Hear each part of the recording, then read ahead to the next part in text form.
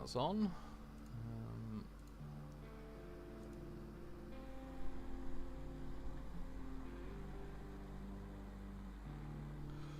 Alright, just gotta get it on my phone. And we'll be good to go.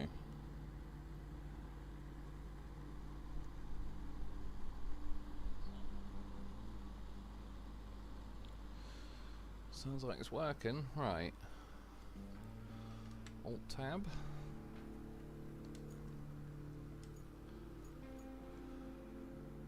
Low force.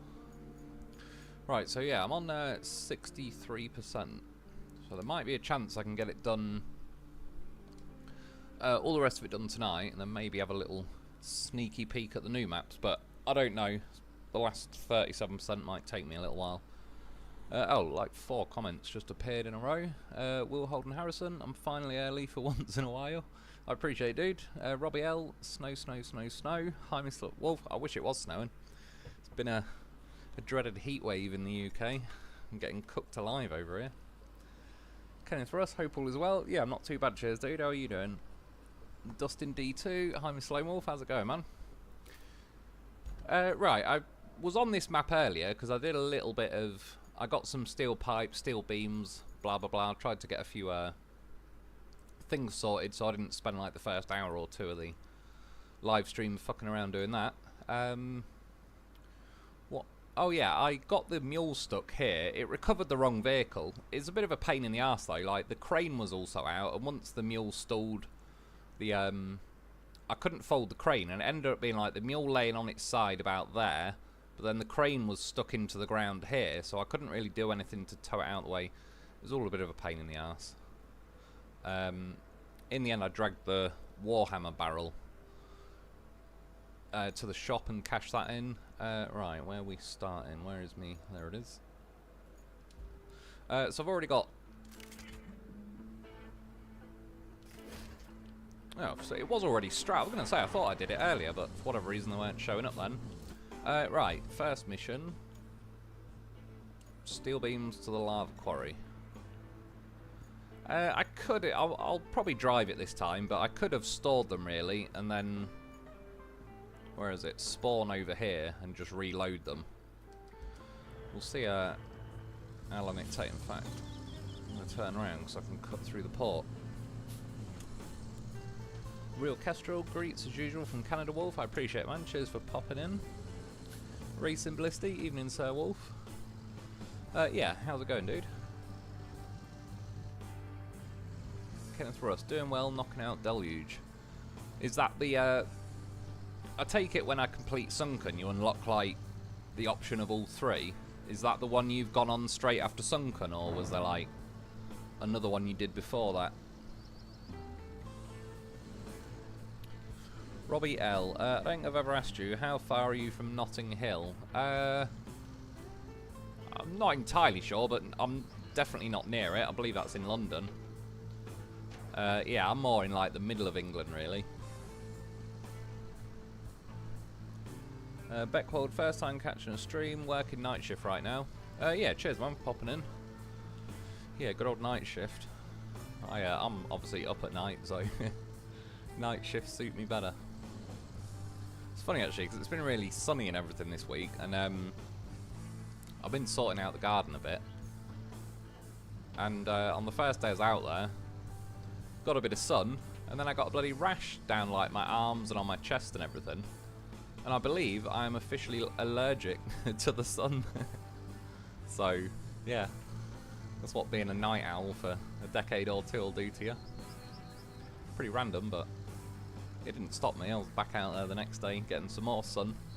I'll have to train myself to... But yeah, I don't, like, I'm assuming it's that, because it was like everywhere the sun got me, and nowhere else, so... Yeah. Technically I'm officially allergic to the sun. The sun and hairy caterpillars are the only things in the world that can stop me.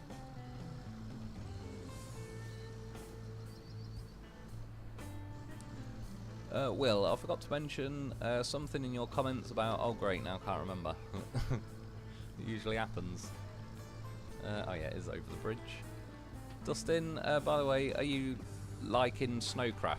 I take it you mean Roadcraft. Yeah, I am overall. There's definitely a few things I wish they'd fix sooner rather than later, but nothing too game breaking. I mean, prime example is now, like, I nearly called it the Dolphin again. This mule, it needs more power and more torque. Like, I've sort of got a feeling since the patch 1.5 or 1.6 that they've tweaked everything to be even slower, unless I just didn't really notice it before. But I suppose now I'm more like free range driving around looking for scrap and all that sort of stuff. It just, yeah, it's too painfully slow and it bleeds its speed too easily. And I've driven a few other vehicles round. To be fair, the Scouts are pretty nippy for the most part. But yeah, like, this is just too... I need a high gear. Like, I'd say to the point in this game, I don't even know why they really bothered adding a low gear, because it seems like every gear's a low gear. You can just hear the vehicle changing gear all the time, but it's like it's just changing to the same gear. It never really feels or acts like it's gone up a gear and it's now going faster. You just perpetually hear it, yeah, change gear to go the same speed, which was pretty similar to my first car I ever owned, and that was annoying as well. Shit, helps if I'm looking. I went to Sojourn to get the Dozer, highly recommend, then Sandswept and then Deluge. Yeah, fair enough, man, cheers. Again, I don't know if today I'll get to look at it, but either way, I'm practically done on my, like, doing the videos anyway on, oh yeah, I think it's this way. On Sunken, so one way or another I'm going to be heading to those maps. And yeah, I'm not fully decided yet which one I'm going to go to first. But yeah, Dusty asking about, like, apart from stuff like that, yeah, overall I think the game is, like, pretty interesting. There's a lot of random stuff to do.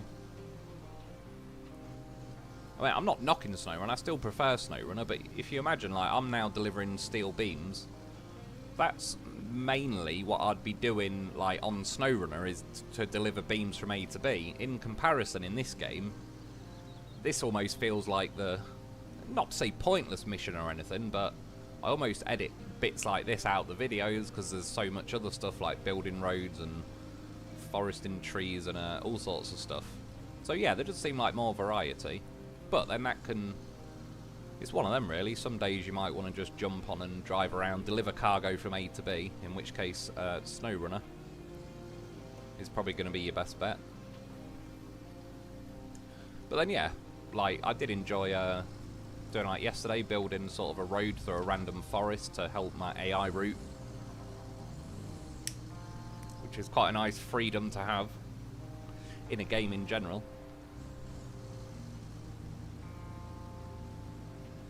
Beckwold, so basically a vampire. Pretty much, yeah, exactly.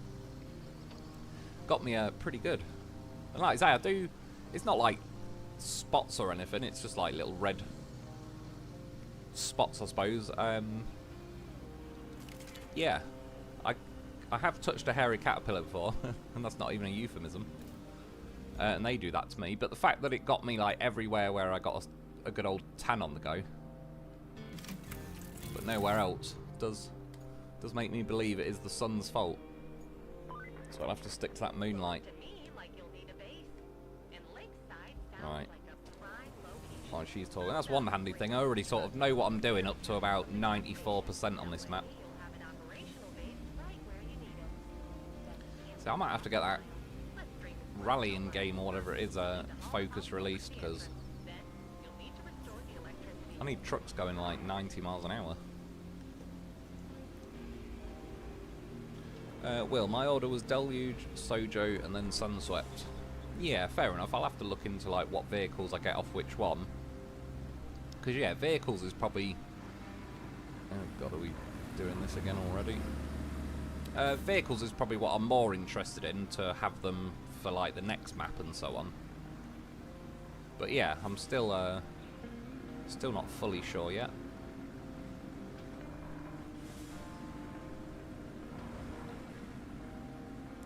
I mean, at some point I'm probably going to have to... Oh, I don't know. Do you know what? I might try cutting down the train tracks. It's the only hope I have of avoiding this road, really. But it may not be able to get down the train tracks. However, it's definitely not going to get over that road anyway, so just got to get past this van is the main awkwardness. Like, I wish, yeah, that's another thing. Like, I know I've said it before, but we need winches on everything.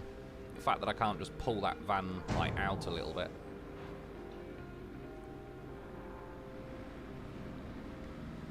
If not, I might have to send in the professional. One more go.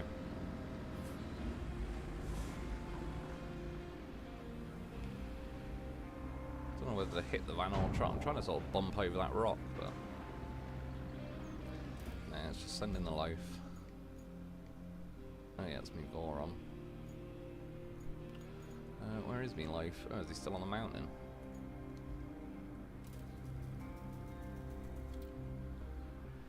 I suppose that's going to be the closest one until I get this lakeside base opened. Oh, what a goddamn horse, actually pointing the right way. Oh yeah, shit, I've not got that bridge built either, have I yet? Oh, and so it begins. I don't know, do I take the Voron? If I did get just past there, it is pretty smooth sailing after that. Fuck it, let's try. If not, I'll come back for the loaf, but it's going to be a bit of a lap just to get around here, so...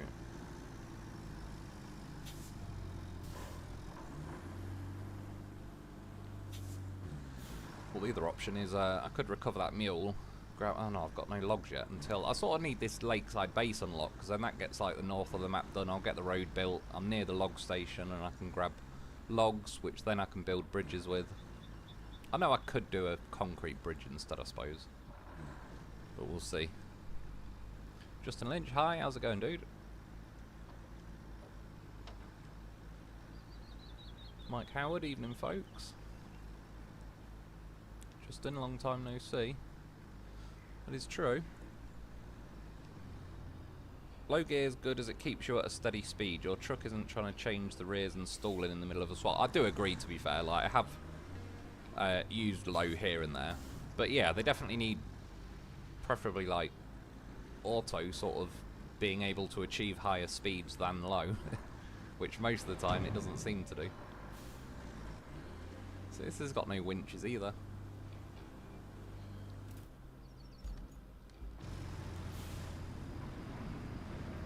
Might be quicker just to fully ram the van, just push it all the way.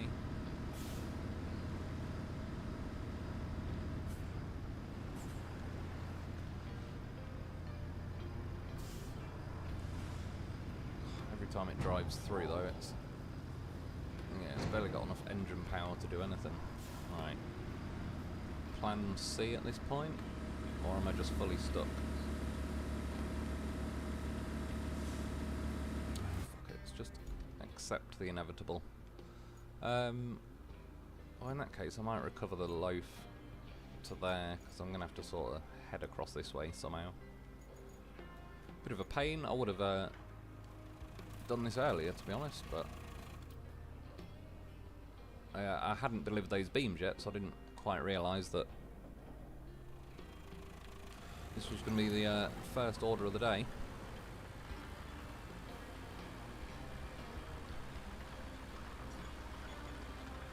Will, this game feels more like open-ended, like you don't feel too caged, for lack of a better word. Yeah, I know what you mean. It definitely, once you get through all the tutorial sort of stages of it, so this could be awkward because the loaf doesn't have much of a snorkel. Yeah, it does feel quite sort of free range, and that's it really. You can pick the missions as and when. Around this way. And yeah, like, you can build bridges sort of pretty much anywhere you want. Like I say, I'd imagine, well, probably already by now, but the more months that go by, like, people's maps are going to look a lot different to my map, and so on. Like, everybody's going to kind of, within reason, obviously there's certain bits where you're obviously going to build a bridge in a certain place and all the rest of it. But yeah, like the road I cut through the forest and all sorts, there's going to be loads of situations where everybody's map will sort of look quite unique by the end of it.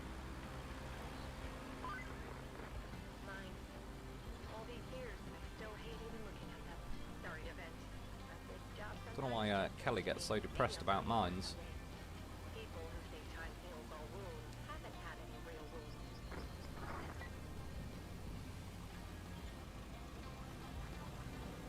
Yeah, it shows you how much the roads that are built through the salt mine help. Obviously, it's unlocked the mission though, so I can drain this beast pretty soon. That's what she said.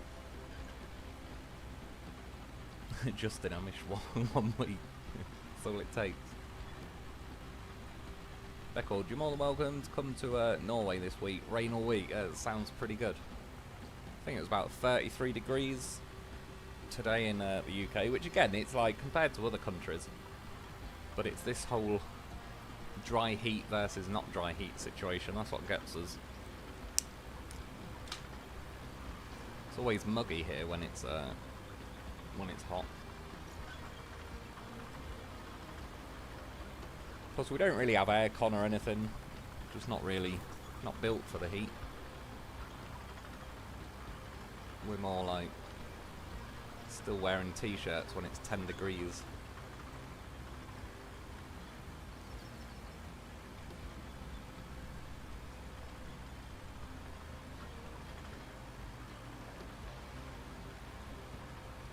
Problem here is how long until the Azov digs into the mud. Yeah, exactly, that's the thing every time you have a run up.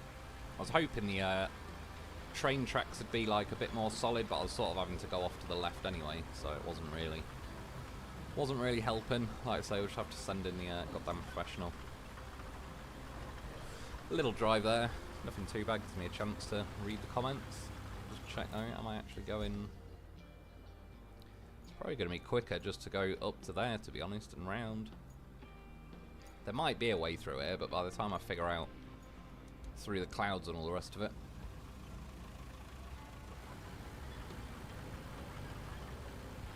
Yeah, it'll probably be quicker just to go the known way at the minute. Baba Hago, greetings, how's it going, dude? Shane Spires, damn been ages since I caught these. Yeah, the old live streams. Did get pretty rare in 2024.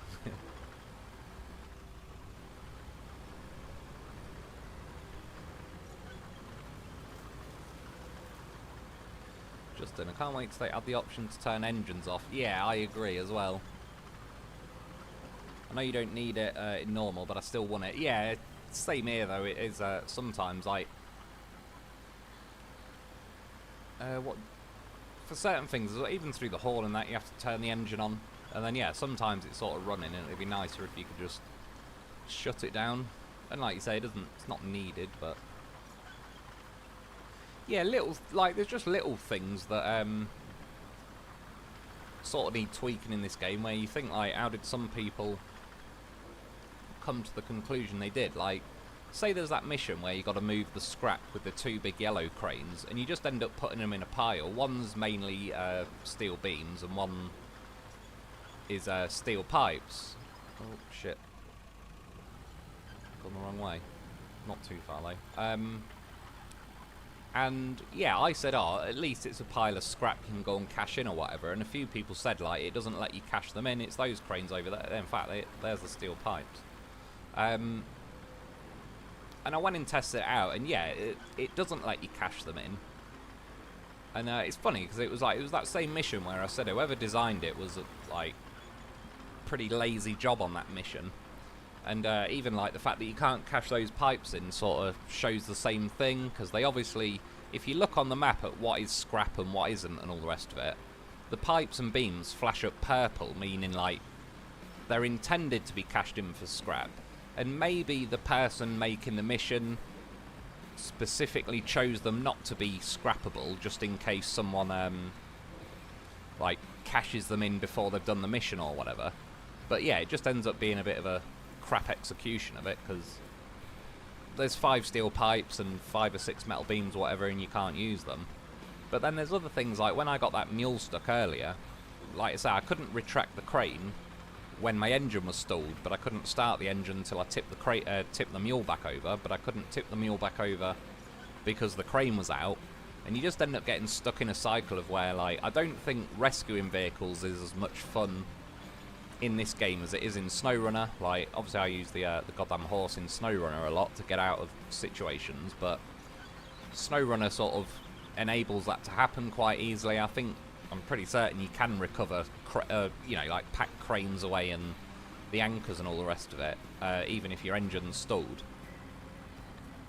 And yeah, that hindered what would be quite an easy, simple rescue mission, but just the way the mule got stuck. I think the winches need improving on this game.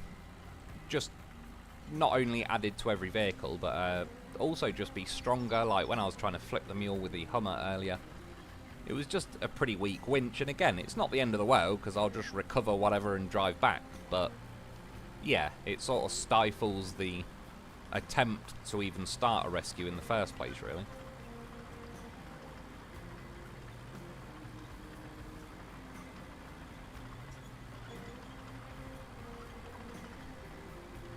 And yeah, I just think it'd be better, like, if someone played this game enough that works there and got a vehicle stuck and you can't retract the crane and all the rest of it, you'd think, really, they'd come to the conclusion that it'd be better to just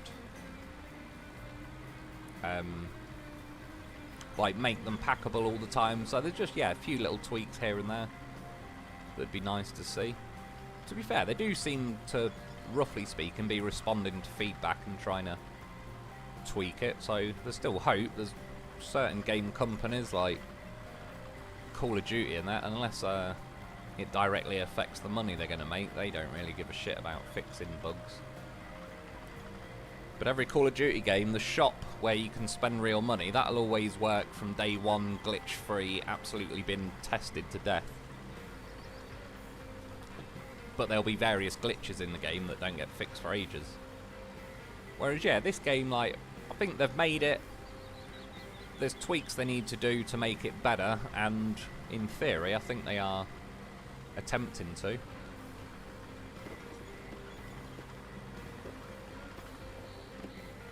You need to get yourself a loaf. He just rallies over everything. What the hell is moving near me? He's making weird noises.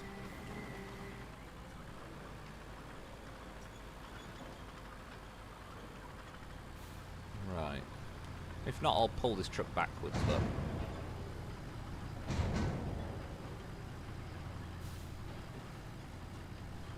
but yeah, a loaf is a goddamn professional, so oops, shit, we don't want to roll it though.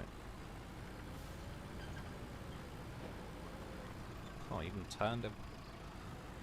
Again, get yourself a loaf. He just knows what he's doing. Right, I don't want to tip the vehicle, so...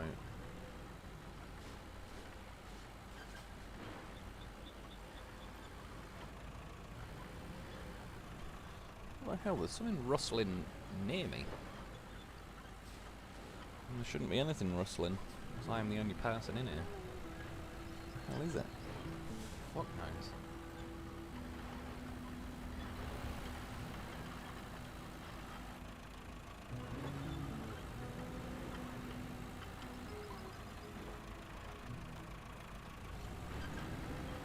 I'll have to cash that lathe in at some point, because I'm not sure how much it's worth, but...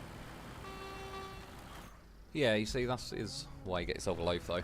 Bit of a drive over there, not the loaf's fault, though, but... Once you're there, pretty simple, hassle-free rescue.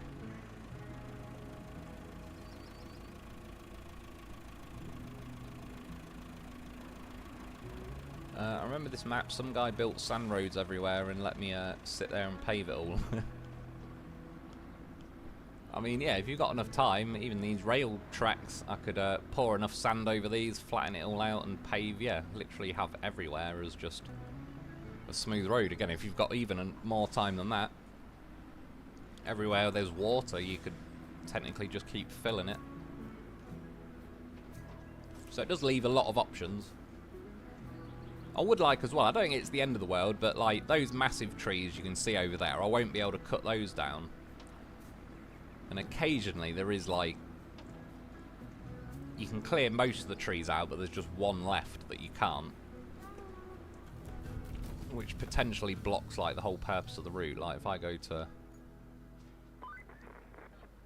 yeah, like that massive tree I won't be able to cut down, but I can cut all of them.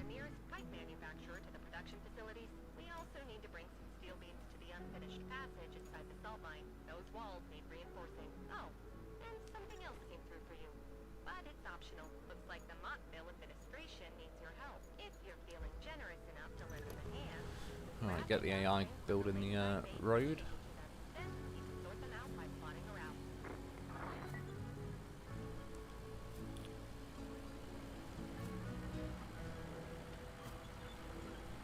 Same in shorts as well. Is that in the weather? I haven't worn shorts in about 2 decades for some reason. I don't even think I own a pair of shorts. I basically started wearing jeans from about age 10 to probably somewhere around age 30, and then I bought, I don't even know what they're called, like jogging bottoms or something, but bought them, never looked back so far.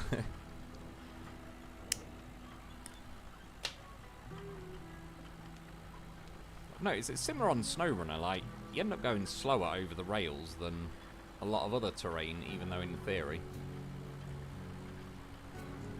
you would hope the ground's a bit flatter. I know technically in real life you'd be bumping over every piece of wood or whatever that's going across them, but still. Well, I'm not actually caught on anything. There's just like, as if it's programmed into it to not let you go that fast on the railways.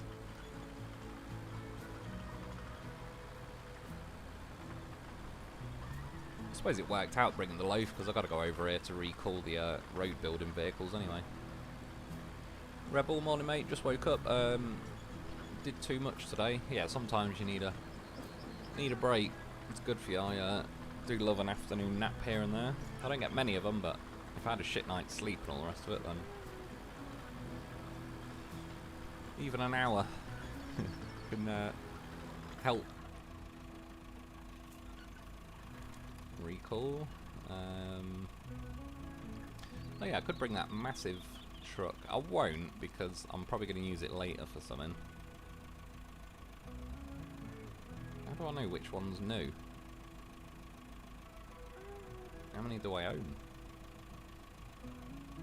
Yeah, I think that might be the new one. Don't know any new ones of them. Don't know any new ones of them. Right, that'll do.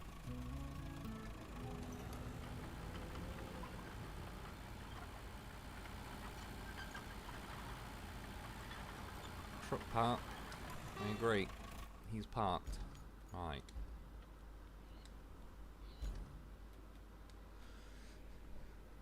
Get that going. What's next? This one, I think. Let's get him going.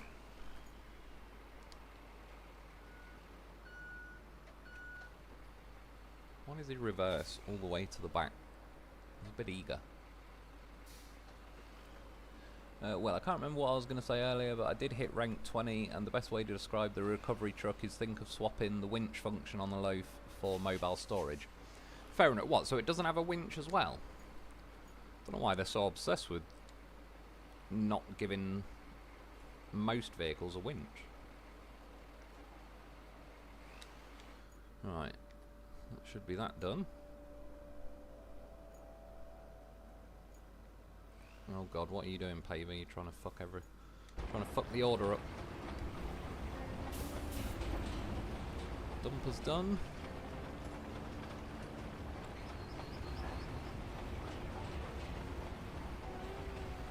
Shade Spires. Question 21 has done sunken. Can I fix the broken train bridge? Kelly said I could, but she talks out of her ass 90% of the time. Do you know what? It's a good question. I don't know, but I said the same thing when I originally drove past. She said, like, oh, this bridge looks like it could do with fixing. And, yeah, while they're doing their thing, you're on about that bridge. And I saw, like, these cargo containers, they don't highlight anything, but they look like the sort of thing you'd deliver somewhere. But yeah, I just, like, it doesn't make any sense to build a bridge, because that half is collapsed, so it's kind of blocking it. I mean, let's just test it for the sakes of it. Like, obviously it's not even letting me do it anyway, but yeah, it doesn't make any sense, but she did say that. I'm wondering if it's a mission they cut out or something.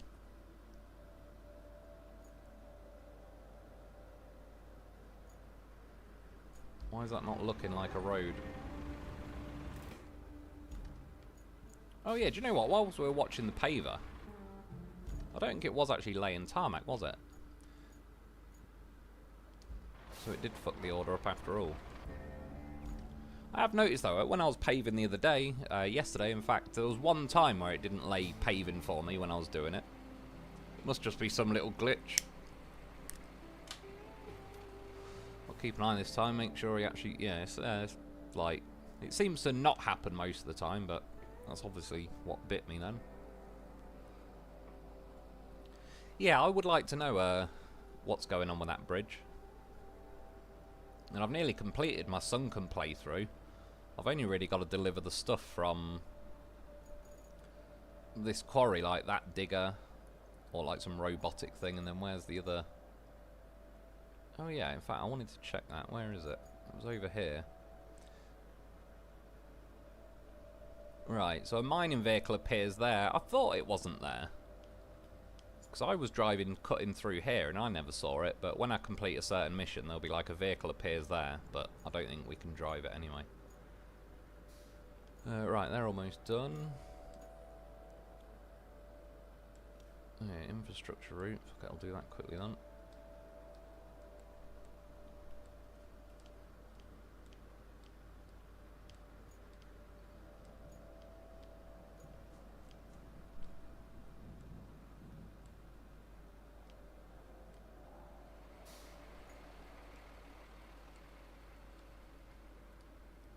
It's quite handy having this lakeside base. I've ended up using it quite a bit.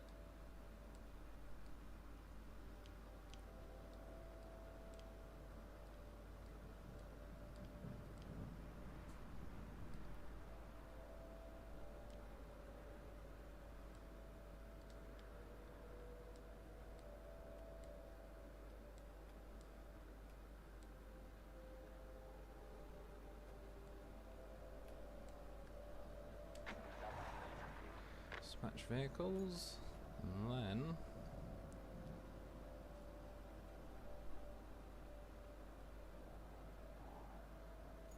takes a while to drag over.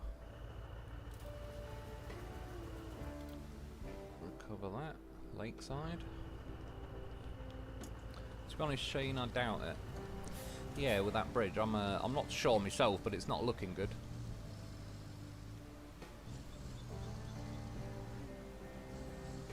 Kyle Adamowski, please go back to SnowRunner's winch system. Can't figure out how to aim the winch to get the desired winch point.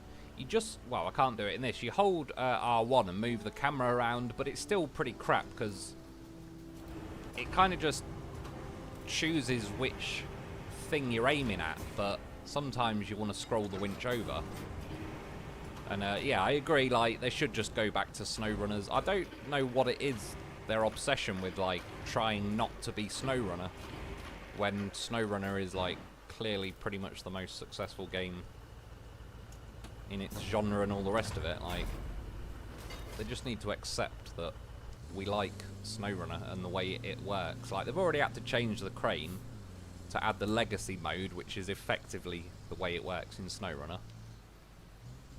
Yeah, I've got a feeling / hope they get the same hint as far as winches go, and at the very least add it to every vehicle. But even better, yeah, just improve the system in general, like be able to scroll to different winch points and all the rest of it.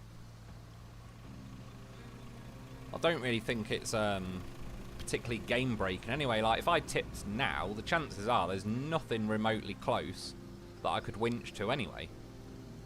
Whereas in SnowRunner, it's, you can get locations where there's nothing to winch to, but the vast majority of SnowRunner has trees or lampposts or something that you can reach.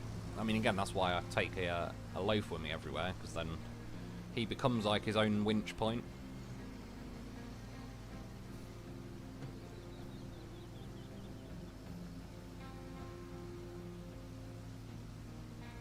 Joshua Juarez, howdy people, how's it going, dude? Good to have you joining us. Shane, shame you can't buy non-rusty loaf. I tried, couldn't see it. Yeah, I know, it's just not in the shop at the minute, and the loaf says, like, not for sale, and yeah, you can't sell it. Obviously, I wouldn't want to, but I would like to buy more loaves. I've got a feeling they might have, like, the loaves so useful in this game. They might have blocked us from being able to buy it at the minute. Otherwise, we could just buy, you know, 10 loafs and have them doing just about everything. I know, admittedly, they wouldn't be able to carry cargo. But at that point, if you really wanted to, you probably could just tow a mule behind the loaf and treat it as, like, cargo that way. Oh yeah, here's my chance for redemption. Beat the AI. And I fucked it on the same place.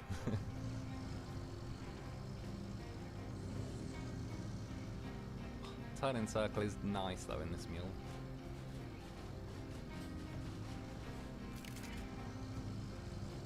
Oh, we nailed him.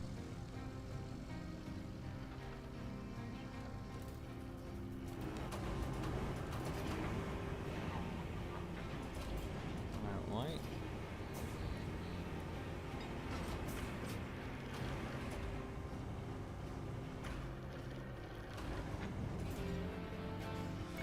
Count it.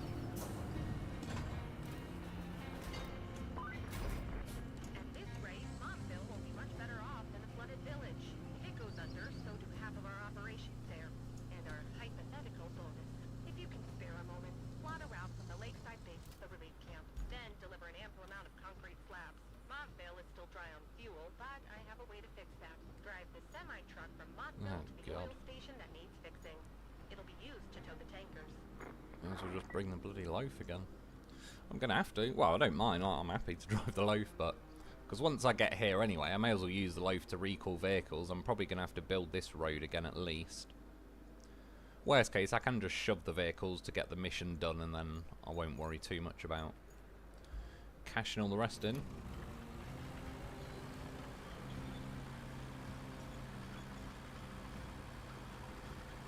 Yeah, like maybe this is why they don't let us buy loafs at the minute, because is this like the third mission now? I used the loaf to rescue that Azov truck. I used the loaf to recall everything to build this road. Now I'm off to use the loaf to get the semi-truck to its destination. Then I'm going to use the loaf to recall dumper trucks and that to build the road. So he's, yeah, pretty busy little loaf.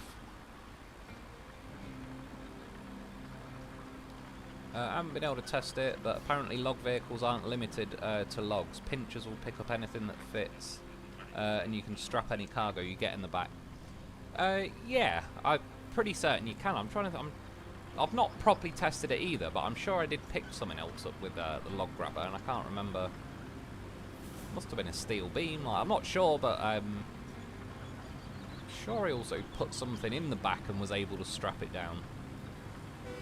But yeah, it appears like they are pretty free range as far as that goes. Again, it's an odd decision that they're not letting us strap vehicles down. And obviously various people have found a way around it, put a piece of scrap or whatever on the roof of it and you can strap that down. But yeah, it appears like the straps are so free range that they strap basically everything, which sort of means like someone had to go to more effort to make sure that you can't strap vehicles down, which overall is just a weird choice. Like, why wouldn't you strap a vehicle down? And again, it's not breaking the game in any way. It's only strapping a vehicle to a trailer. It's nothing nothing sinister or unusual.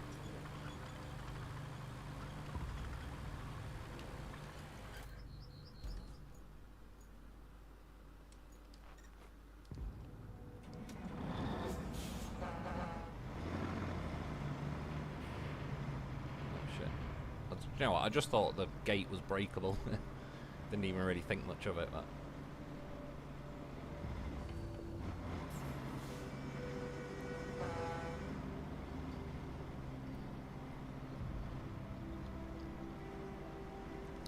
See, out of any vehicle, the fact that this thing can barely off-road over a pebble,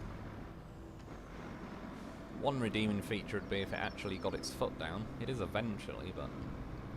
Again, I need racing trucks or something.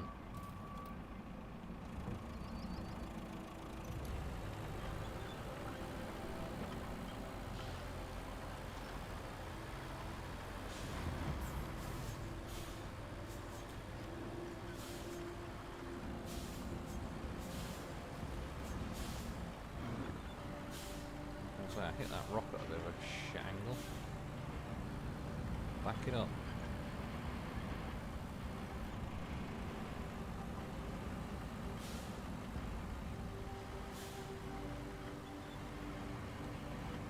Truck. How the hell was the truck trying to overtake me there? Like, really? You got stuck reversing up that fully tarmacked hill yesterday.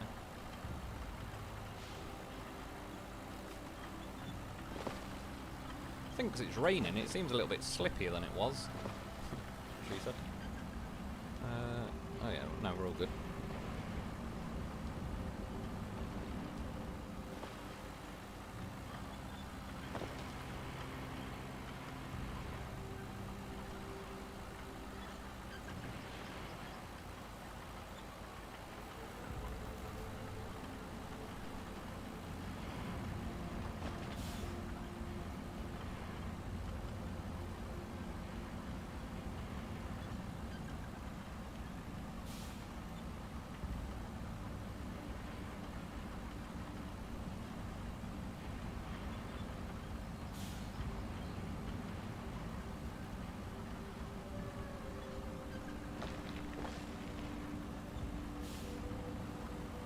Caught on that tree.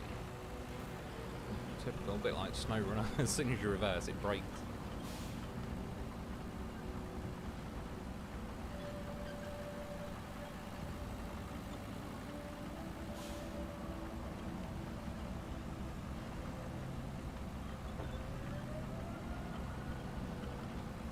Yeah, I do think the rain does make a difference. It's definitely slipping around a bit more here than it was yesterday, which I don't think it was sunny when I did it, but I don't think it was pissing down with rain. But we're still going to make it.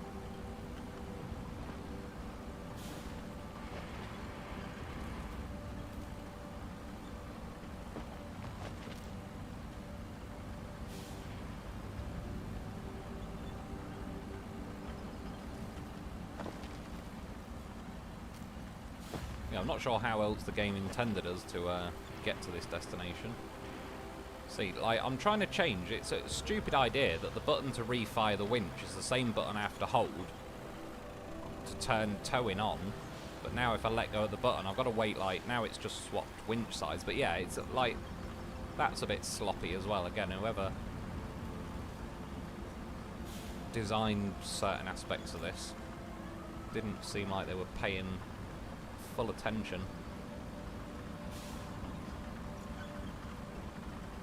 Why is it? Towing's on, so why is the thing not steering to help me? I don't really care, I'm going to drag it around regardless, but I think it could at least look like it's trying to help. Good log truck strapped full of scrap cars, here I come. It's not a bad idea.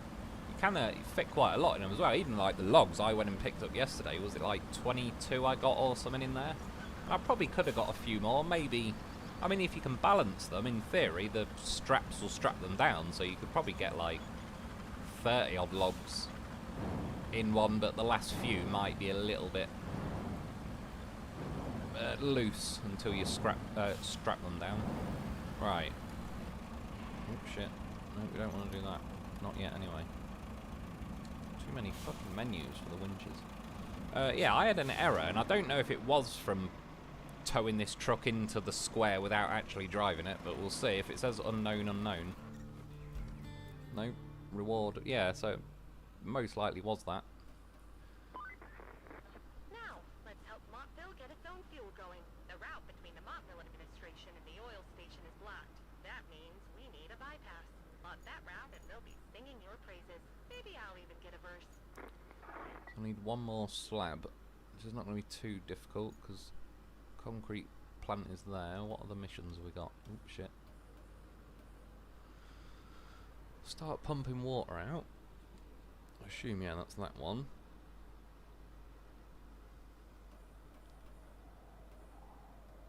Am I tripping? Why can I not scroll?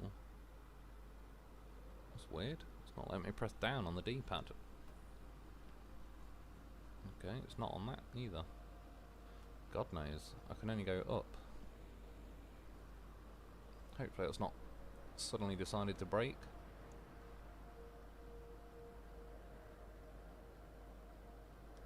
Steel beam, right, so that one I need to build that bridge first, and for that bridge I need wood, which I can get from there. In fact, now could be as good a time as any then to go and buy a log loader. I know I've got that version of it. I quite like... It's really not working down on my D-pad for some reason. That one.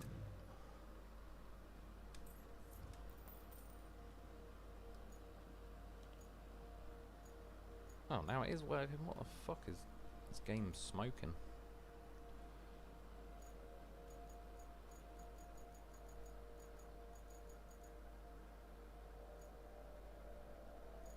What was I looking to do? Customization. Let's go for a different colour. What the hell? Fuck it, let's go for that. It's a bit of an ugly colour.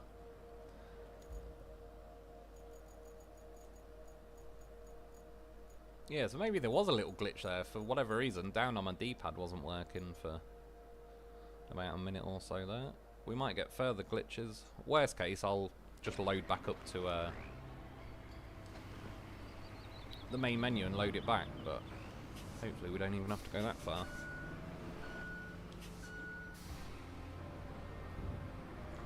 Another annoying thing I just thought of, like with the, it's the same with this log grabber as with the crane. Quite often when you get out the crane menu and you go to just automatically fold it, it says unable to fold because something's in the way, and one, it's rarely in the way to the point it'd actually matter. But yeah, the fact that you have to hold the button down to go back in the crane menu and then it tells you that it can't unfold or whatever, or fold up. Yeah, little things like that I could do with adjusting. So this has got some decent speed to it. This is more like it. Give him some abuse. Yeah, I ended up quite liking these vehicles. I did actually like the log grabber as well. I've gone for this one because it's just more efficient, but the yeah, the log grabber was actually pretty fun. I had multiple times paver not doing what it was supposed to. Yeah, it's only happened probably 3 or 4 times for me out of like, say 20, 25 times, but it's certainly like not rare as like it's, I'd imagine it's happened to most people by now, so yeah, that's definitely one they do need to take note of and fix. The Bearded Homestead, I can't wait till you're on a different map. Yeah, it shouldn't be too long now. I'd imagine this is, if I don't get to the other maps on this live stream, then it's going to be definitely by the next one. I've got a feeling it might end up being a similar situation tonight that it was a couple of weeks ago, where I was trying to finish Incommunicado and get on this map, but by the time I finished Incommunicado, it's sort of like about time to end the live stream, really. So I quite like how this crane, the log grabber thing, just sort of throws logs around a lot more. Don't know really why I'm trying to be so precise with it, to be fair.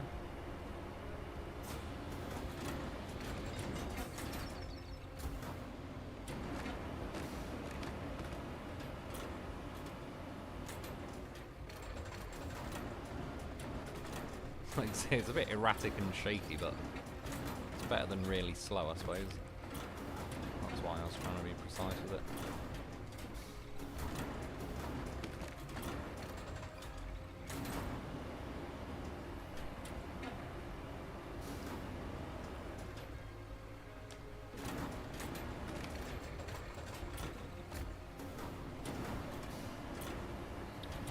It's under my truck. Pull it out of there.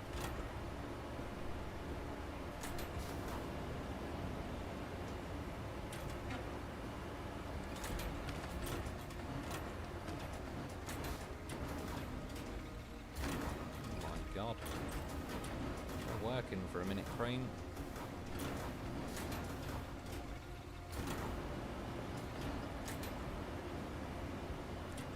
I think I need 7. It's like absolute minimum. Though I sort of could do with a few more, because building a bridge to the castle, I'm not desperate to do it. I'm not that arsed if I don't get the chance to, but could could always see, like, what difference a bridge will make with that mission. Gregor's gift. It looks like there is intended place to build a bridge right next to the Kelly Bridge. I'll have to have a look.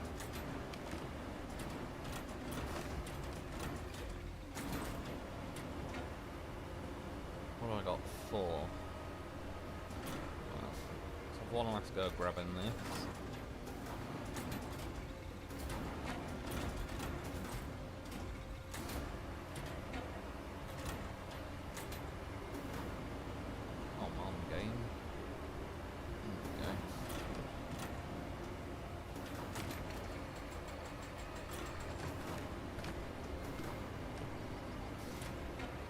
Stuck in that wood. It's been a bit of an awkward sod. I had no issues yesterday. I grabbed 22 logs. Hassle free. Tonight it's already managed to do about 4 different ways of not letting me grab logs.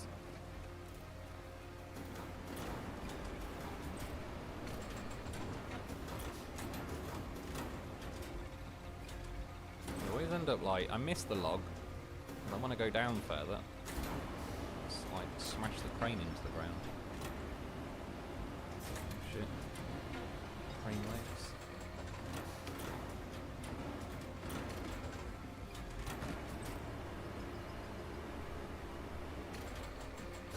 Yeah, if all these logs were neatly stacked, it would make it a lot easier. Like, say, like those piles, then the log grabber would be pretty rapid, but since they're all kind of spread out randomly. Yeah, I just could never get like a good scoop. It was always like knocking sort of at least some of them all over the place. Let's see if we can do a double. Oh, probably one might stuck under me, no? Yeah, there is, over there's a couple other piles of logs, but yeah, they're just never really nice and neat. Oh yeah, do you know what, yesterday I think I did do 3 logs with 1 lift, and it's doing the same now. It's not lifting the crane much. It's like it's sort of moaning that there's too much weight.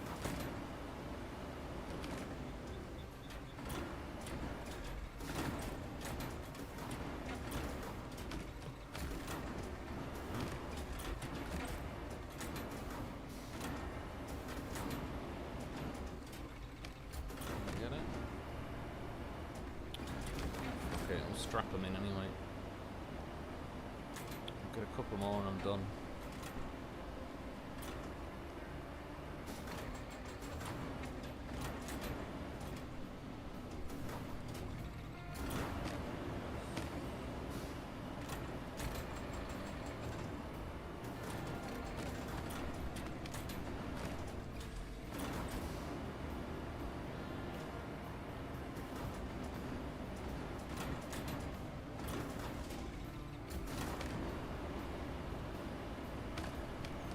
I assume that there is like a log.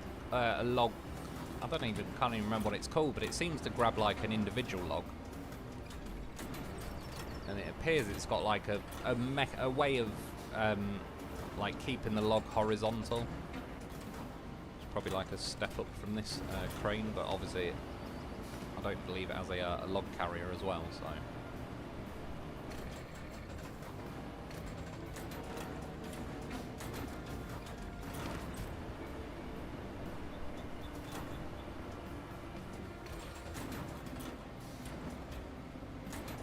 Well, that reminds me, there's 2 AI routes at the end of this map. Oh shit.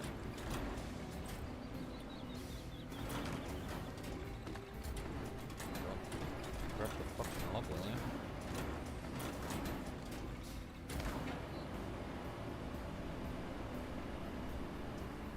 It requires from going quarry to port, so I just built a bridge straight from the unfinished pass.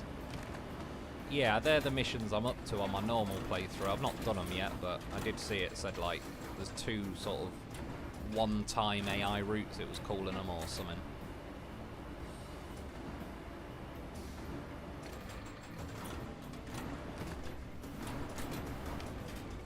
Fucking hell, man. Wish it wouldn't do that as easily, where it just flops sideways.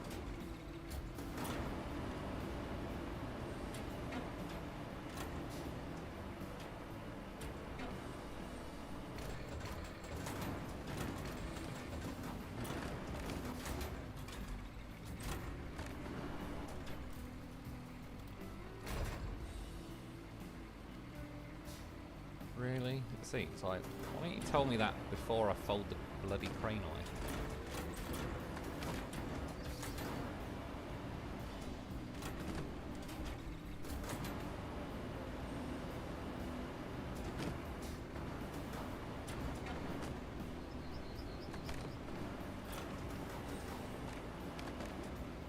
Jesus Christ, man, can you fucking...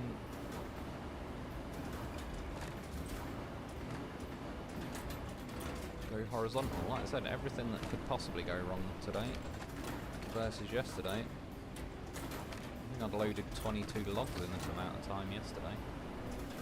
Right, attempt number 2. Packed.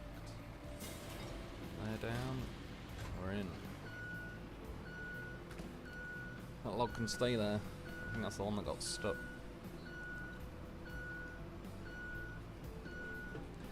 I don't understand, when I go online, everyone has the best stuff already. I ain't even got a half decent paver. The first one sucks. I must admit, I don't as well. Like, I'm sure there's definitely people that have played this game more than me, but I've played it for hours and hours every day since it came out, and I'm still on like level 9 to 10, and it seems like weeks ago. Half the people had like, yeah, the level 20, I don't know, whatever vehicle it's called, but yeah, everyone's got all the good shit unlocked immediately. Whereas it says I've put something like 63 hours in my first playthrough, and I believe it is more than that. It seems to count a little bit slow. But, like this playthrough, for example, it says I've done 10 hours, but I've done like 4 or 5 live streams now, so it's got to be more than 10 hours. Yeah, and like, I'm nowhere near getting any of that good shit. Feels like I'm going to have to complete another couple of maps before I get, I don't know, even like the stuff that's sort of level 13-ish. Oh yeah, do you know, I had this same scenario last time where we're both driving towards only enough room for one. He didn't honk at me for some reason.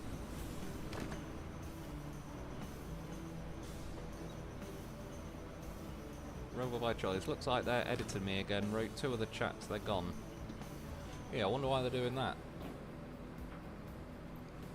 They do with me a lot as well, though. YouTube doesn't like free speech.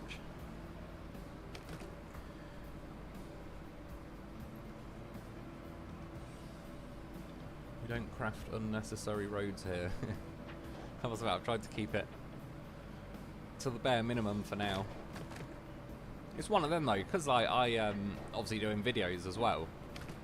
It's like, I don't mean this in a bad way, people that comment, I like it regardless. But say if I go a certain route or do a mission a certain way and people say in the comments like, oh no, you should have done it like this or whatever.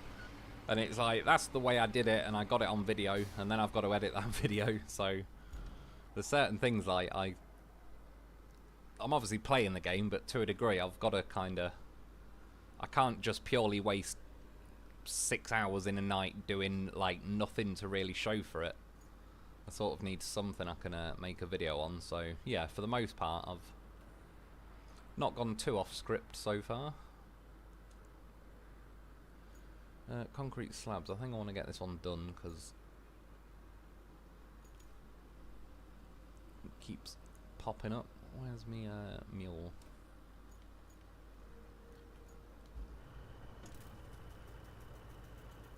Alright, cover that to the river base. I only need enough for 1 slab site. You know what, I might. I'm going to have to slowly do it in reverse, but there is concrete stuff just down there. Rebel, thanks to all that have subscribed to my channel. Yeah, that's true. I think you're nearly at 100 now, aren't you? Get in there. It's not easy as well getting to 100.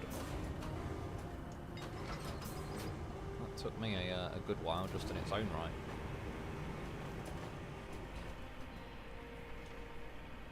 Rebel, yeah, got 91 now. That's definitely it's going up.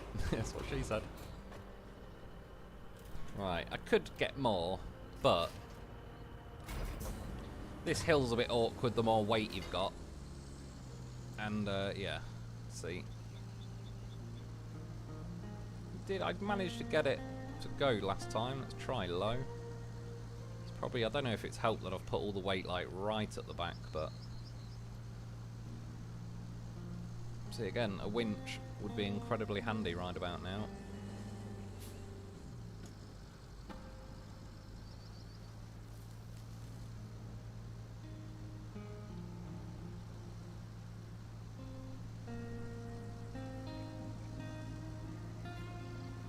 She's going.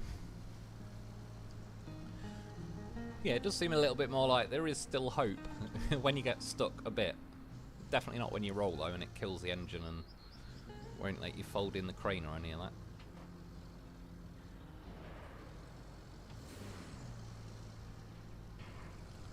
World's slowest gearbox strikes again. How Devious, what's up? I'm all good, dude. How are you doing? Justin Lynch, fun catching up. I'll see you guys later. Yeah, man. Cheers for popping in. Enjoy the rest of your night. Right. Take one of them out.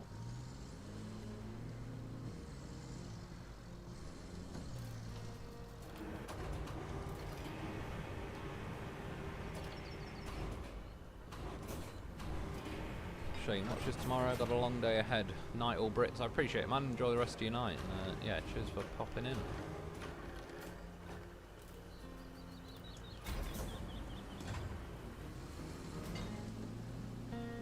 Night, Shane.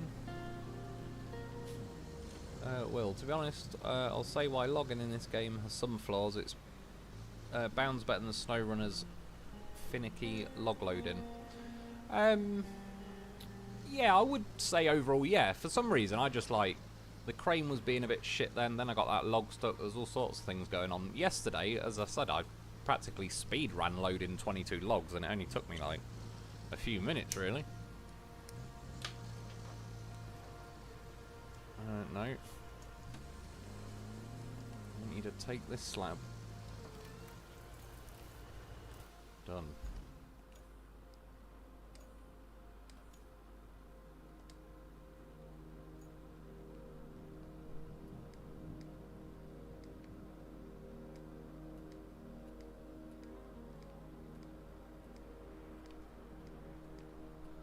Shit, do you know what? I'll delete that because it looks a bit close to the edge.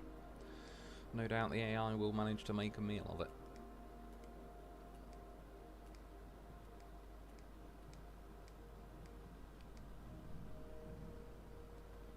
Where are we going there? Shit, another one. Alright, that's them going. Fuel access for Montyville. Yes, I need the cable layer. Start getting that done while the AI is driving.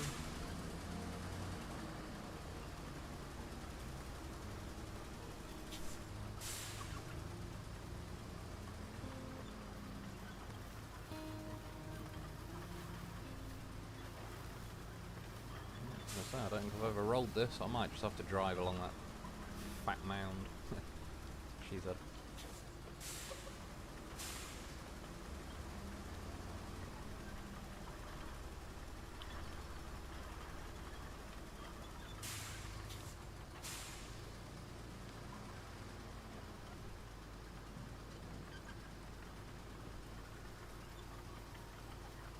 Rebel, having some headaches on that new map, Southern Main Marshes. Is that one of the new DLC maps?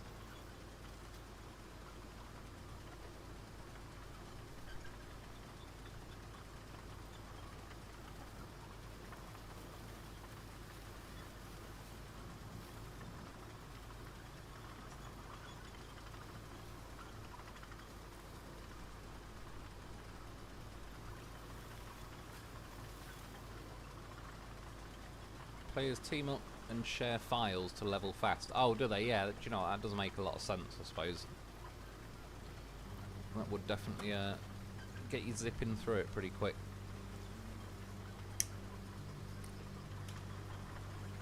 Whereas, yeah, for me, it feels like it's going to be a while yet before I'm unlocking, like, the top vehicles.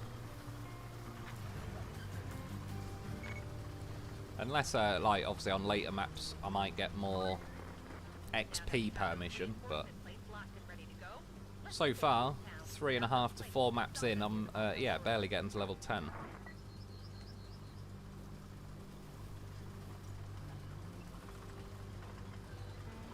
Well, to be fair, after Sunken, Deluge, Sojourn, not so much Sandswept, but Sojourn, Deluge, I blinked and suddenly I'm at 15 or 16. Yeah, that's not too bad then. I just think, I don't mind having a system where you sort of have to wait until you unlock the later stuff, but I also sort of feel like a lot of the shit would be perfectly useful without breaking the game or anything. Just by the time I unlock them, it feels like I'm going to be, yeah, 6 or 7 maps deep on an 8-map game. I know, obviously, there's some DLC on the way fairly soon and all the rest of it, but yeah, by the time I unlock some of that stuff, feels like I'm going to have hardly any game left to play.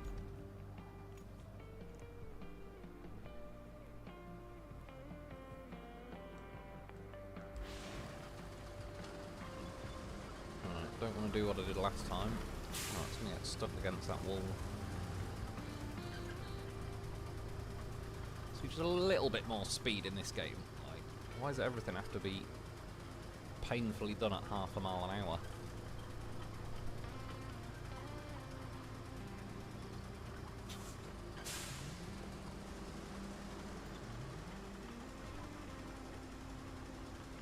Having a few drinks work was annoying this week. It usually is. Right, that should be within the circle. Handbrake being off would help. Rebel, found it in the mod store. Oh, like that southern main marshes. Yeah, it's pretty cool that people have like full-on mod maps to SnowRunner.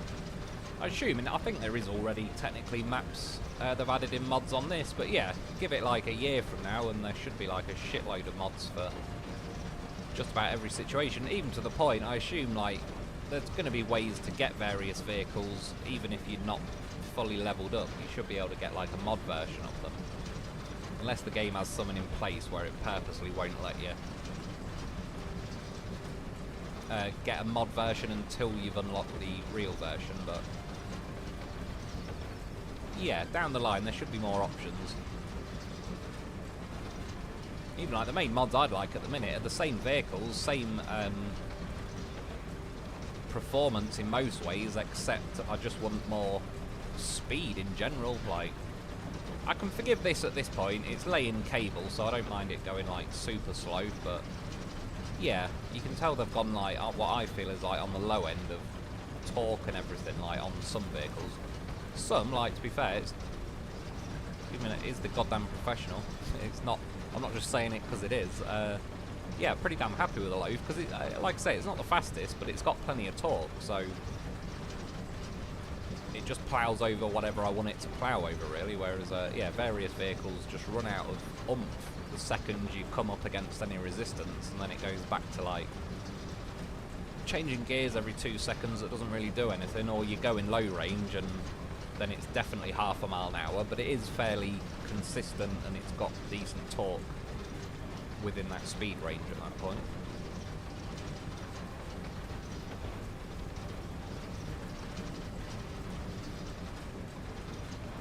Stefan, Camille, online play shoots up the XP pretty quickly. Just done this map and level 15. Oh, fair enough, yeah, so that's probably helping boost quite a few people.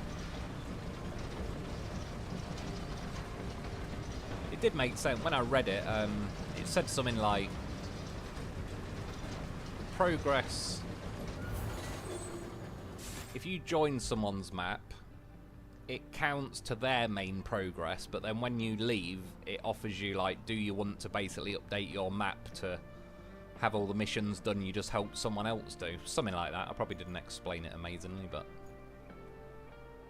yeah, it appears to be a way where you could essentially do the work once, and if you've got 4 players or something, then it'll, like, do the equivalent of complete all those missions on all 4 players' maps. So yeah, that way I bet it is a pretty rapid way of getting through it all. which I'm not too bothered about the pace I've been going through the game. Like I say, I'm nearly, say I get this map done tonight, that's 4 maps done. That's technically halfway through the game.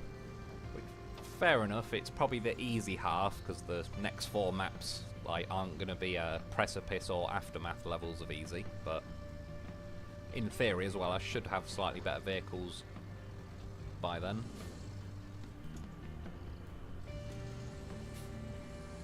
Rebel, I think there's a mod in Roadcraft, Mobile Sandmaker. Yeah, that's stuff like that I'm going to be quite interested in when they get that done. Because I just find, I don't disagree with the fact that they've made it like the sand quarries and all the rest of it. I sort of get that they probably felt it'd be a bit too easy if like literally everywhere you could just refill your bucket, although I wouldn't be against if they just made it so you could, because really I want to go building roads and dumping buckets of sand. I don't want to necessarily keep driving back every time.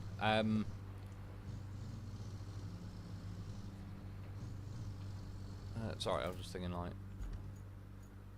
yeah, follow that route over there. But yeah, I don't know. Maybe they could do a slight different system, like say like that circle is that big, but if I could deliver certain supplies to there, and it'll make the circle go bigger, so it ends up like the size of that circle. Because obviously there's various places that, like the AI route I drew that I ended up bringing down here. Obviously I'm not in range of any sand quarries, so I can't really do a whole lot building down there, unless every time I kept driving the dozer basically all the way along here, filling the sand up there, and then going back round. But yeah, that sort of makes it a bit of a pain in the arse. And again, at the minute, I don't have any mobile sand quarries or anything like that going on, so I am kind of stuck really with sticking to wherever they've allowed sand quarries to cover. And yeah, to a degree, I mean, even like the Aftermath map, I don't know what was glowing gold in the sky. Oh, it's probably just the sun. I don't mean the whole massive thing. It's like a little gold diamond appearing. Yeah, maps like Aftermath and all that, you sort of miss out on, like, you could have done a lot more on Aftermath if we had the vehicles unlocked. I quite like going back to it as like a little mess around map to test a few things out, but obviously there's no like construction zone shops on there or anything. Yeah, there's just not a whole lot going on. You can do the basics like build a road and build some bridges, but once you've built a certain amount of bridges on Aftermath, you're going to run out of concrete slabs. I believe I've already run out. I ended up building like a route across the river to get to that glitch tree a bit quicker. And that about used up, like, I now haven't really got enough concrete slabs to do anything else. And as far as I'm aware, I've got no way to get more, because I wouldn't want to start blowing loads of money on them, but I haven't even got a construction zone I can enter on Aftermath. I've heard, like, you can recall resources or something with that vehicle you unlock at level 20. I don't know if there's ever going to be an option to, like, effectively buy resources from a vehicle. But even if you can, I don't really want to blow like 15 grand buying 10 concrete slabs or something. Yeah, I could really do with... I'm not going to do it because it'll take quite a while, but the roads I did build in this quarry were pretty bloody handy. I just sort of did it more for fun, but ever since then, I've used them quite a lot. I know there's like a massive ditch there. Oh shit.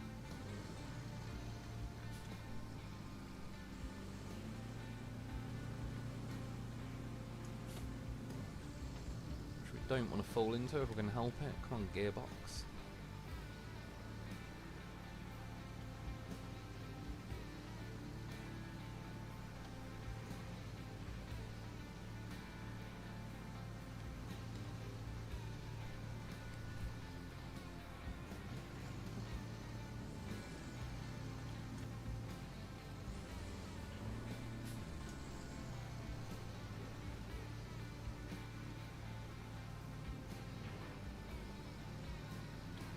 So what I mean, like, I know it's a bit of off-roading, but how, like, everything becomes a painfully slow crawl.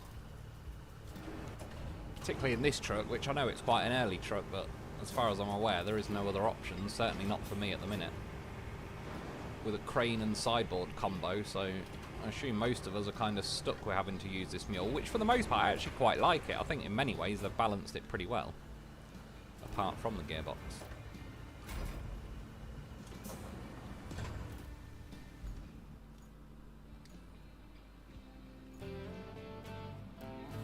Alright, that's that getting pumped out. Oh yeah. I've still got quite a bit to do. Do we do that one? Secure access, that's going to be... Yeah, so we want loaf. Didn't want to do that.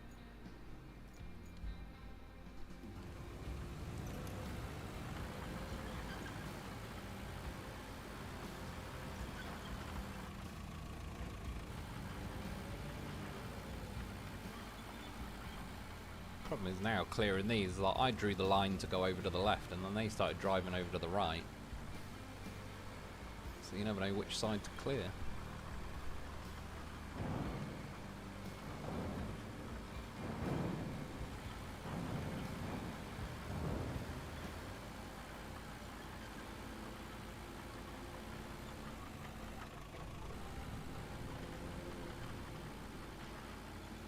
Don't want to push it back on the road.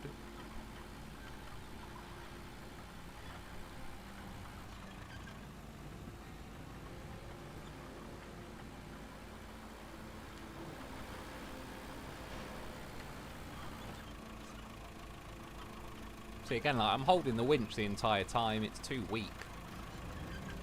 It needs to be, like, consistently hoisting that thing over the terrain, whether it likes it or not. Cobra 7, what's up, Wolf? Haven't tuned into a stream in a while. How are you liking Roadcraft? Yeah, overall, pretty good, as I've just been sort of saying, really. A few tweaks here and there are needed, but yeah, I honestly think they did a pretty good job with the game.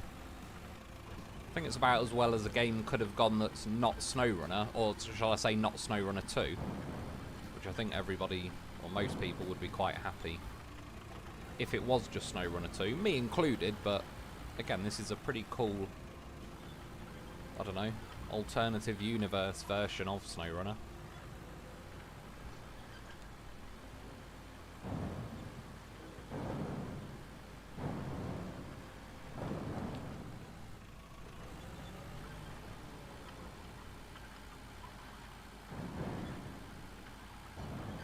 The loaf's just too good at off-roading.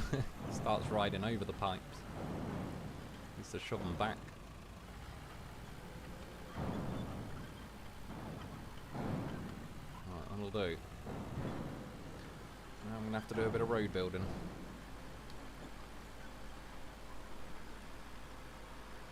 Rebel, okay, feel like I'm up now. That's what she said. Oh yeah, shit, there's these ones to do as well, isn't there?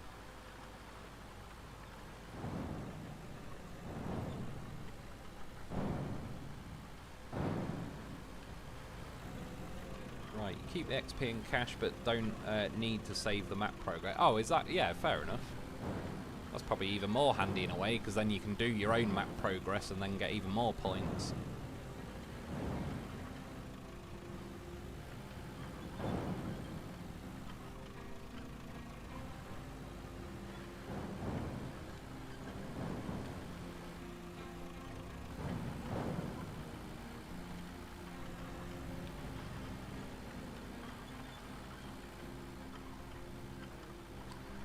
You need about 58 fingers to press every button combination. Because some of the menus, you end up like, there's too many buttons to press on one side of the remote. You sort of end up having to bring your hand over and all sorts. Definitely could do with ironing out, but then it's also a little bit... Certain things I would be glad if they just changed it, but once they've now sort of made the game the way it is, probably create quite a lot of confusion just now changing it. What do I want to do? No. recall vehicles. It's the one we want. So you're gonna need, while I'm at it. So I don't know if that's the red one.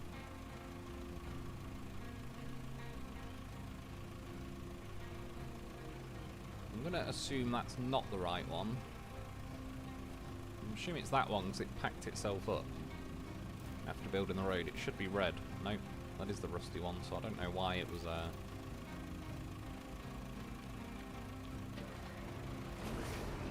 don't know why the other one was looking like it's got its blade up or whatever. It's not really going to matter, it's only smoothing a bit of sand out, so I don't think it's going to be that much quicker or slower either way.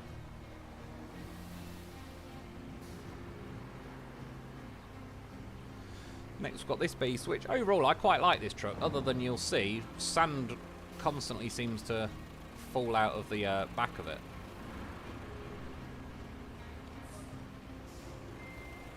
Which I can just hit the refill sand button, so it's not a problem in that sense, but OCD wise I don't like necessarily where it keeps leaving little piles of sand all over the place.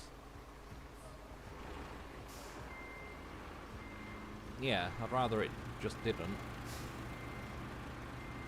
See, like there. Like you end up sometimes getting beached on the sand you spill.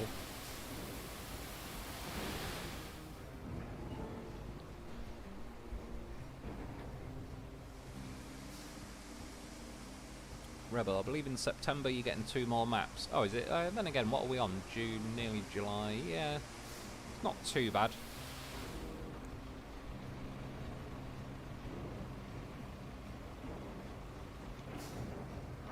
Yeah, I was going to say I thought it'd be a little earlier, but to be fair, yeah, since we're already nearly in July, it is still only a couple to a few months away.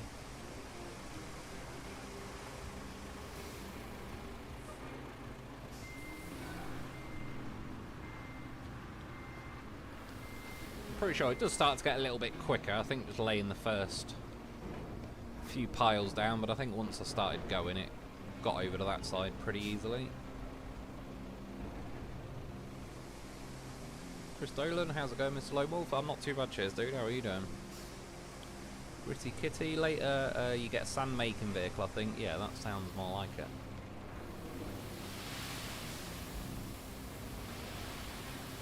I mean it's even like this mission, whilst it's, I'll just start refilling it.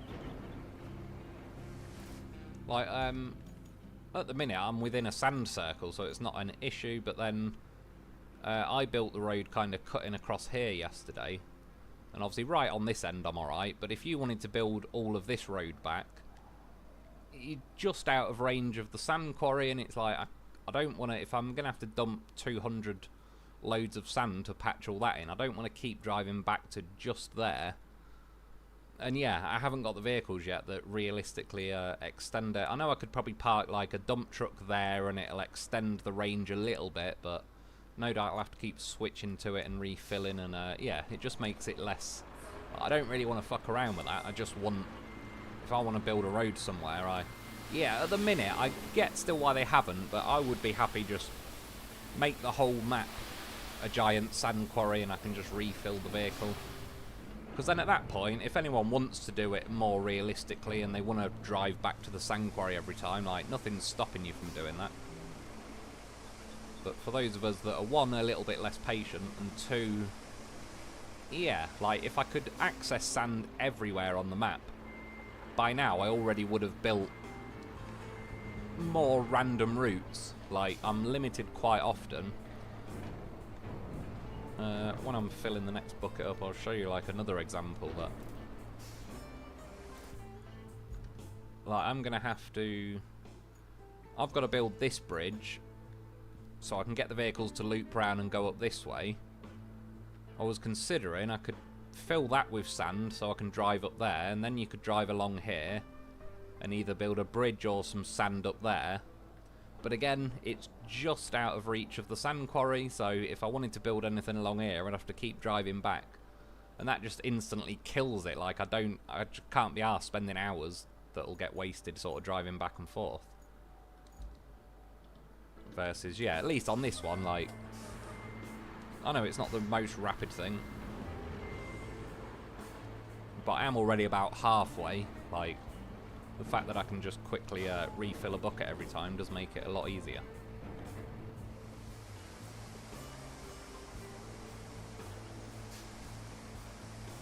The Dapper Dan Man, hello, how's it going, dude?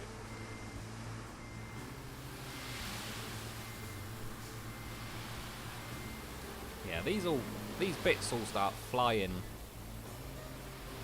On my one, some of them are like really high up in the air now, sort of frozen in space, a bit like my concrete slabs are on Incommunicado. Why is it not refilling? Because I'm not level enough.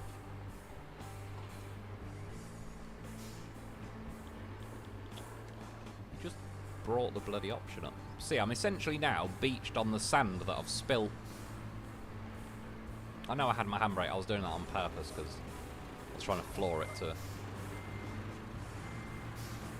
if you floor it and then let the handbrake off, your tyres kind of do actually sort of react pretty quickly, and you have more chance of like boosting your way off a little bump or whatever that you're stuck on.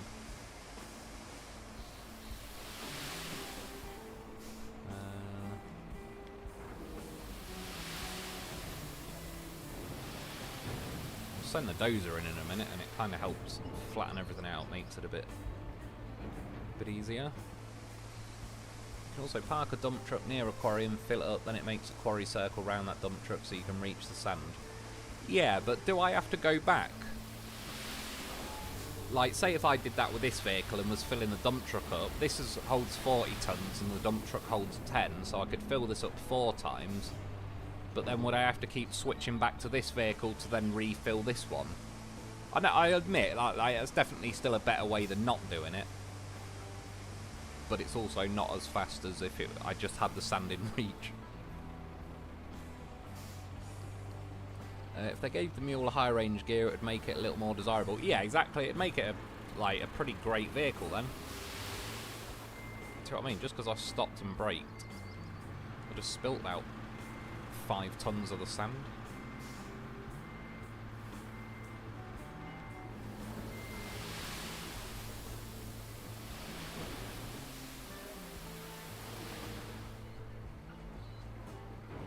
Right, I'm just going to move this out of the way a little bit and send the dozer in. Just once you've flattened it out a little bit, it just makes it less awkward reversing that vehicle up. First I've got to smooth all these little bloody bits of spilt sand. Like, look, it's spilling more and I'm not even in it. It's not moving.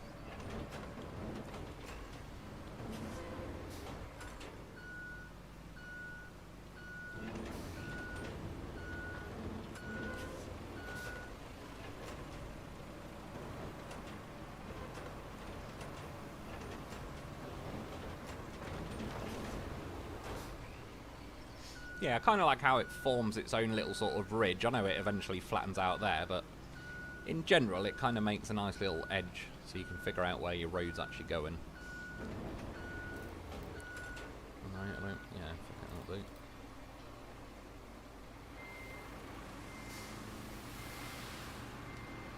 Handbrake again.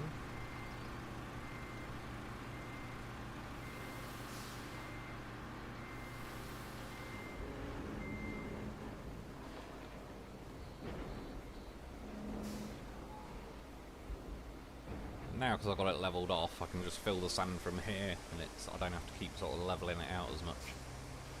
Makes it a little bit quicker. Rebel, after stream I'm heading back up for more videos. Think I'm up to episode 21. Yeah, you're definitely flying through them, aren't you?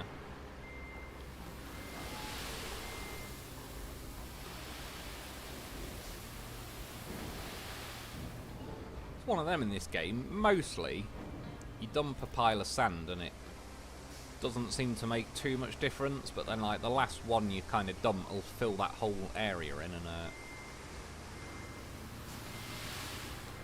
yeah, it suddenly gets a little bit, feels like it's a bit quicker. Again though, I'm probably still gonna have to dump like, I don't know, 20, 30, 40 loads I don't have to build. I kind of went wider with it and all sorts yesterday. Made it quite a nice. I was pretty happy actually. I got it pretty smooth. But yeah, I just need it enough so that the vehicle can cross it today. See what I mean as well? You have to wait a few seconds for the sand to come out, which is fine, because then that means if it just dumped all 40 tons in one massive lump after tipping for half a second, you'll just end up like where you can't really smooth it out as well. Or drive in a line and dump it and all the rest of it. So I like that it takes a few seconds for it to eventually fall out. Will, you could send the semi-trucks the way you went in either loaf and semi. Maybe. I gotta be honest, like I did try a few AI routes and they were just pretty horrific. So I sort of don't even trust them.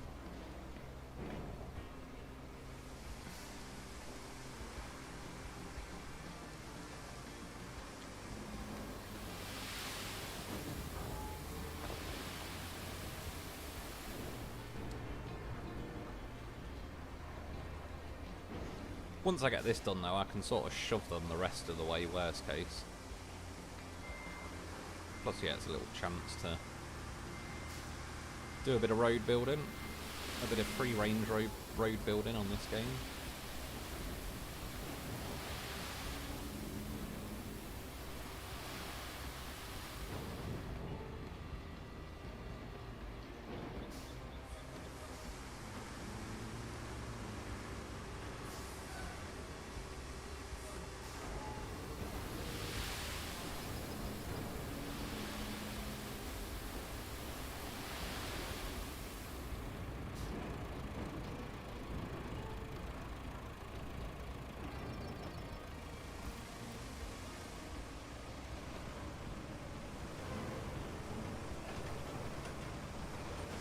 I sort of did one pass over here to get it a bit more flush with the building.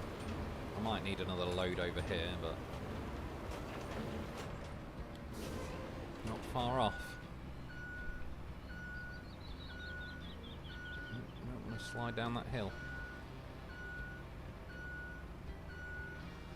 Let's see if we can get it a bit more of an edge to it.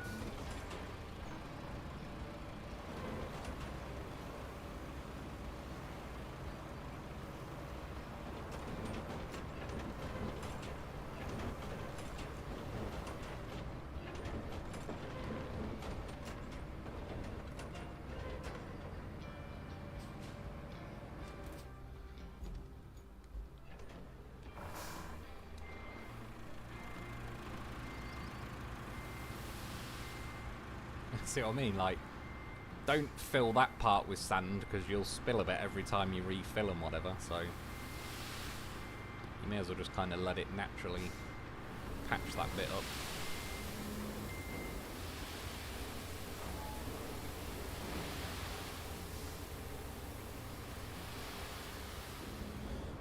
I think one more and we should be good.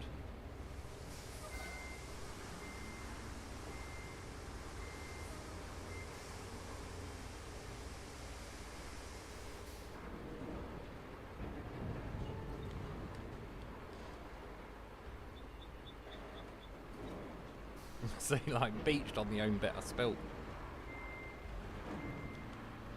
That's what, like, this truck is pretty good, but a bit like the Azov Antarctic or whatever in SnowRunner, it's got like a massive knuckle in the middle of it where it's got the articulation that kind of sits as the lowest point.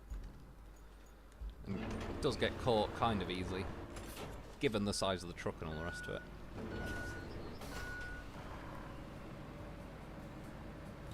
The screening plant the game calls Scalper. It's based on the Zix heavy transport. It has a decent range, but has to be set up on sand to work. Fair enough. Hopefully soon, when I get it unlocked, I'll give it all a test and see, yeah, how useful it is really. Again, it's one of them where if I just can't reach an area with sand, for the most part, I'll just ignore it. Like, I won't bother trying to build a road and all the rest of it. So they're not really screwing me over too bad, but I'll just yeah, I suppose end up averaged out like a bit less adventurous with where I build roads. Because I just can't really be asked having that as like the limiting factor, having to keep fetching more.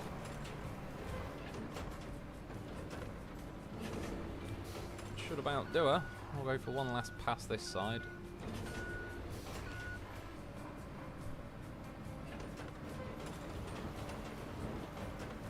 Which, yeah, overall, I think it is a pretty cool mechanic in the game. In some ways, it is pretty ambitious to let us, like, literally pour sand and build roads and all sorts wherever we want. And considering it's, like, the first attempt at it, I think they've sort of managed to pull it off pretty well. Like, forgetting the sand radiuses and all the rest of it. Which I'm not angry about. I sort of understand why they have done it that way. I just, after playing around and all the rest of it, yeah, I do think it'd just be easier if I could access sand all the time.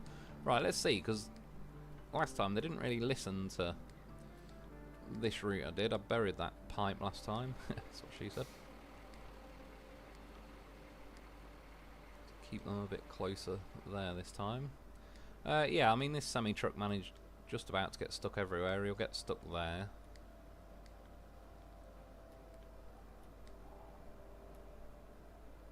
Yeah, I went this way. Didn't I? Yeah, I did. Trying to want to keep it away from those rail lines because they get caught on that as well. Quite a lot of AI routes in this game have to cross over, which I don't necessarily think it's a terrible idea, but in certain situations it'd have been nice to know beforehand, because I think there might be like a good example coming up. Thankfully I'd cleared that out earlier. You know, like now, I've sort of got to cross the streams. I know, admittedly, I probably knew when I did this line tonight, but yeah, if you knew beforehand, you'd be able to lay, like, I've gone back on certain routes and sort of neatened them all out so they don't necessarily cross each other's path every 10 seconds and end up getting stuck. Right, if it follows that line, we should be alright. Yeah, just some weird quirk. They just drove off to the right-hand side for me.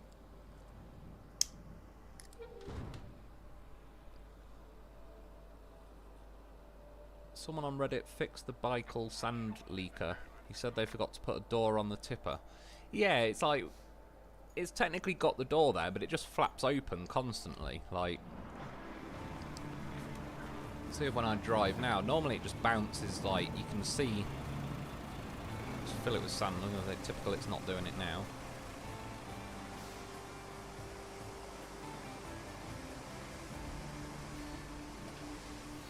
Yeah, there. Well, you see it go open. I saw it like yesterday. It was just wedged about like a half a foot or a foot open, like all the time. It was sort of sat like that. So yeah, they. I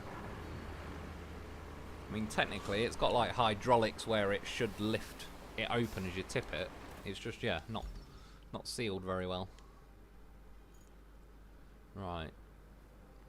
Cue him getting stuck there. Could take a vehicle. What the hell has he got stuck there?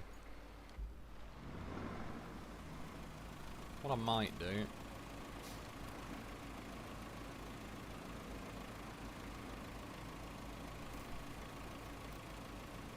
just recall that.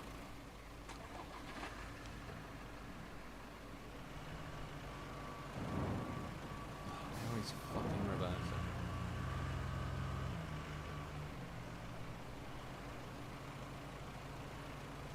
So he's basically got stuck on the sand that Bicol thing tipped and dropped. But the first truck got through here. I don't know what the... Did the second truck make it? Yeah, it must have. Like, so once these get here, the mission's done. I know others might get stuck, but fuck them. It doesn't actually count towards my map progress after this one gets there.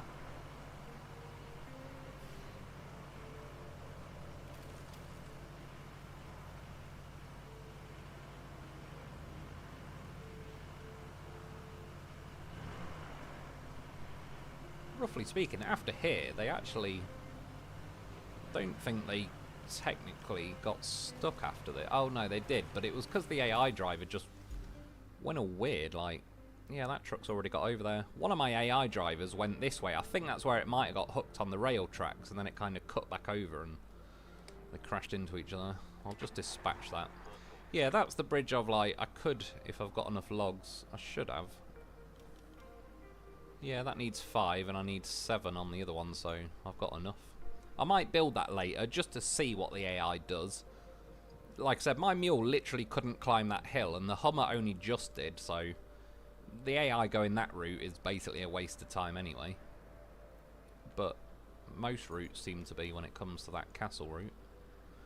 Right. He's made it through. He's on his way. Reinforce the shore. I think some people were saying you could go around there or something. I did look at it last time, but obviously I just ended up going around that way. I don't think there is any right or wrong way, but I just like pushing past them would be a bit awkward. It seems like they've purposely fenced it off. But yeah, I probably could one way or another get round here. I suppose though I may as well bring the crane. I could just drive the crane though, I don't necessarily need to load it onto the heavy transporter. In fact, yeah, I've got 188, let's go and buy a new one. I don't believe...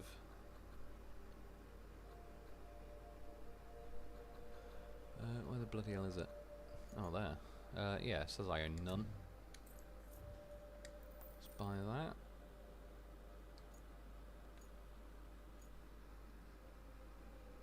Is it this one? Yeah, that one. I'll just quickly as well. Why is there not a customization option on all of them? Customization. Let's go for a blue vehicle. I like swapping the colour every now and then. There's my bloody crane gone. That one, deploy. As well, that's another thing that needs fleshing out. Like, you seem to appear at a different angle in the garage. Just about every time. Sometimes you're facing the building, sometimes you're facing the exit, sometimes you're facing the other way. All seems a bit random. Secure fuel access for Montyville, so that means those fuel tanks got there. Oh yeah, she still wants a statue of my erection or something.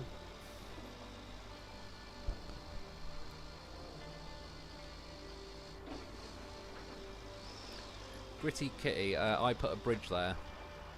Bridging is often the best option. Yeah, true. I personally, it's more the look of it, because it was on a 90-degree angle. It looks a bit awkward, but yeah, I do agree though, objectively speaking, like building a bridge is definitely quicker. Well, quicker assuming you've got the materials. Like, say if I had to drive a mule to go and scavenge some concrete to cash it in to then build the bridge, it probably still would have worked out quicker doing it the way I did it, pouring the sand there. But yeah, there's definitely, like, assuming you have got the materials and that, building a bridge is almost certainly a lot quicker.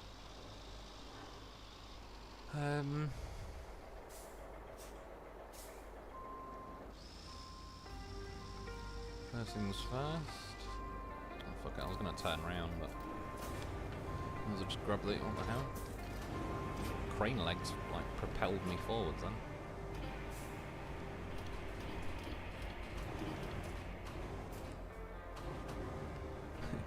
Well, it's not my first time.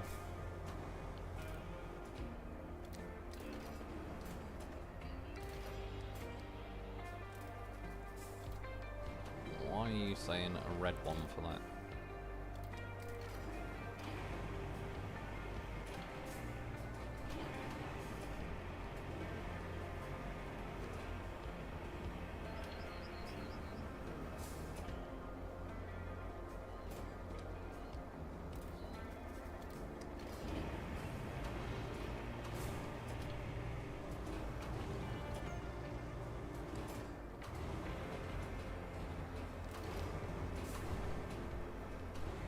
know it's a bit messy, I just need to kind of sandwich them in there.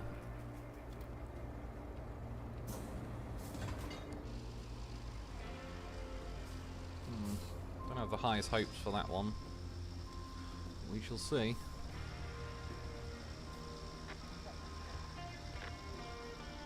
Oil Station and Montyville, so they've already managed to fuck it up.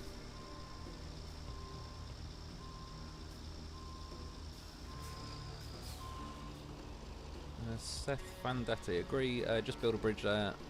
I used a double wide bridge, the wooden one. Yeah, which that's what I mean though, like, I've got enough logs now, but I've got other bridges I want to build with the logs, so I'd have to go and get more logs. Or go and get concrete. Which then adds time to, like, yeah. I think, like, there is no rapid way unless, yeah, if you've already got the materials.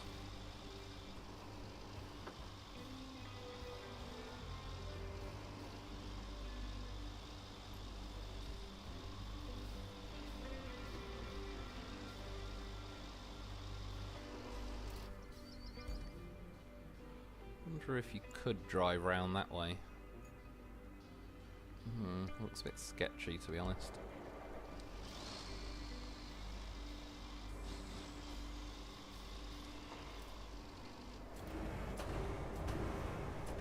What the hell? Did I drop one? Or have I lost one? Oh, it's there. What a bastard. Well, I'll put this one down. I didn't even see. I must have been reading the comments.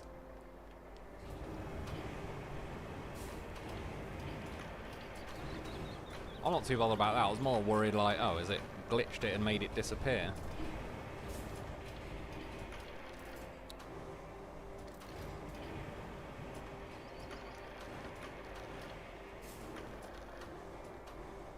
Right, go that way. Will do.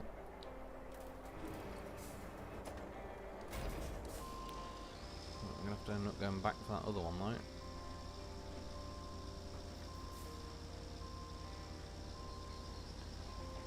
Phone's about to die.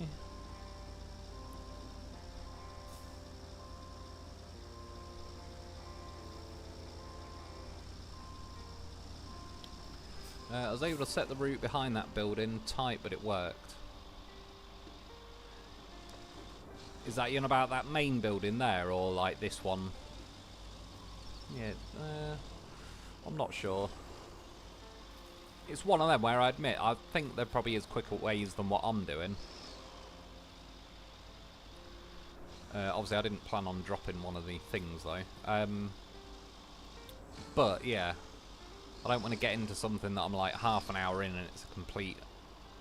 ends up being a... not a waste of time, but I mean like on the live stream, if I end up getting sort of stuck and I've just got to recover, then I'm kind of burning through live stream time, so... I'll stick with the way that did work. But yeah, I'm not saying this is like the best way. When I originally did the mission this way, it was more because I quite enjoyed it as an excuse to drive the crane onto the heavy transport trailer and bring it down that way. I wasn't necessarily like trying to find the fastest way or anything. But now it's just more, yeah, I kind of know this will work in 5 or 10 minutes.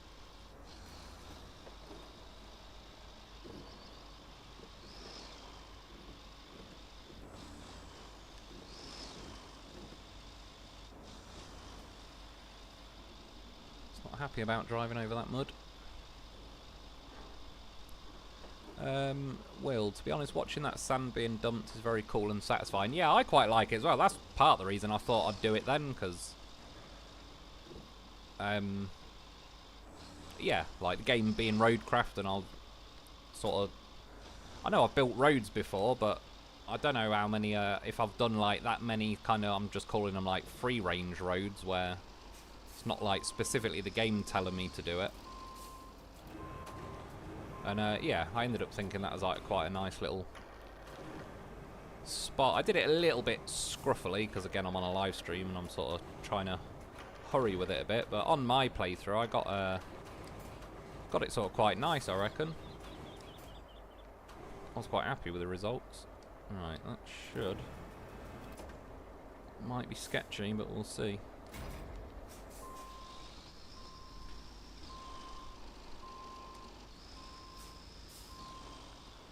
And you got to get up there once. Uh-oh. It's not looking good. Doubt low gear is going to help us more. To be honest, that, whatever it is I'm propped on,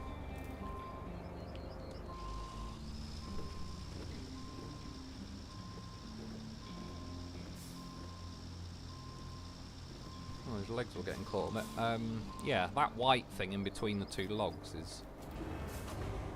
it was making this seesaw round a little bit.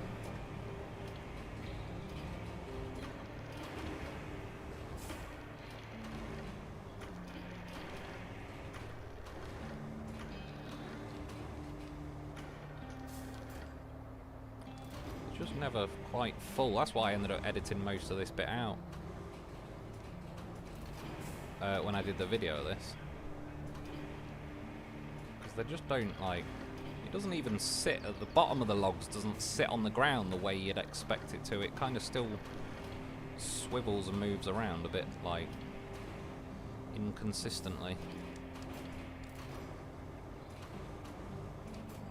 Yeah, it's propping up on that white thing that's really not helping.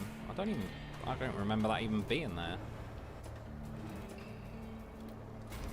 Let's give it another go. Oh shit, I turned a bit too much there.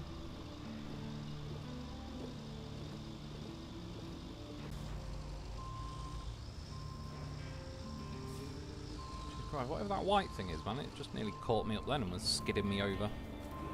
Like, I can't grab it or anything, so I can't even move it.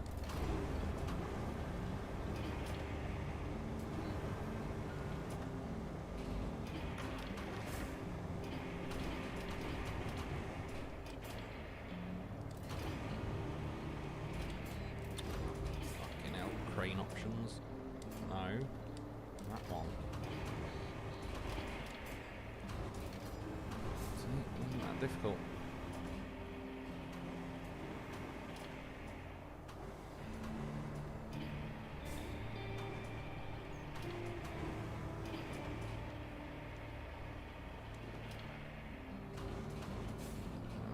Roughly.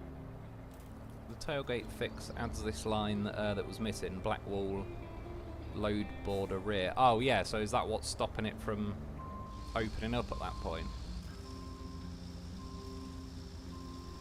Which, yeah, it does need it, because like I say, it's, strictly speaking, it's the messiness of the sand it spills that sort of personally bothers me more than, like, losing a bit of sand, because for the most part, I'm dumping sand,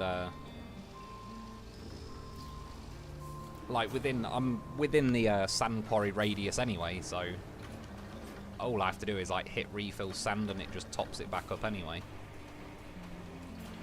But, yeah, as you can see, like, it spilt the sand, and one of those AI vehicles basically then got stuck on the sand, essentially, that got spilt, so it kind of causes a bit of a knock-on effect.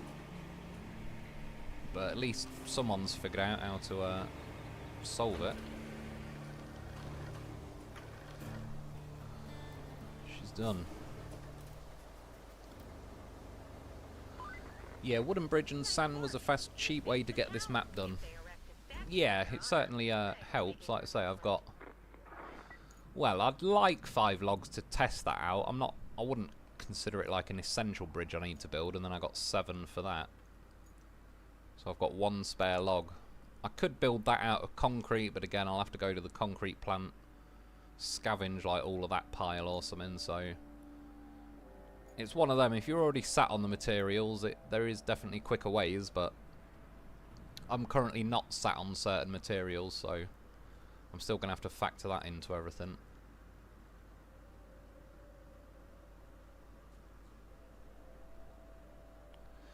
Right, enough steel pipes to the production facility. Yeah, I'm going to get that done. Because I'll end up back here, drop it. I've got 5 of the pipes, but I've already got 5 ready to be crafted. I'll end up back here, get 7 logs, build that bridge. Then I can do the missions that are going over there. Right, mule. Where are you?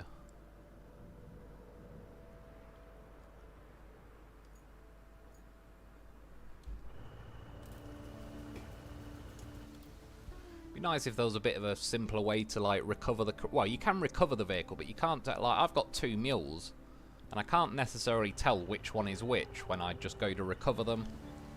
Like, I was going to leave the mule that I rolled near that castle. I was going to leave that there and show you like how it got stuck with a crane, but again, I went to recover it before I started the stream. But I was hoping I was recovering the other mule I've got somewhere. But yeah, ended up bringing the one that I already had like tipped and rolled over, so I did save some footage of it, so I can probably just quickly put it in a different video.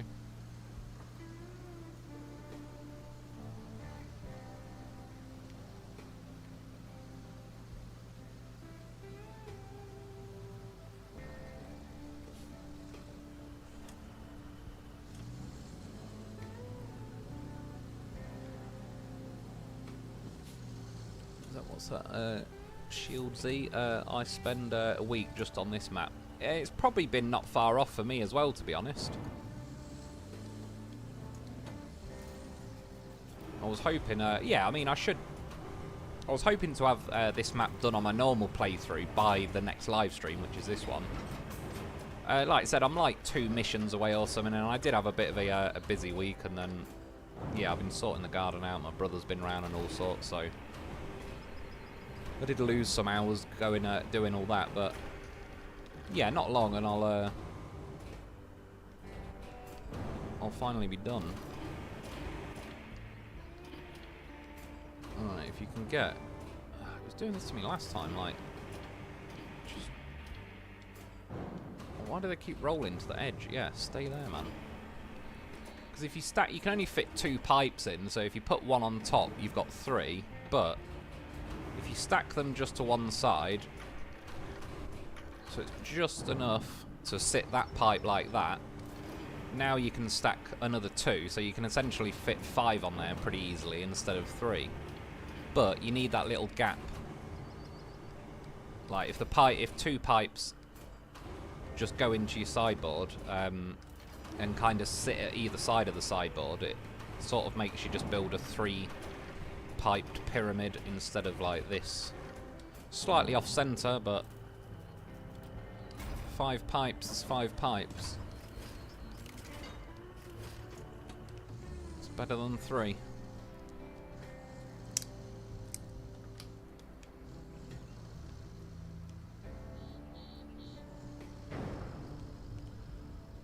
The route I refer to is where you put the sand. Yeah, is that you mean building the bridge? If you have any quality concerns in regards to Mr. Lone Wolf delivery service, you can address them to... What's that? Kiss My Butt Gaming. I do half agree, like, that it is quicker to build bridges, but I'm just sort of explaining, like, if I don't have the materials to build the bridge, I now have to factor that into building the bridge, so then it becomes not as quick as you think. Because like, when I went to pick them 13 logs up, and in fairness, they're in like a little neat pile, you'd still have to factor all that time in to me building a wooden bridge. Like, you can't just count it as 10 seconds to lay a bridge if I've got to go and spend 20 minutes collecting the resources. Versus pouring the sand, yeah, it definitely took me longer than a minute, but I don't think it was like half an hour or anything to do it. Whereas rounding up all the necessary concrete or wood,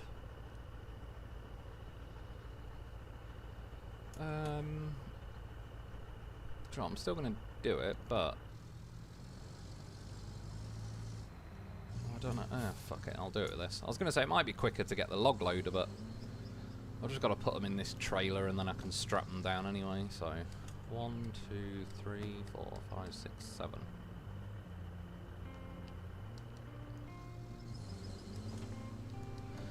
Yeah, so that's all you got to factor into it really, but on various maps and that, I've already got supplies that I've rounded up, so at that point, just physically laying a bridge is then pretty quick.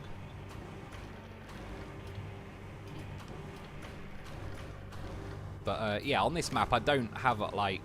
I quickly, a few hours before this stream, went round and yeah, I got like 20 steel beams. I took 5 steel pipes and loaded them in here, but I left the other 5, as you've just seen me like collect them then. I couldn't get any wood. I needed to unlock that lakeside base really to just make it easier to grab those logs. But yeah, that's like the issue I was running into yesterday, hence why I spent a lot of hours doing the same thing, rounding up resources, and so I've actually got stuff to like use in the future. Yeah, like right now, I literally like I grabbed 13 logs from that log place earlier, and I'm gonna need 12 of them for the bridges I've already pre-planned. So it's all got to sort of be like, typical. Oh, now it's fucking stored itself back in storage.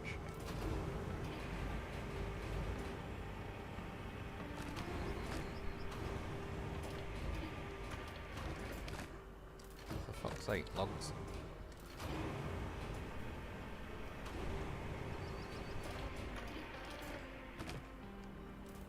Right, exit that, enter resource. 1 log, of course it puts it as far away as possible. Wouldn't want to do something crazy like make it simple. Now I've got to go through every log. See, the ability to scroll through winch, I nearly said log points, winch points would be appreciated if they get on doing that sooner rather than later. See, as well, like, we're building a bridge. If I built a bridge over here, I've still got to go somewhere and get, like, I'd still have to go, say, to Lakeside and load them up and bring them over, which the mule will be doing that most. I suppose, again, I could get the log loader, but yeah, there is more, like, it's not just free bridges you can lay everywhere. You do actually need the materials for it, so I wouldn't just outright say it's, like, absolutely guaranteed the quickest way.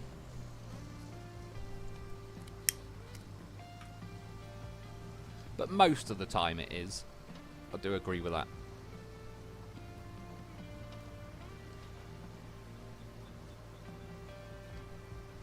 Because this job made a sand road around to make it safer.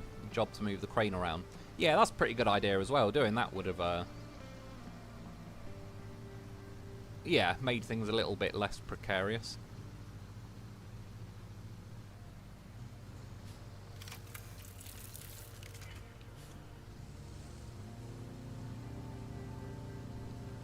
Right, now steel pipes. Draw the route. Oh yeah, it's these muppets. Oh, am I gonna have to? I might have to lay some sand across there. Do you know what? I'm just gonna go and do it because they will get stuck. And instead of drawing the line, suppose retain that.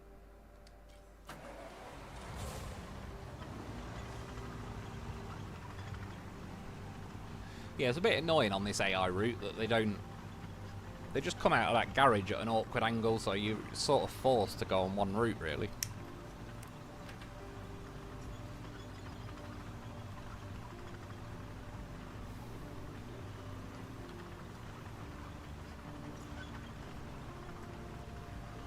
Got you on the side while I work my way through Sandswept. It's a grind, but I love this game. Yeah, overall, I'm definitely like... I wasn't like a cold reception to it to begin with, but I still am more in the camp of like I'd happily just have SnowRunner 2. So yeah, this game needed to do something to persuade me. Plus Expeditions was a bit of a disappointment for me, so kind of getting a little bit nervous when they were attempting another not SnowRunner game. But yeah, it's definitely, like, undoubtedly better than Expeditions. But yeah, I genuinely do think it's a pretty cool game in its own right. I think it's like, as I was saying as well to people, it's not forcing you to choose between this and SnowRunner. Like, if you get this game, it doesn't mean you can never play SnowRunner again. So, yeah, sort of, you've got the variety at this point. Again, if you want to do more just pure delivering, then SnowRunner's probably your best bet. But if you want a little bit more randomness, like, yeah, building bridges, laying roads, collecting scrap for pipes, or collecting scrap for money and all sorts, it's definitely got a few more things going. See, last time I actually brought that bicycle truck, the one I just built the other road with, and you can see, like, this is sound, but it's I reckon when it comes to actually just laying down a lot of sand, that bicycle truck that's holds twice as much as this.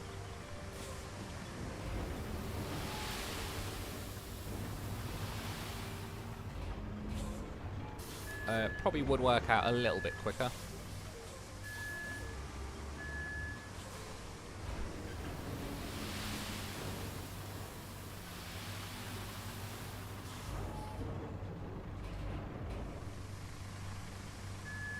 But you can see though, yeah, when you've just got access to sand, like where you are, it does make it a bit quicker.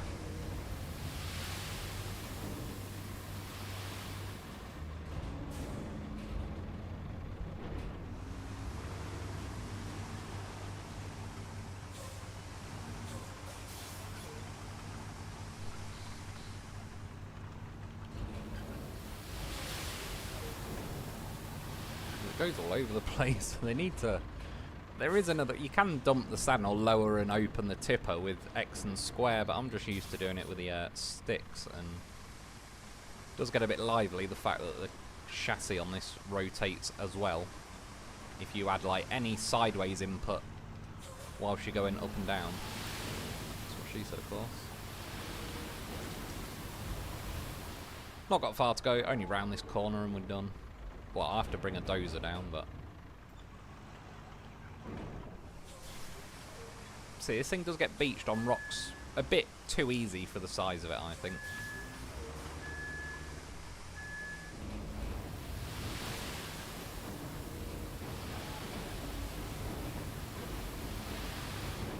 So those rocks are kind of bouncing me around.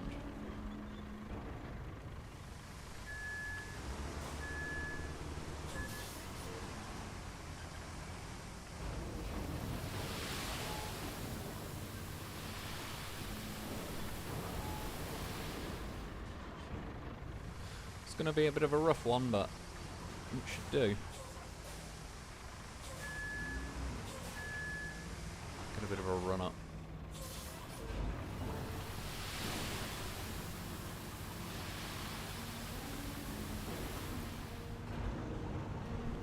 I like how quick, once this thing starts actually turning, it is quite quick at doing a 360. And obviously I didn't do it this time, but the fact that you can tip sand as you're driving sideways is quite a nice feature as well.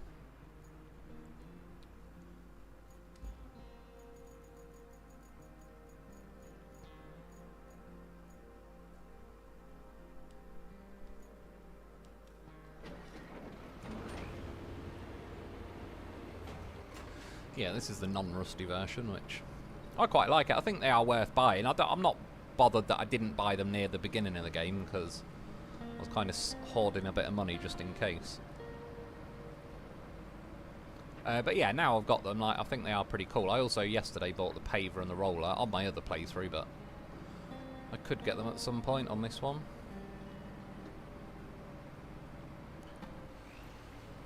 Well, to be honest... Oh no, hang on. Rebel, I've been doing a lot lately. Hopefully I'm reaching my achievement, so PS5 should come in July. Yeah, that'd be pretty cool. Sorry if I overshot the mark a bit. Yeah, to be honest, the dump trucks and the dozer make me feel like a kid again playing in a sandbox. Yeah, I do think it's really cool. It's one of them where, like, I do quite like doing it. I mean, again, doing a live stream in that, I don't want to get stuck being forced to do something like for hours and hours, but how long did that take me to lay, really? You're probably talking like maximum 5 minutes, but probably wasn't even that long, really.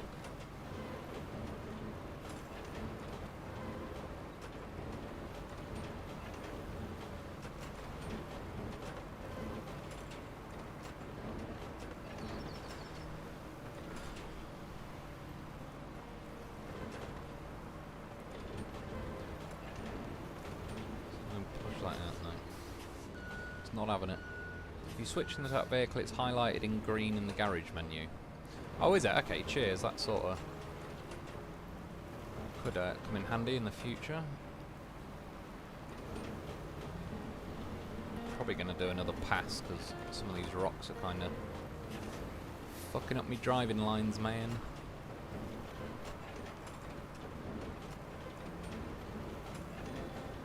It's more, to be honest, they've made this game more difficult by the AI routes are what they are, that's fine, but the AI vehicles are often complete idiots. Like, on this run as well, they're going to be those non-rear wheel drive, sorry, non-front wheel drive Azov trucks, so they sort of need a bit of a sand-coloured red carpet rolled out for them. But again, the game is Roadcraft, so I can't really be too bothered at the concept of crafting roads. Right, let's try and get them out of the way a little bit.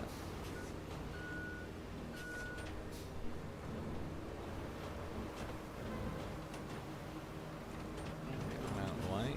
You know the AI will find a way to get stuck on them. Rebel, little gap, that's what she said. You can set pipes in the mule vertically, but it's very tippy. Yeah, that's a good point, actually. I've not tried doing that so far. I was going to say, is it awkward to get them vertical, but I assume you switch the winch mode to where you just winch, like, one side of it. Yeah. I could imagine it is a little bit on the tippy side, but it is an option. Cheers for letting us know. It's still worth having the information, because you never know. Oh, we've got a bit of concrete. Will it lift it up? It will. I've never had that happen yet. Right, let's just leave that there. Now I can draw the AI route. Let's go a little bit wider there so they don't hit too many of those rocks.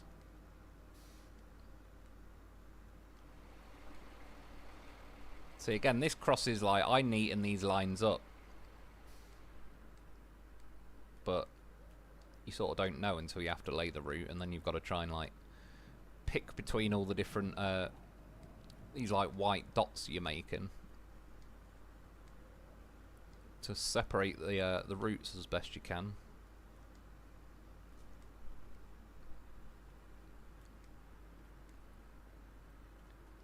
Which, to be fair, when you first lay them, you could sort of only stick to one side of the road or whatever, but sometimes they do take a bit of a... They need a bit of a wide angle to go around certain corners, so you sort of have to give them, like, quite a lot of room in certain places.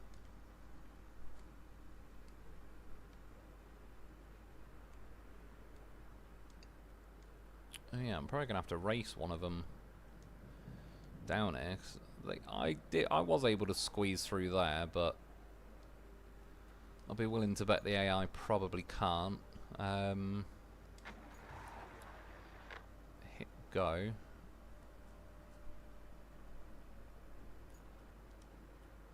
then get my mule. And race over there. Oh shit. Do you know what? I'll let the AI get stuck when it's there. I can just refresh it. Before I drive over there, I'm going to go and get 10 metal beams, because there is a mission over there that requires 10, so I may as well get that done at the same time. Yeah, the AI will probably get stuck at that train car, but I'll sort that out when I'm over there. Rebel, live is not simple. Is that, do you mean like doing a live stream?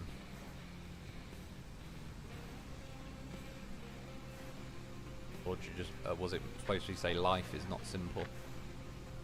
Bauer Omega, have you consulted a physician about your difficulties with wood, Mr. Lone Wolf? I've not yet. It's funny though, I mentioned it last week, I ended up going to a bloody chiropractor because it's someone my mum knows. Yeah, and she's been there, my stepdad's been there, my sister's been there, and my mum kept saying to me I need to go, because I keep pulling a muscle or whatever it is, trapped nerve, something in my back. And the annoying thing is, like, it's every time, well, not every time, but it generally, like, when I'm trying to do exercise and all the rest of it, It's normally when it starts being a pain, so, yeah. And I'm normally awkward, like, she'll say, oh, I can book it for you, and it's like, well, I'll think about it for a month or two, and then I end up not going anyway. Yeah. She just booked it for like 4 days time, so then I was like, oh shit, I guess I'll have to go. She was cool though, the woman who was doing it. Yeah, like, she was sound. And she basically did a few things to like see what's going on with my spine and all the rest of it. And she basically said like, she was like, yeah, you're pretty fucked. Like, your spine's basically curved off to one side, your hips are out of line, and your shoulders are out of line. And, so one of my legs was longer than the other one. I was hoping she meant my cock, but I think she meant my left leg.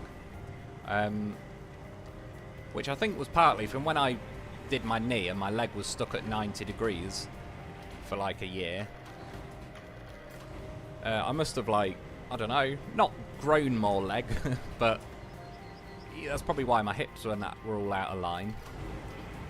Not sure why the shoulders were. Yeah, my back was all bent up and everything. When I laid down on a table thing, I just, like, with my legs sort of laying down, one of my feet was sticking up in the air, one of them was sticking, like, off over to the wall at, like, 60 degrees. And then while she was doing it, she was trying to push my spine back into place and all sorts of shit.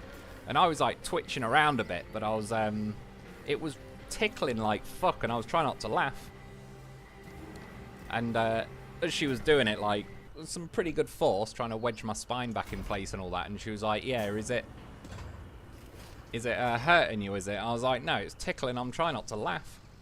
And she was just like, fucking hell, you must be used to the pain by now, because what I'm doing to you should in theory be somewhat painful. But yeah, it just felt really ticklish, and she eventually squidged my spine and my hips and my shoulders and everything back into place. And then, funnily enough, like, because it was an old building where she works at, the door frames, for whatever reason, people used to be shorter back in the day, and they had shorter door frames. On the way in, I was fine. On the way out, I nearly headbutted the top of the door.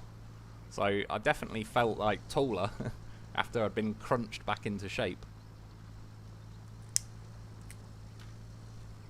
And it was like, yeah, but apparently my spine was bent, and then say like my right shoulder was down and my left shoulder was up, and then my right hip was up and my left hip was down or something. So yeah. And since then, I reckon, funnily enough, I've been tied in the garden. That my brother had a swimming pool in the garden for his fish. He liked treating his fish to a swimming pool, but he sold the fish. I was folding the swimming pool away, and I kind of pulled a muscle in my back, but it didn't feel anywhere near as bad. It sounds weird, but it was almost quite nice, because it didn't trap a nerve or anything, and it was like, oh, that's just a fucking pulled muscle. Like, I carried on lifting the swimming pool and doing all sorts of stuff, and I felt it kept pulling the muscle, but it never really was like ridiculously painful or anything. And yeah, touch wood, since then I've I think overall it has been better. Like, that's only once I've pulled a muscle, but again, it was just so minor by comparison. In a weird way, I kind of enjoyed how little it was able to affect me, so it was sort of quite nice having it happen without crippling me for a week. But yeah, I don't normally do shit like that, but apparently it was pretty needed. I was quite out of shape. See, that's the thing, like I say, having to stretch my leg and that while I was waiting for the operation. We were sort of saying last week about, say, like, a national health service versus going private. Like, what ended up happening, because it's just, we've got a national health service, so I went with that.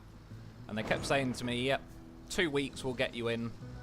And then literally, like, 25 times or whatever it was, they would then write to me and say, oh, sorry, your operation's been delayed.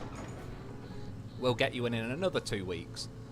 And that went on for almost exactly a year, pretty much to the day, until they eventually sent me private. And I assume that's because it was probably getting to the point where I could say, like, fuck that, I'm suing you, because you just keep fucking me around. Oh, they managed to get stuck there somehow.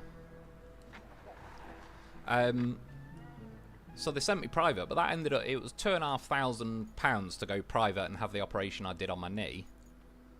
But the fact that they fucked me around for a year as well is like, I lost a year's wages, but obviously originally they said, oh, 2 weeks and we'll get you in, so it's like, fair enough, I'll just suck it up and waiting 2 weeks. I'll just accept like the loss of wages and all the rest of it. And then yeah, because they kept fucking me around for a year, it's like, after all that, it would have been way cheaper if they just said to me at the beginning, we're gonna fuck you around for a year, so, and I think it's, hang on, yeah, we can go that way. Yeah, at the end of it, it's like I would have gladly just paid myself and gone private, because I would have had my leg fixed in 2 weeks, not a year. And on top of that, like, the damage it's kind of done to me and my leg and all the rest of it, because I was hopping around for literally a year with my leg stuck at 90 degrees. Well, my leg was stuck at 90 degrees, but then after like a month or two, after they kept fucking me around, I just forced my leg until I got it back to, say, about 45 degrees, so I was roughly able to, like, obviously look walking like a fucking, like I've just been in a car accident or something, but I managed to just about get one of my legs to touch the, my left leg to touch the floor if I was kind of half crouching on my right leg. It was all a bit awkward. But yeah, I was just saying, like, because someone was saying, oh, you're sort of like lucky you've got a national health service, but it's like, yeah, it's not as simple as you think, because one, they tax you to death for it. Two, they fuck you around for a year, which I then lost a year's wages and all the rest of it. It ended up being the world's most expensive free operation. I can say that much. And yeah, had I known that, I would have gladly paid £2,500. Like, not like I've got £2,500 to spend, but it's better than losing literally a year's wages, getting fucked around. Oh, is it just this route? Are they managed yet? Oh, we can see green lines. Couple of them, well, there was one actually, it was the second one in the convoy of 3 managed to keep getting stuck. The first one burnt off ahead. The third one kept ramming the second one, so they all eventually got there. That needs maintenance. I got footage earlier while I was picking up some scrap here. The AI vehicle came down here, he went over there, ran over that, did a fat loop, drove past me, went over here, did a fat loop there, started coming back this way, and it's like, what the hell, man? It's a fucking near enough, well, in fact, I'll make it a straight line now.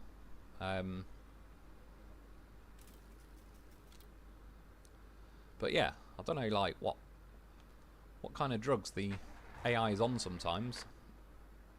Some pretty strong ones, I should imagine. In general, life isn't simple. Things happen that you never expected. Yeah, exactly, that's it, really. There's a saying, something like, life is what happens... No, what is it? It's basically like, life is the unexpected thing that happens whilst you're planning what you're going to do. I've said it in a terrible way. There was a smoother way of saying that, but you basically end up like, you might plan your life to go a certain way and all the rest of it, but you end up, yeah, just getting flooded by unexpected things happening that end up steering your life one way or another. So like I've always said, like, the main difference between a kid and an adult, the only difference really is when you're a kid, they're not your bills to pay, and when you're an adult, they are your bills to pay. And when they become your bills to pay, that changes everything.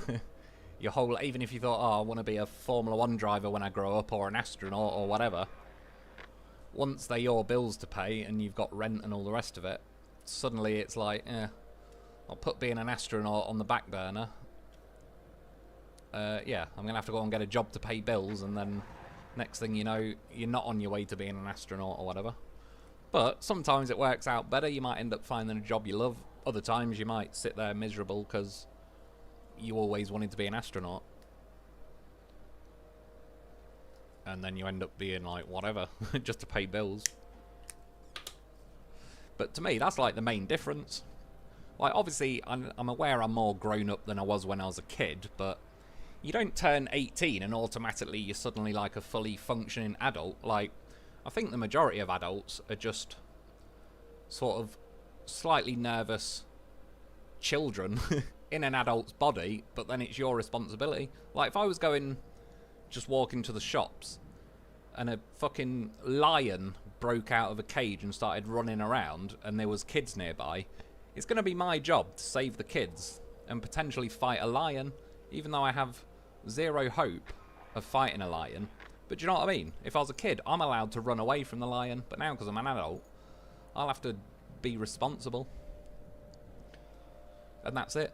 But I didn't suddenly become an adult and think, yeah, now I can fight a lion and save everybody.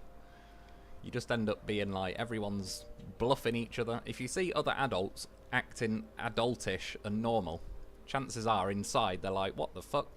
Just because I'm 20, I shouldn't be trusted renting a house and driving a car. But you are, for some reason. Because everyone else is an adult who's like, yeah, fuck it, we've got to do it at some point. No, let's just cancel that because they're all being knobs. I'll try and move it a bit. If not, I'm just going to go and fucking ram them. Again, it's a bit hit and miss. Sometimes they fucking don't get stuck. At least the first time you go, it keeps drawing the green line, like, nearer, so you don't have to keep starting from the beginning every time. Yeah, this is the only mission I've got left. This must be what unlocks, yeah, like, now I've got to deliver them. So this is basically where I'm up to, once they make it. If they do. So the third one will come in and ram the second one, but then that'll possibly end up getting the, him stuck. Have we got anything near-ish by?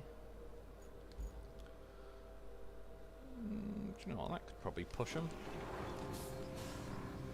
I quite like this. It's actually a reasonably, like, well-paced vehicle. It doesn't take 8 years to get up to speed. And it actually tends to go at quite a nice pace. Steel pipes and production. Yeah, I think that is the one that was them 3 trucks. By Will, sorry, I might have missed some comments there while I was philosophising. Rebel, one leg longer than the other. That's what she's... oh no. That's what they say about people from West Virginia, where I was born and raised. Excuse me. It does help, like I say, I think she meant me left leg on this occasion. Not the middle leg, but we can dream.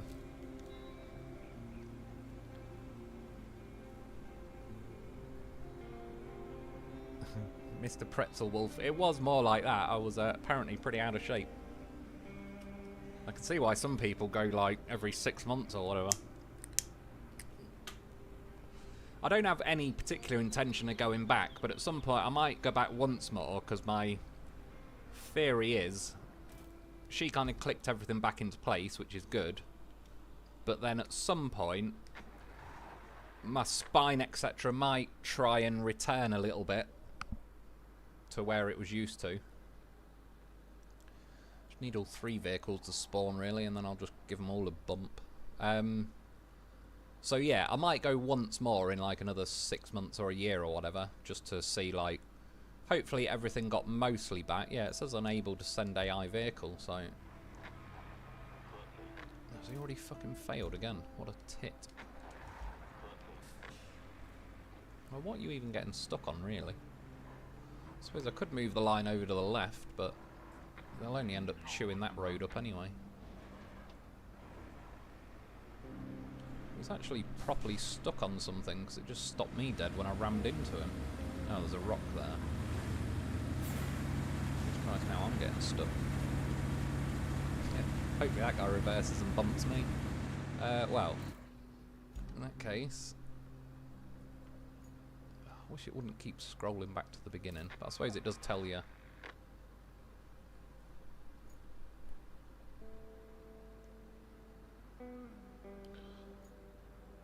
Can I not edit it?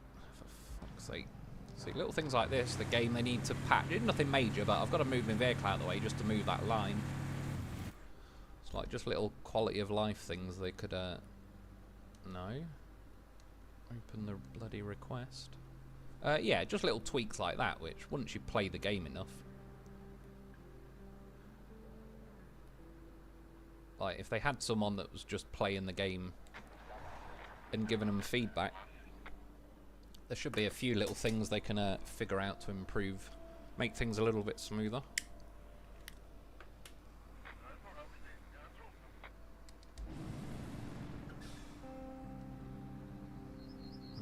going to make it through? No.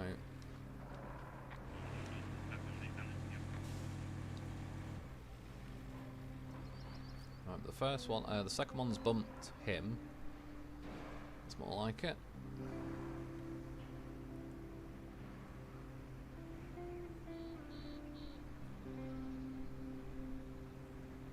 Come on, you son of a bitch.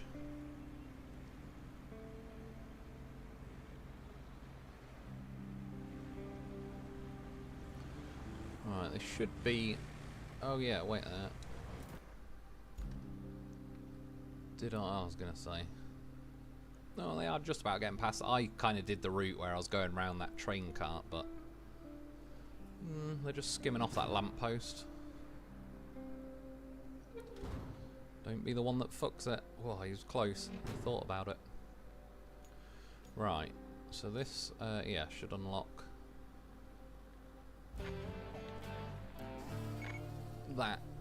Which, yeah, it's like some robotic drilling machine thing, I assume. Which I probably could just reach over with a long crane maybe and get it. But I think there's also a kind of implied that you could pick up like concrete slabs and kind of make a little bit of a route to it. I'll have a look. I might do that. We'll see. Or I might just reach it with a crane and then I'll save like building all the little slabs. I could make a video and at least I can edit out if certain bits end up taking a while.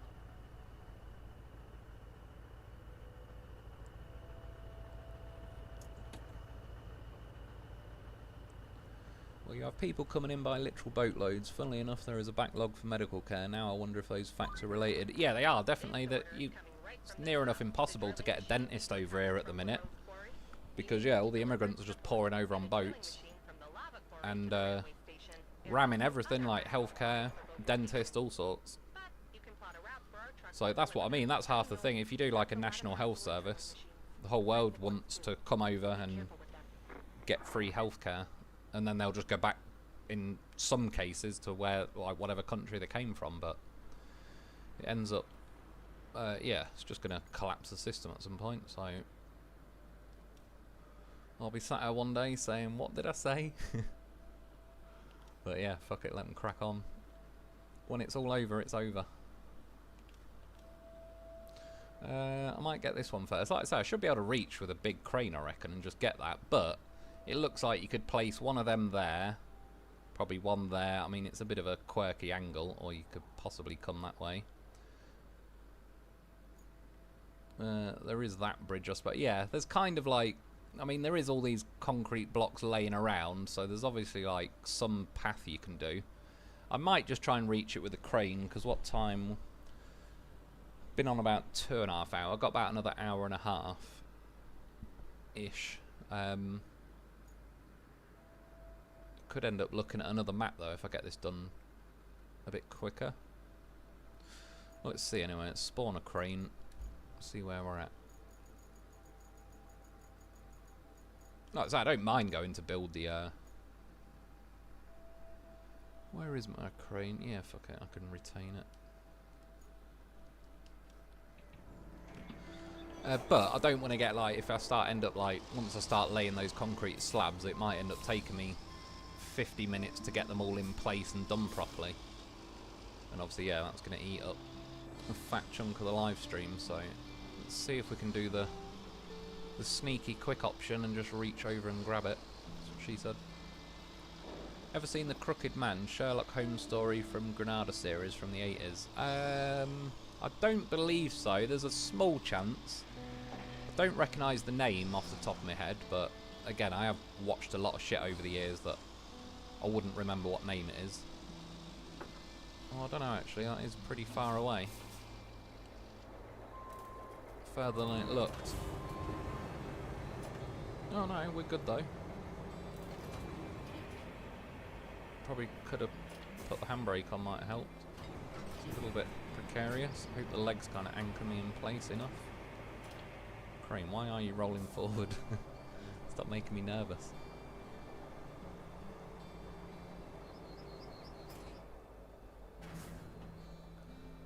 Oh, hope they didn't want it in a new condition. Jeez, now I've got to get... See, I've got to get out of crane mode to hit the handbrake. It could have got dangerous. It wouldn't have really mattered because I think I'm going to have to get a mule now anyway, but where is my other mule out of curiosity? Yeah, that's that one. Oh yeah. Alright, let's recover that one. Or, okay, probably just as quick to drive over now the quarry is drained. Yeah, so you can see those like bridge platforms. There's definitely a route you could do it, and which I don't mind. I'm sort of as long as I've got enough time, I'll probably do that in the video, because again, I can just edit it to leave in like the main bits. Rebel, I've been spending the last year just trying to get my arms to raise above my shoulders without pain. Oh shit. Yeah. It's definitely not good once it starts. I think that's why, like, when I was doing, like, I'm not like, I'm not the sort that, like, loves going to the gym and exercise and all like that, but I generally like to do a bit of exercise to keep myself reasonably, I don't know if in shape would be the word, just more, preferably reduce the amount of out of shapeness. But yeah, every time I was doing like not sit-ups, press-ups and all that, it was just ended up pulling a muscle and trapping a nerve in my back, and then kind of I just kept riding it out until it stopped. But then every time I exercised, it'd do something again anyway. So yeah, over the years I have, like, particularly since I did my knee almost, it was like I've slowly been getting a little bit more out of shape than I would prefer. Not a lost cause yet though, we're all good. But yeah, it's like having that sorted is handy. At least I can do a few things now without... Let me guess, it's going to say can't fold the crane. Oh, it didn't. Take it back. Normally it hassles me with that. Right, so where does it want this one? Out to the port. That's not too bad. Oh, then again, we're over here. Yeah, out of there, through the concrete plant, basically just follow that road. Pretty simple, that one, he says. Rebel, my life has taken a U-turn, or at least a hard right. Yeah, definitely. That's the thing, innit, with life, you just never know. It's like, I know it's not as severe, I'm not saying that, but when I did my knee, it was like, I was sitting on a chair, and just as I moved my leg a bit, I felt it kind of pop out of place.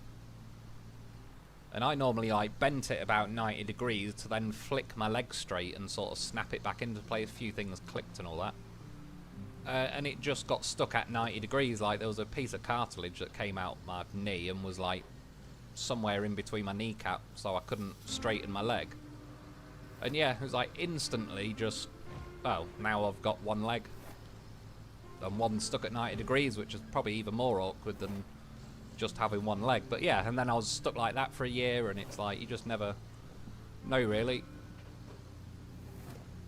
If someone said to me the day before that, this will be your last day with 2 good legs, I would have been like, well, I doubt it. I'm only late 20s. And then yeah, a day later I would have agreed with them. That's why you got to enjoy every day while you can. See, I said about rolling it, I nearly did. Because, yeah, you never know, really. Like I said, quite a lot of my family members started sort of dying at a fairly young age. My dad and my brother's dad were, like, both TT racing, so that's not... It wasn't the safest thing to be doing in the first place, but... Yeah, my uncle died at 31 from a brain hemorrhage, and... like, my step-granddad died pretty young. My mum's mate passed away from cancer as well. Which was pretty sad in her case. Like, she got throat cancer, but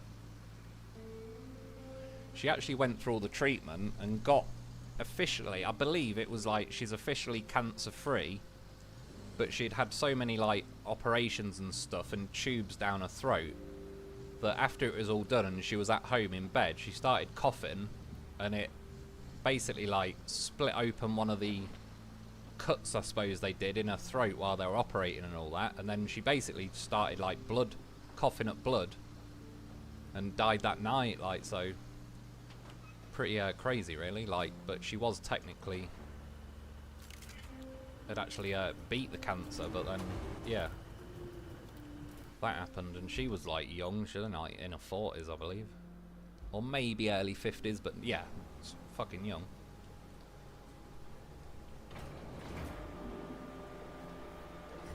And yeah, that was like my mum's best mate. They used to live over the road. They ran a pub for a while, which was the pub over the road from us.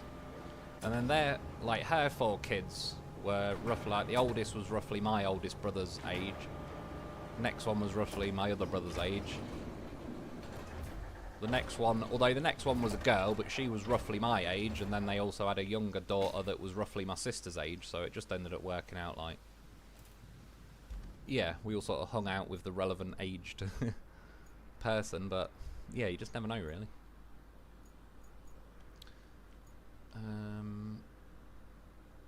Where is it? Mountain Bay? Yeah, it's over there.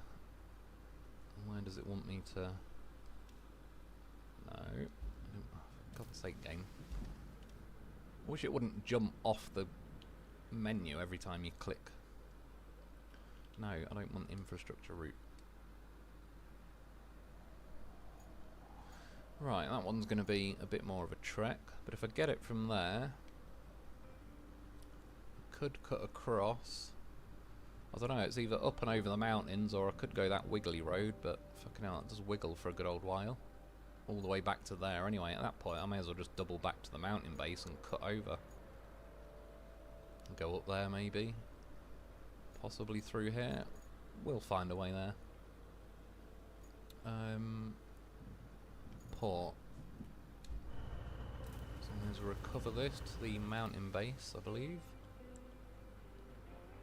Don't know why down on the D-pad, either my remote's starting to break, or the game's just been a bit weird with me pressing down on the D-pad.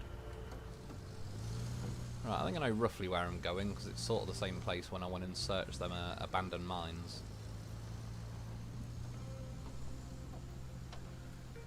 Boa, so many people very generous on how other people's tax should be spent on social issues or social causes. Now I say how much should come off their paycheck to fund it. Shocked Pikachu face. Yeah, exactly. It's a bit like, you know, like in America where they went and dropped those immigrants off at Martha's Vineyard, or Vineyard, whatever, and then they're all suddenly like, what the fuck? And it's like, yeah, you're the sort of people that keeps voting that on everyone else. But when it's on their doorstep, they don't like it.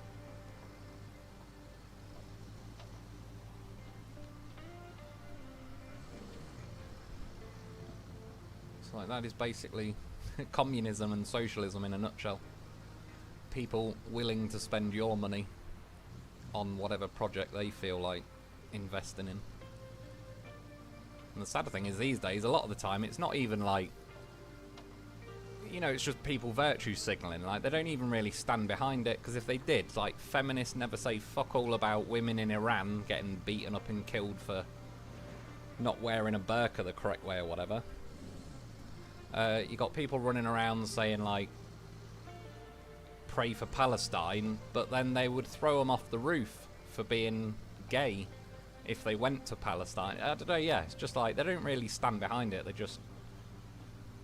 It looks good to them to virtue signal like they are doing something, but yeah, when it actually comes down to it, I don't think they really give a shit. They're just beyond like their own sniffing their own farts from how great they feel about pretending they give a shit about something.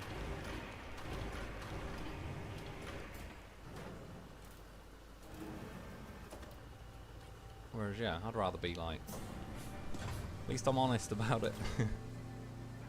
But, strictly speaking, like, feminism in the West is a fucking waste of time. Women live better today than queens did 100 years ago. Whereas, yeah, somewhere in Iran is like, they could probably do with a bit of that. But no one gives a shit, because they don't want to go over and, yeah, have that conflict of interest in their brain.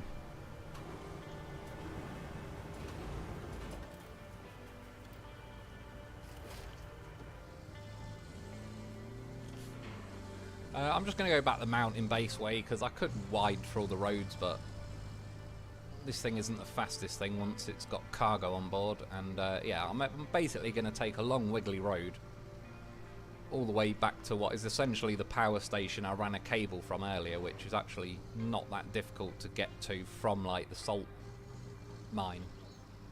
Oh yeah, and I've drained the salt mine now, so I won't even have to, like, be as careful wiggling through the shallow bits.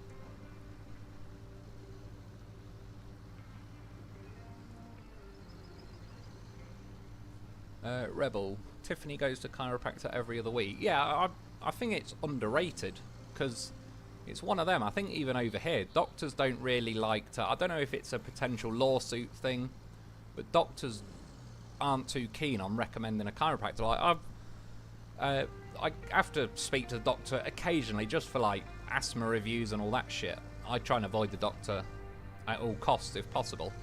But yeah, I've mentioned about, like, my back and all the rest of it, and they've never once... They'll say, like, oh, do you want more painkillers? But they've never said go to a chiropractor. And then I did once, and by comparison, it's felt a hell of a lot better. Oh no, I think it is this way.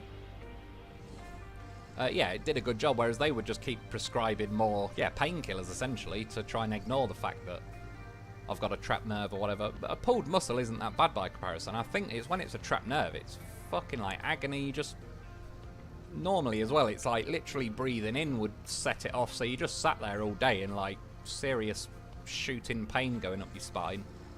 And it's like, well, I've got to breathe, so I kind of have no choice but to breathe. And then, yeah, it hurts like fuck for... It's one of them, it, like, sometimes I'd go bed and when I wake up it feels better, and sometimes you go bed and wake up and it feels worse, and you didn't really have much say on what was going on. It just, sometimes it fixed itself when I was asleep. Most of the time it didn't. And yeah, like I said, I did pull a muscle a little bit when I was lifting the swimming pool, but I think that's more the averaged out, like, lack of exercise, because I've not been able to do that as much because I kept trapping a nerve and all the rest of it. So that should balance itself out in time, but yeah, it's sort of... I'd recommend it. I suppose you watch videos on YouTube and that, it made me a bit nervous, like, because you see some that are, like, snapping their necks. Looks like they're, like, out of film, how you would break someone's neck. But yeah, she was pretty, like... she was squidging my spine around and all that pretty hard, and she pulled on my right leg to try and make... I assume to try and straighten my hip out, which I didn't have to, but I was going to say to her, like, if you've got to do that, because she basically held the bottom of my right leg and pulled pretty hard, like she was sort of going to pull me off the table almost. And yeah, it was like, if she has to do that with the left leg, I would have had to say, like, I probably wouldn't, because I've had an operation on my knee and there's a bit of cartilage missing and all sorts. Yeah, I don't know if yanking that hard on my left leg would do it many favours, but obviously it ended up being like the left leg was longer than the right leg or whatever, so she was pulling on the right leg to, I'm assuming, try and straighten the hips out and balance it out a bit more.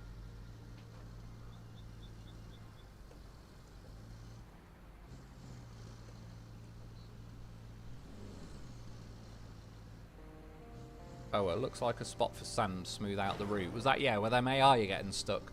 I must admit, I would have if I had something a bit nearer. But yeah, I do agree. It was like, as well, on my normal playthrough, I probably would take some sand anyway, because there'll be other trucks going afterwards. But worst case, on this live stream, as long as I can just get enough past the post, so it sort of counts the mission done and I can move on to the next. I have got... before I do go off this map, I might go and build that 5-log bridge I drew to see if that AI can get up there to the castle. More just out of curiosity, because I've heard quite a few different approaches to doing it. But yeah, in theory, like, I didn't really tidy up the AI routes this week, but like I say, I went round for a few hours before this live stream and yeah, cashed in a load of scrap for beams and all the rest of it, so that's the sort of thing I might do, like, off-stream between this week and next week. I can... Well, maybe I won't need to, actually, if I end up completing this map. But yeah, that's the general principle, is like, I'm sort of doing a bit of a rough going over the game on this live stream to kind of get moving through it, but... Yeah, in theory, sort of off-stream, I can tidy a few things up a little bit. Is the plan, anyway.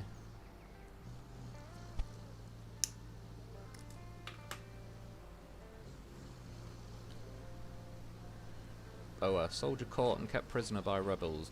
Twisted him all up so he can't stop being bent double and his shoulders at a 45-degree angle. Legs uneven, walking with a stick. Used to be tall, handsome man. Yeah, it's pretty ruthless, that sort of shit.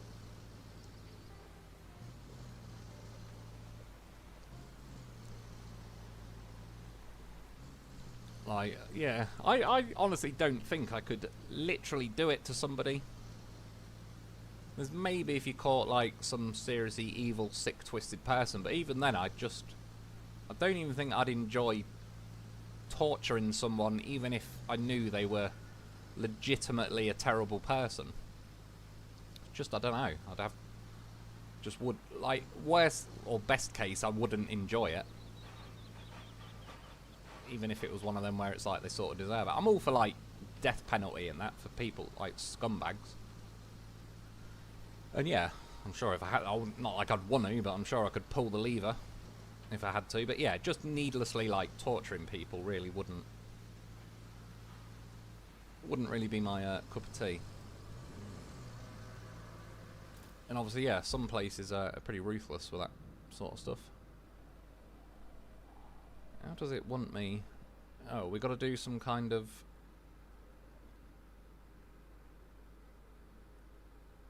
Like, go round here. I'd have to move that out the way. Or can we smash through somewhere? Might be able to... Oh, we might be able to poke those gates down, in fact. Right.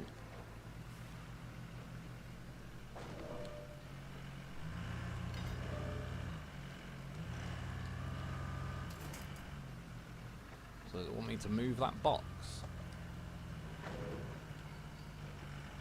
Well, let's see if the mule can do it.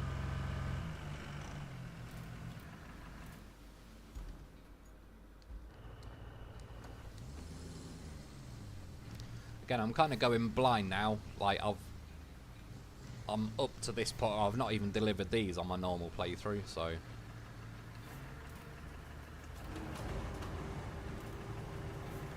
It's only offering one winch point.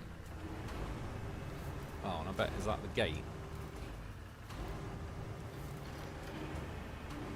Yeah.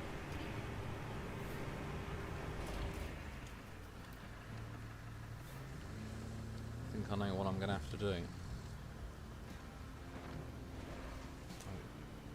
be nice if you could access, unstrap the thing. It doesn't matter, because I'm going to have to get myself a goddamn professional. Yeah, I was trying to hit the detach winch menu, but I seem to not be having any of it. We're only up here anyway. Works out pretty nicely.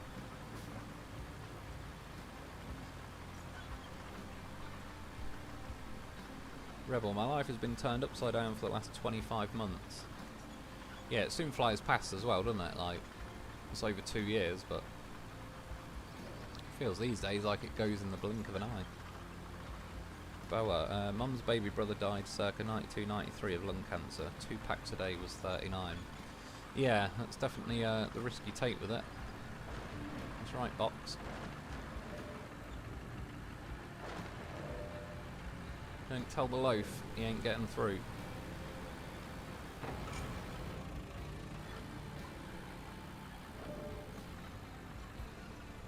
So it's a good example though, like I do think the you know how like that Don 72 or whatever could barely even, like, I was ramming into the gate and it barely moved to this, whereas the loaf just absolutely smashed it out of the way. I don't know where, oh, I'm gonna have to come and flip that anyway. They could do with a bit more, I don't know if it's weight, like the vehicles kind of act heavy enough and all the rest of it, but yeah, maybe it's more grip to have a bit more like whacking power, because that's what I found when I tipped over the mule. Like that Don 72 would probably have no chance of flipping this mule, just purely based on like it won't have enough grip.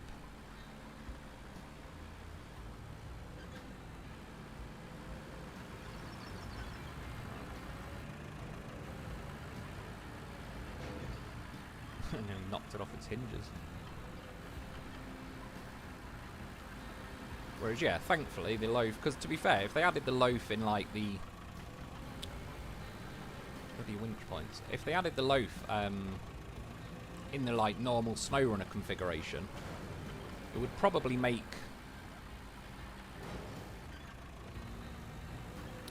this get like it probably wouldn't be as useful in this game. See, I'll just want those top winch points.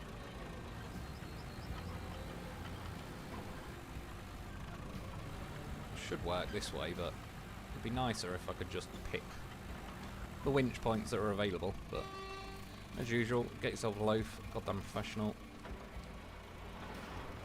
And again, that's what I like about him. Just as soon as something's going wrong, it's like, fuck it. Once you decide, just send in the loaf. It's problem solved. That's probably why. Well, I actually find, like, yeah, the loaf isn't that slow because it's got the torque. So it's not the fastest vehicle, but it stays at the speed it is once you're up to it, which doesn't take that long. But yeah, that's probably why they didn't make it. Be like a rapid loaf, otherwise there'd just be no reason to use anything else. Right, infrastructure routes. Where are we heading to? Port. This is going to be a bit of a crazy route.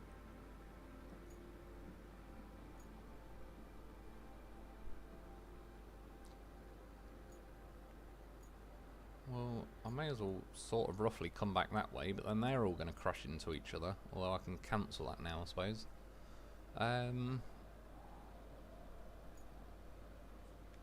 So I can essentially do this route in reverse. But then I'm going to have to get them up here, down there. Depends what vehicle they give me to work with. If it's a Voron or something, we might be alright. If it's one of them crappy Azov things or the van, it might get a bit awkward.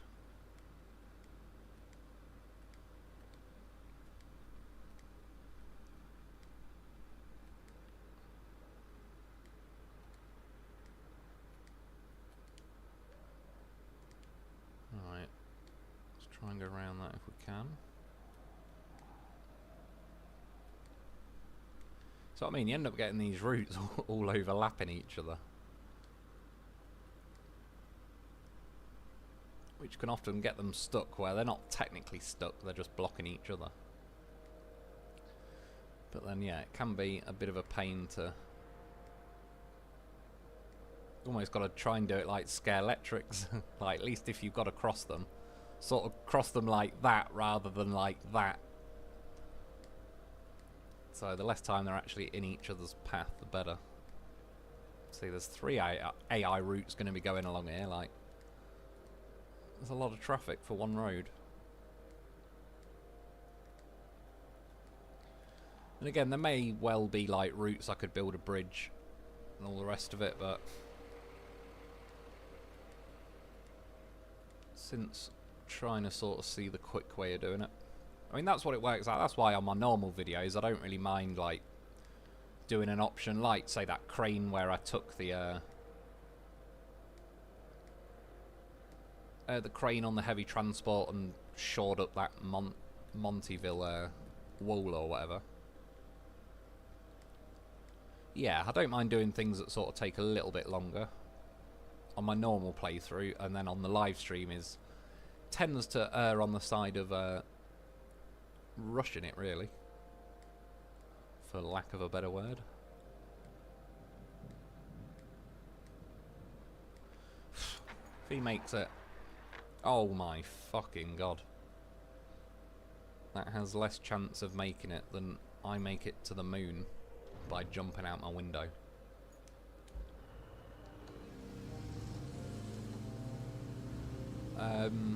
Well, I'm going to try and ram him. It's not going to, it's like, I knew even that first bit would be nigh on impossible for it. And if this is just a one-off route, I'm not saying it's the end of the world, but you know, if I have to patch up like hours and hours worth of road to make it, and then it's only a one-off AI route anyway, it's a lot of effort for one AI route.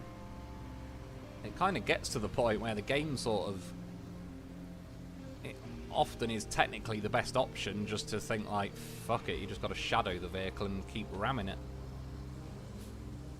See, this one's even more awkward because it's got a semi-trailer. I'm sort of ramming it and making it jackknife more than necessarily just go forward. But yeah, if I came like, even if you built a bridge, it's not really going to matter. I'll still have to get the supplies, but yeah, I'd have to like sand all this road. I don't mind doing it, but if this AI route, say, had 20-30 grand it'd pay out, it'd at least be in my benefit monetarily to take the time to build the route. But yeah, I believe this is only a one-off, so unfortunately this is going to be one of the quicker ways to do it. To be fair, it's mainly getting it out of this quarry that's going to be, once it's on the road parts, it should get most of the way to the port without any more help, but it'll probably need a bit at that port end as well, so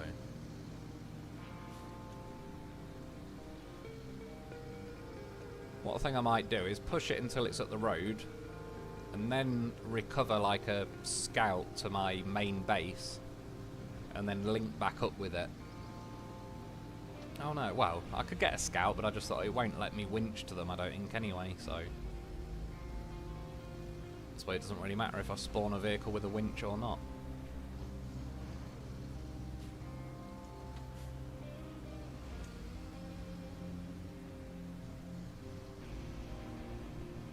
So yeah, like, I don't know, it's sort of, it is still in the spirit of the game if I built loads of roads and all the rest of it to make it easy for this vehicle, but yeah, it definitely doesn't line up too well if you're not going to get loads of money out of it, really. Rebel, one good thing since around 2001, haven't had a cigarette. Yeah, true, that's a good old while, that's what, 24 years. I still do smoke, but I don't smoke, I'm definitely not like a smoke like 20 a day or anything like that. I like smoking things when I'm like playing this and I'm on live stream. I've got some roll-ups and that, but yeah, I used to smoke like probably a good 20 a day,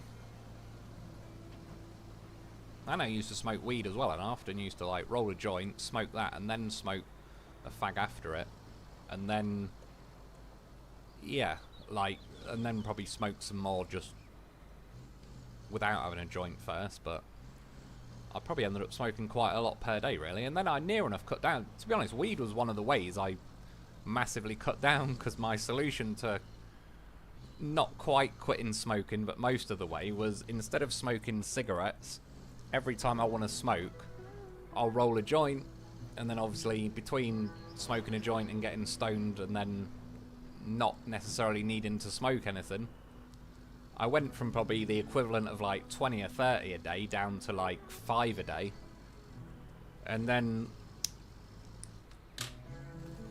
like, I was well, not mainly, but a large reason I was smoking it was to help with sleep. But then since then I've been getting sleeping tablets and that.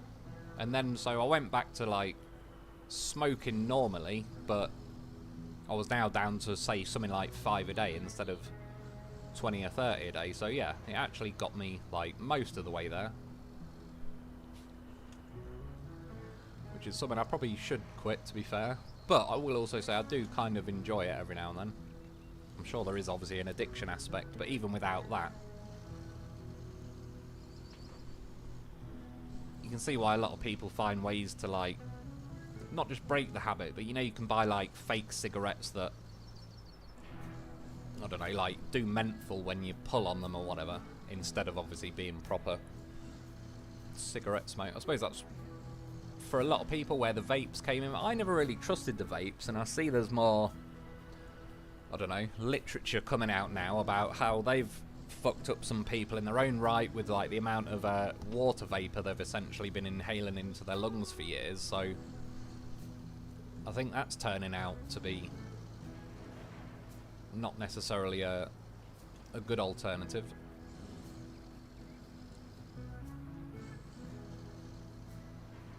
And yeah, I'm certainly not promoting weed, because that would be that would be foolish to do on a live stream. But it did help me reduce my smoke inhalation by probably a good 80%.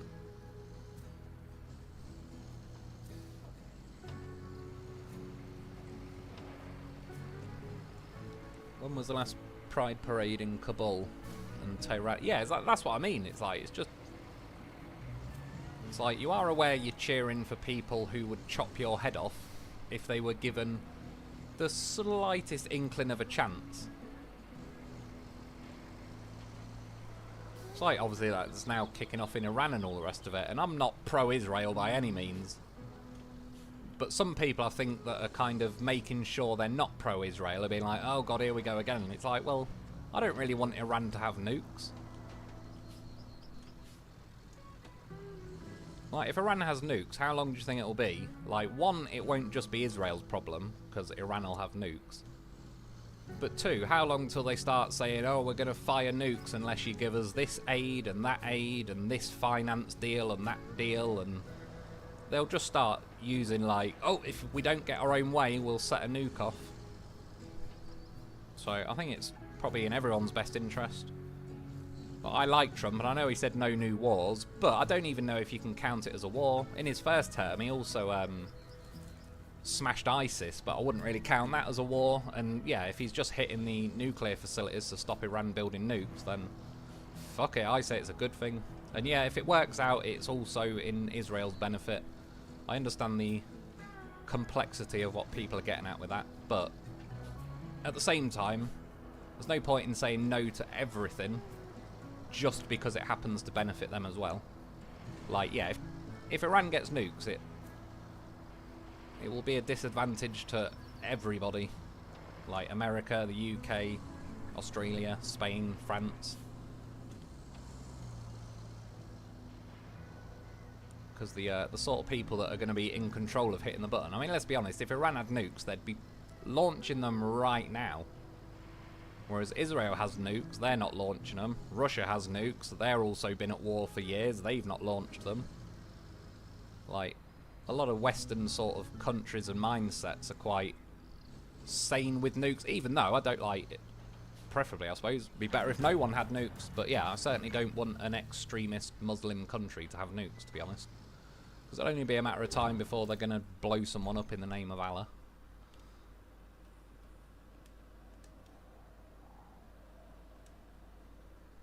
Right, I don't know what kind of crazy route this is going to be. Where, oh, fucking hell, what there? Well, I might have to do the same-ish job of just pushing it along.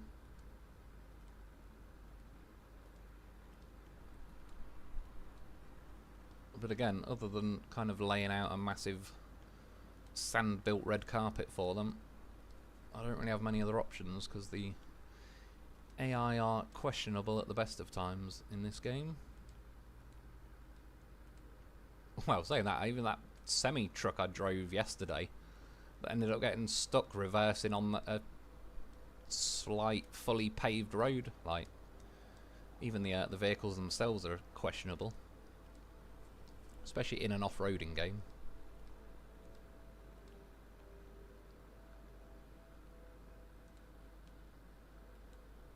Oh, we should be alright heading this way.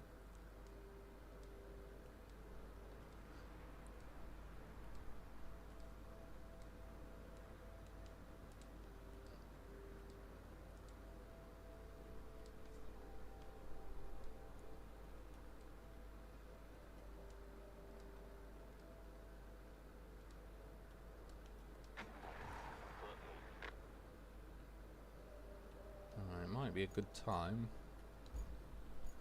What do we got? I was gonna say I could send a scout, but I get a bit. Let's risk it with this rusty version. Yeah, if it gets stuck on a hill, a scout might struggle to have the oomph to kind of push them up a hill. Oh god, we've got multiple vehicles on this one. Boa, do you like the tracked loaf more than the SnowRunner version? Yes and no. I'm glad the loafing snow runner is as it is, but I honestly think in this game, the way it plays out and road building and blah blah blah, I actually think it works out better that it's like a tracked twin unit in this game. So again, if you get like the first bit stuck, it's most of the time got the second half of the loaf also has its own tracks and can still be offering like a good bit of effort pushing, plus it's got the articulation, so it sort of helps you wiggle around really. Yeah, so I actually think it sort of works in both of their favour. I think if like having the tracked version of the loaf in SnowRunner would probably be unnecessary, and it just it would remove certain advantages I like with the loaf in SnowRunner, like being able to just throw it in the back of a truck. It's got a great turning circle because it's just like a little loaf.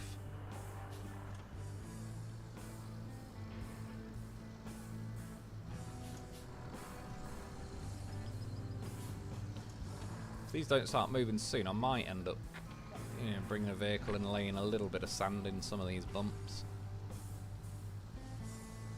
I was hoping to avoid it, but could come round this way, but they're only going to take fucking 20 years to get there anyway. Let's get the bowhead.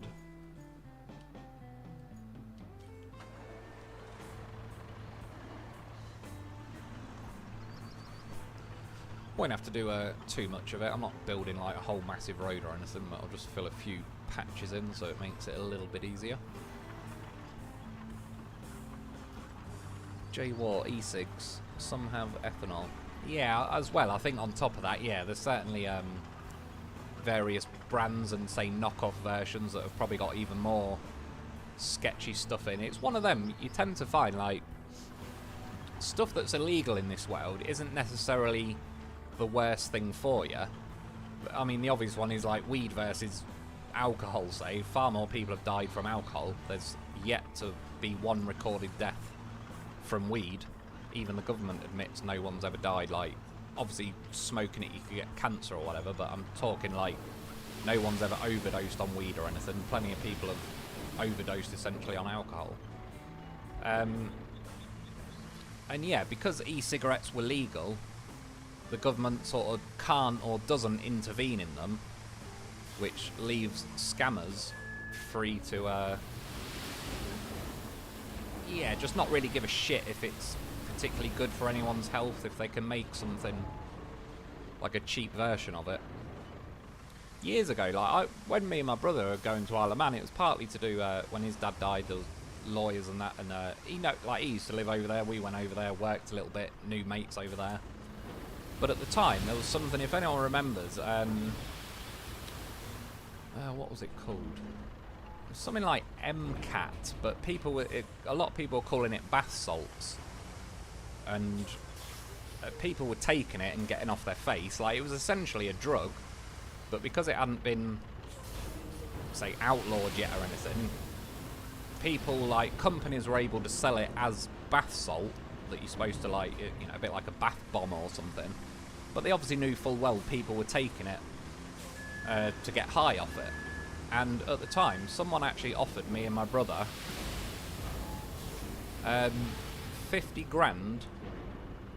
25 grand per kilogram if we took some over to the Isle of Man. And at the time, it was legal.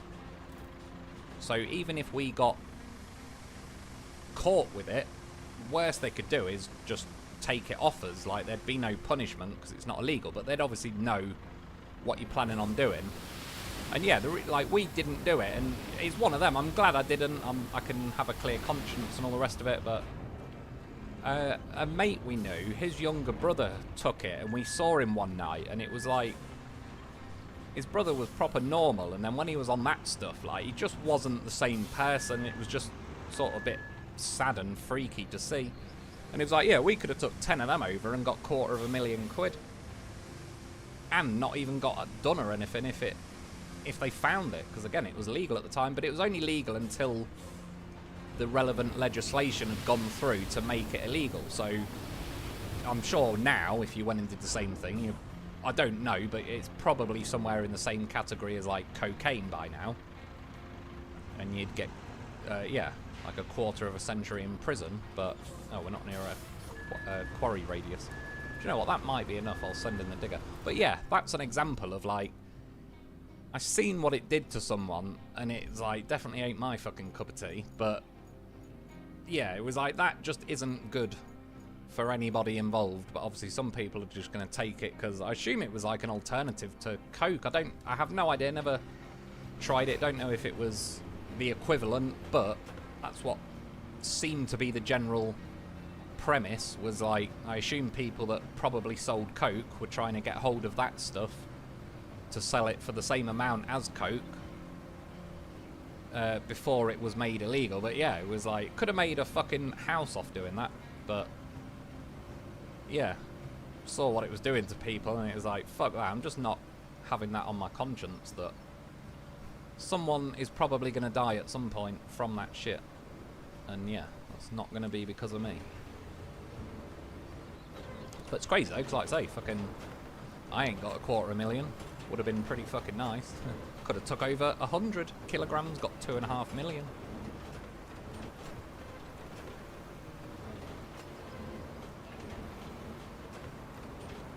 And it wasn't even like, I wasn't hanging around with those sort of people. They knew we were from England, and you could buy it in England by the bucket. Like, I don't know, it would have cost, not even, but say 50 quid for a 10 kilogram bucket. 50 quid to $250,000. That's how much I could have times my money by in a few hours. But yeah, it's sort of going back to like with the e-cigarettes. It's just because it's legal doesn't necessarily mean it's better for you. It's just either no one's given enough of a shit to make it illegal or whatever. In some cases, I mean, with the government, like, they can make, I'm not saying they should ban alcohol, but they know they can monopolise and make money off alcohol. Whereas I think stuff like weed, if they legalised it, everyone could just grow their own, and then the government wouldn't make any money from it. Whereas at the minute, when it's illegal, like, if they bust people that sell it, they can then seize that money and call it the Proceeds of Crime Act. So the government are essentially making lots of money today. You know, America's the same, from certain illegal drugs, but obviously they just make them illegal. The price of them skyrocket, and then they just bust some people that have already sold that stuff, and then they get the money for it. So it sort of works out like they don't have to make it legal to make money from it. But in some cases, like alcohol, I know you can make your own alcohol, but generally speaking, most people aren't going to make their own moonshine. They're just going to go to the shops and buy some Budweiser or whatever, Foster's and so on. So yeah, it's something they can actually make a bit of money off.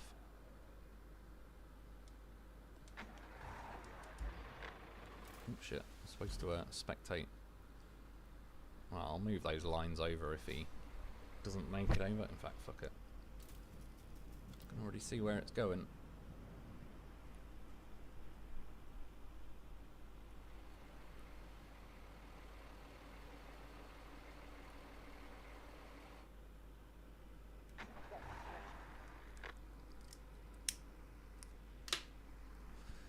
Rebel. Minbro Freen Andemore. So my brother from another mother. I'm definitely pretty terrible with reading, like, I think any foreign language. I could probably just about hack bonjour. I'd probably be able to read that. But yeah, man, I appreciate it. Burrow Mega, wacky tobacco legal in Kanukistan, not the whole of USA. Seems to be getting more places though, doesn't it? Which a lot of people say this is a conspiracy and all the rest of it, but was it Eisenhower? It was, I think it might have been him. It was his brother or something, or his wife's brother, some close relation anyway, owned the largest paper producing forest in America. So he was making a shitload of money from producing paper. And when hemp came along, because that's a renewable sort of, far more renewable than trees, like a quicker pace and all the rest of it, that basically undercut his business. And then lo and behold, I believe it was Eisenhower, suddenly got a hard-on for banning weed everywhere. And really, in like the last 5,000 years, weed has only been illegal for like the last 60 odd years. It used to be legal in America. It was legal going back to the Egyptians. They used to smoke it. And in England, it used to be, in like the 1600s and that, if you had over 60 acres of land, you had to grow hemp or cannabis on the acre, like, whatever's over 60 acres. Because they were using it for, like, making ropes and all sorts of stuff. Yeah, so it was illegal not to grow it. And again, if you go back, like, the last 5,000 years, it's only been made illegal. It was when, I believe it was Eisenhower.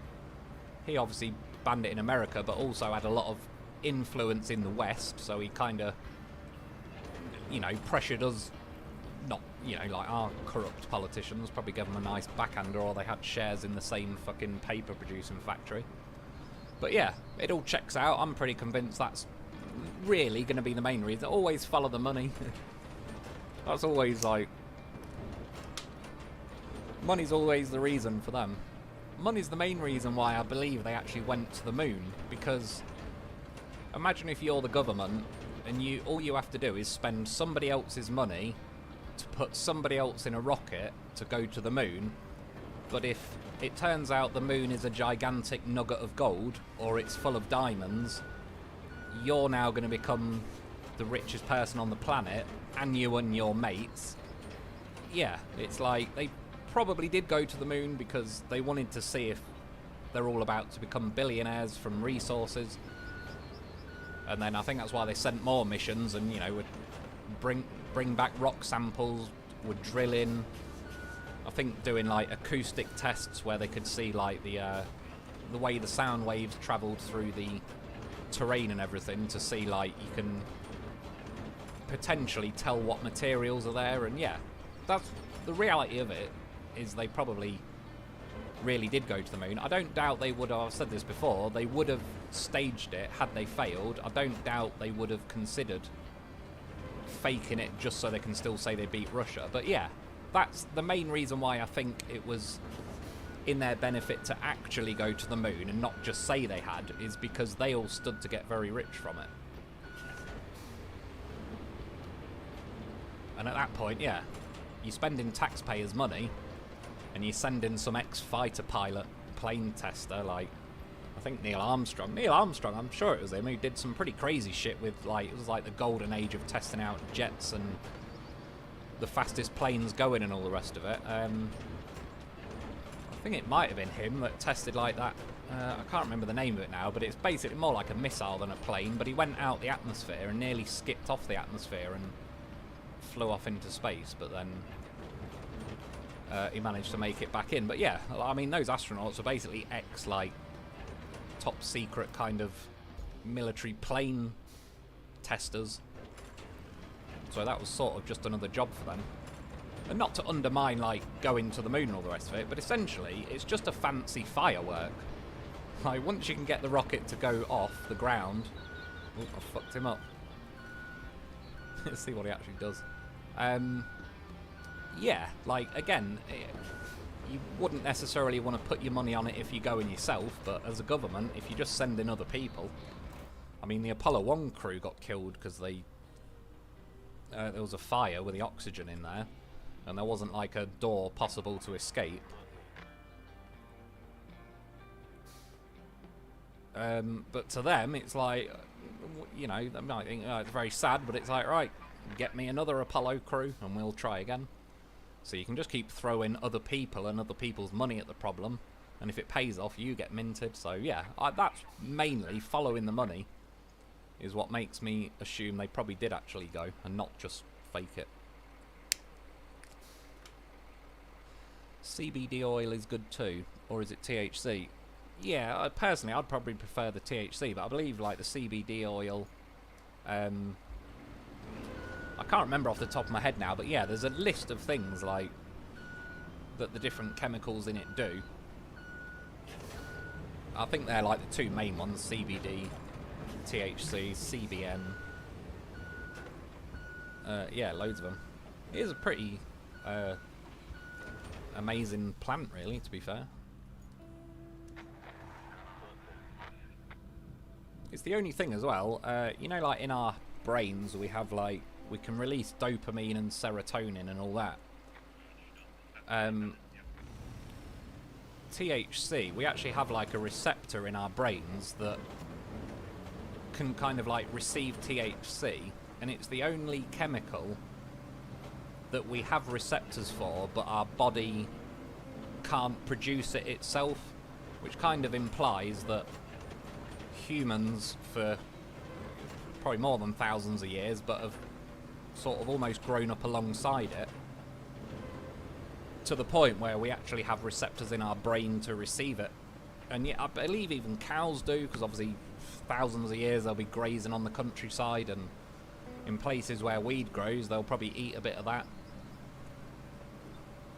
All sorts of shit. Like, there's a theory, which I think is not a bad one, that you think like before humans you had like Neanderthals and so on. Some people speculate that part of what got them to evolve into humans was like eating magic mushrooms, and that kind of blows their mind, so to speak, but gets them thinking deeper than just like, I don't know, like must eat food. They start contemplating life. Can we get out of this? It's not looking good. We might be able to. No. Oh yeah. Alright, they got stuck again. I'll get in there. He's eating into the time though. Do you know what? Let's just, oh, for fuck's sake, stop scrolling over back to the beginning. Cancel route. Let's just move this further over, because we're clearly going to get stuck every 2 seconds. Let's try that.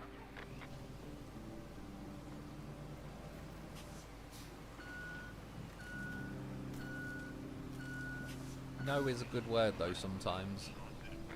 Is that like with say a bit of self-control and all that?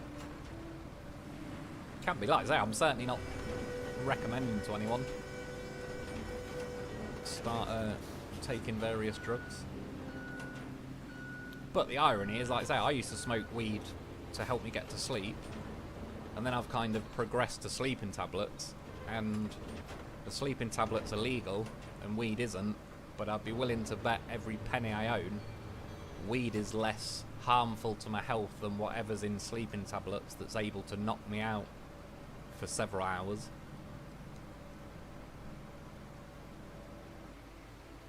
Iran is weeks away from nukes. Bibby since 92. You think in 30 years if they wanted it, they would have them? I'll fully agree. I do think that excuse has been used, but then I also think they probably are, like, there's certainly an intention to make nukes. Even like North Korea have got them now. Like, you know, they got discovered 80 odd years ago. Like, technology's moved on now to where sooner or later they're gonna have them, or the possibility of having them. And yeah, personally, I was like, fuck it, hit their nuke. I don't, like, why would I defend Iran? If I went to Iran now, they'd chop my head off. Like, why should I give a shit that their nuclear facilities just got bombed? So, like I say, I'm not pro either way. Just to me, it's like, why should I give a fuck? Like, strictly speaking, it's probably not a bad idea. I mean, put it this way, they've got nuclear facilities. If they're not making nukes, then they're not missing out on much. Or if they're just fake nuke sites, like if America and Israel are bombing them, they've not got anything to lose if they haven't got nukes, have they? So it's only one of them, really, where it's like, if they do have them, though, they've probably just been set back quite a lot from successfully producing them. But yeah, like, strictly speaking, I mean, it would have been made more sense, really, to deal with it sooner. But things like North Korea, they've got them. And obviously it's a bit late now to stop such a thing, in fairness. Although Kim does sometimes run his mouth a bit, he has yet to try and blow everybody up just because he has them. But yeah, I wouldn't give it long if Iran had them, they'd be threatening to use them every 2 minutes. And then it won't be too long until some nutcase actually uses them. I'd put money on it. That's one of those things where a lot of people with the best of intentions do a lot of things, and it ends up not going too well, and then some of us get to sit there afterwards and go, told you so. But I think when it comes to nukes, it's a bit of a risky game to be like, oh, I'll just wait until we get to say, told you so. It's kind of like, nah, I think it's probably a better idea to just make sure, even if it ends up being sketchy, it's like, yeah, I don't really care, to be honest. Yeah, Iran's never done anything for me. Like I say, they'd probably kill me if they had half a chance, so fuck them. Rebel, THC, been over 25 months. Is that what you're using to help? It definitely has its benefits. Like, as a pain reliever, I wouldn't say it's like an extreme pain reliever versus like cocodamol and that sort of stuff. But yeah, it certainly, I think it does.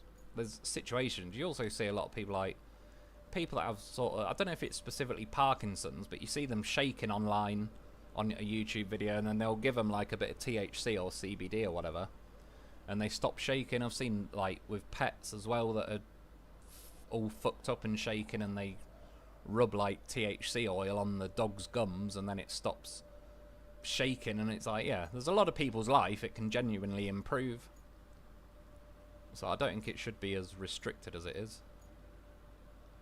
Well, in theory, that is the map done. The only thing, if I was to grab 5 logs, I have to do it from here. Fuck it, let's do it. What time is it? Yeah, it's coming up. I can...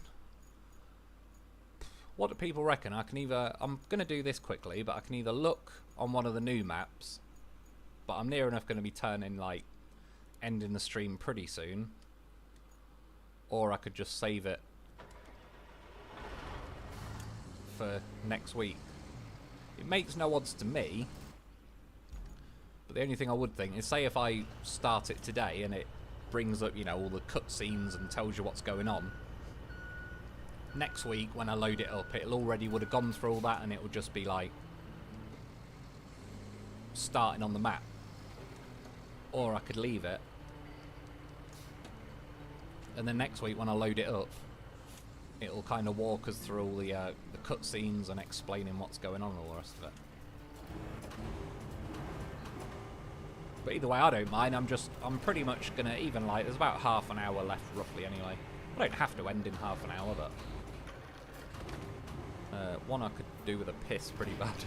But 2, it's just roasting hot here, and I am sat next to a computer cooking, and I've shut my windows because I don't want anyone standing outside listening to me. So yeah, it's pretty toasty in here at the minute, I'm not going to lie.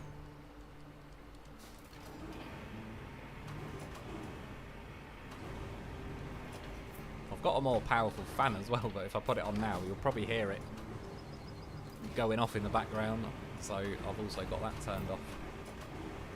So yeah, I don't mind. Again, I'll go for a little bit longer or whatever, but probably not going to be like another 2 hours.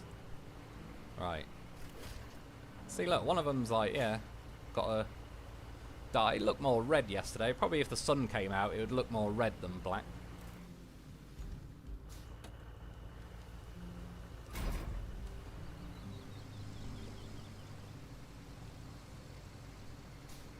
J-War, no nukes is good nukes. Yeah, exactly. I'm kind of generally in favour of nobody getting any more nukes, like including Western countries, so it's not like I'm just anti them, but if, I don't know, Iceland started saying they want to build nukes, I will say in Iceland's defence, they've got a pretty good history of not being erratic, violent, crazy lunatics, but yeah, if it was up to me, it'd be like, if Iceland asked me, oh, shall we build nukes or not, I would probably say, well, no. Probably best to just leave that one, like, yeah. I mean, at the end of the day, it is nukes. Like, we're not talking Iran is getting grenades.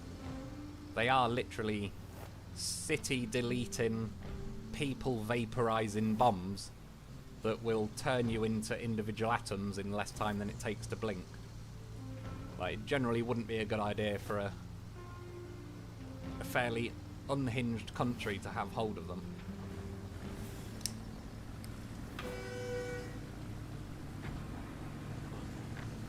Rebel, getting sleepy again, might lay down after stream for a couple of hours. Sounds like a good plan. See, it never did me, like...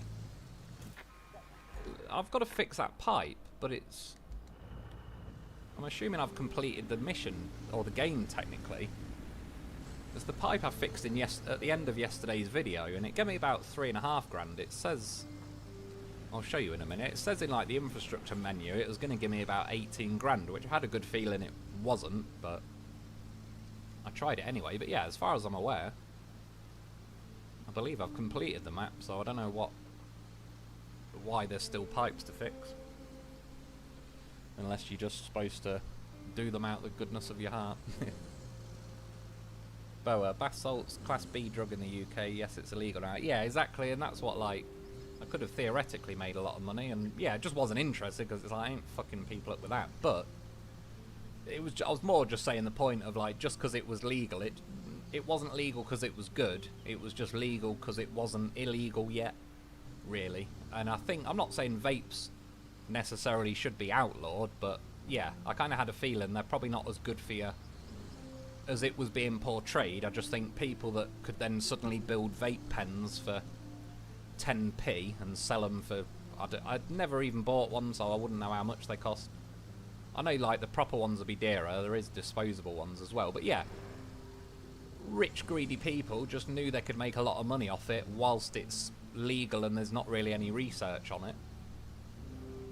And to them, it's like, fuck it, let's just make money while the going's good. And then in a few years, when they look into it and it turns out it's causing its own array of health issues, and then it will get made, whether it's illegal or... I think they're restricting in the UK. Have they just banned... possibly the disposable ones? Again, I don't think I've ever used one.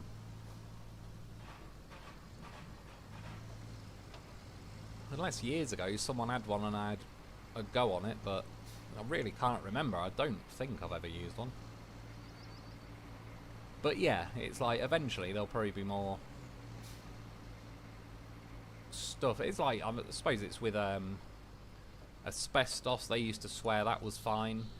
Johnson & Johnson have had asbestos in talcum powder since like the 70s, and they were denying that they had it in, and that's now kind of been proven that it does have it in. Shit, sorry, I believe I might have slightly gone the wrong way. I was supposed to go that way. Yeah, I don't know. In all the big owners of the big cigarette companies, like, so suppliers of nicotine, shall we say, they all swore in Congress, in front of Congress, under oath, that nicotine wasn't addictive, when they knew damn well it was. And the only reason they didn't get done for perjury is because they worded it something like, to the best of our knowledge, or we believe it's not addictive. So they didn't actually, like, they obviously, again, lawyers would have ran them through it and all the rest of it. But yeah, they didn't give a shit either. Johnson & Johnson didn't give a shit that babies are getting laced with asbestos because it was in the talcum powder. They just wanted to carry on making money. Same people making some of the COVID jabs that now, it's recently come out in the UK, they've finally admitted that getting the jabs will cause various health issues, like the chances of having heart-related issues and all that will significantly increase. And it's like, yeah, that's what you called me, a tinfoil hat-wearing conspiracy theorist, when I said it. But now it's official. Right, I don't have a whole lot of hope for this bridge. Plus, you can see how it's basically just completely blocked this road off. Right, infrastructure. If I go over to... yeah, replace pipes, look. Oh, it's... sorry, 18,000 XP and 3,000 money. You know what? I could well be wrong. I'm fine with that. But I swear it was the other way round. Because I even, like, triple looked at it and was thinking, like, really? That's a lot of money. But I could be right. Either way, like, yeah. But where's the missions? Like, I've got none left. So, yeah. And look, I've completed it. That green bar's all the way to the top. So for some reason, there's just... maybe it's the same with, like, that bridge. You just... the railway bridge, you never really get to fix it. Right, well let's try the stupid AI, see how far it gets. This one. Oh, at this point, I'll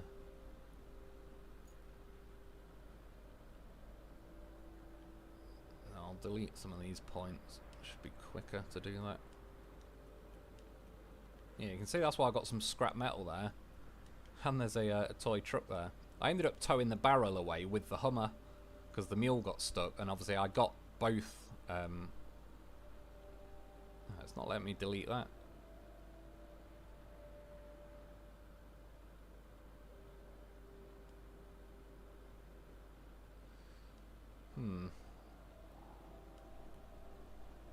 Well, hopefully it still follows the bridge. I don't know, try and go through them trees. Yeah, I haven't got the best of hope, but I'm just curious to see what happens because a lot of people said they drew the AI route this way and built a bridge. But yeah, I just don't think that looks good as a bridge, just slapped like blocking these roads and all the rest of it. It's not the end of the world, but it's a little bit untidy. I could build a longer bridge that like starts there and goes over, but then that's more material and all the rest of it. Nighty night then, Rebel. Rebel, can't have THC since I take my cancer medicine. Oh, does it like conflict with it?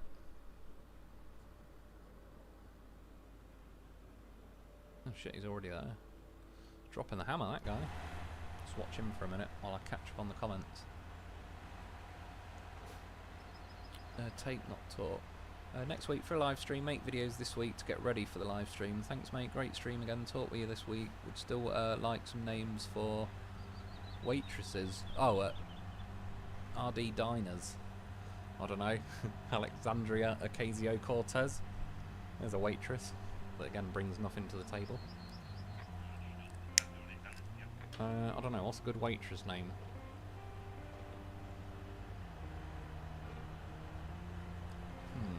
Wendy. Sounds like a waitress. Come on, you little bastard. You can do it. Need that guy out Adam Sandler films that just shouts, "You can do it." Need him encouraging them. I mean, fair's fair. I did build a pretty wide bridge for him. Can't knock me for that. Rebel, Claudia. Oh shit, what's he doing? What is he doing? See what I mean? Like, they're just fucking idiots, even when you waste time building shit for them. Like, how does he drive on the first bit, but get stuck on the second bit of the exact same repeating wooden planks?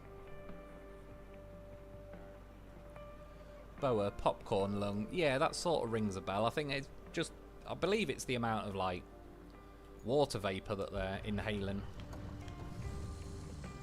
And yeah, I'm not saying smoking is the the good alternative to vaping. I just don't think vaping is the miracle alternative to smoking that it was kind of sold as. Oh shit, he's gonna have to start again. Well, fuck him. I'm not gonna sit here all night watching him start from the beginning every time. Oh, Rebel. Oh, you mean yeah, Carol Vorderman, Claudia Winkleman. They're both pretty hot, I'm not going to lie. Wouldn't say no to either. See if that tit gets stuck there again.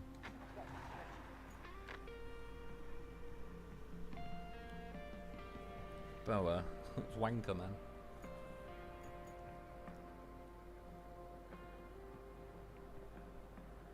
Oh yeah, that's that route. I'm sorry, I was wondering why it was flashing up circles for a route, because I was clicked on it. Start that again.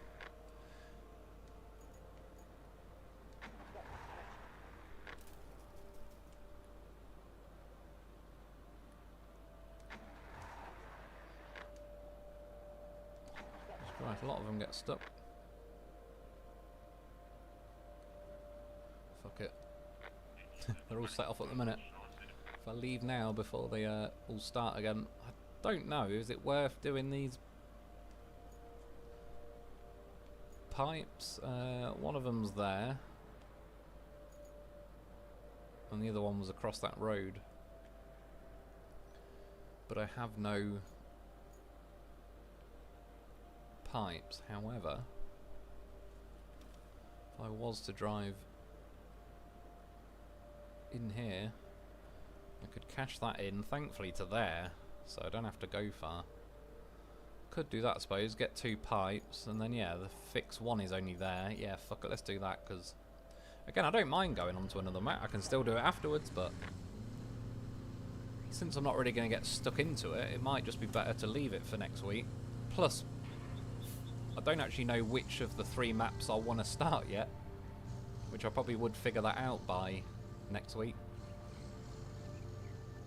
And then, yeah, just more, at least we'll see all the cutscenes, like, the same week, is what I'm thinking. Yeah, that vehicle's got stuck on the castle route again, so maybe I could have built a longer bridge that's a little bit shallower, but he basically seemed to get stuck at the top of the bridge. And it's a pretty steep hill at that point, so I don't even know if making it a more shallow angle by using, say, twice as many logs would really make too much difference anyway. It's just the van's shit. And that route to the castle is a bit of a beast. Again, earlier, like, my mule couldn't even drive up the hill. That's how difficult that route is, really. Hence why I sent mine, like, the long way. If you pin it down with a crane, normally stays on there a bit better. Just got to balance it until I get around this corner. Right. Missed that, and it'll go over that wall. Tell I've done this before.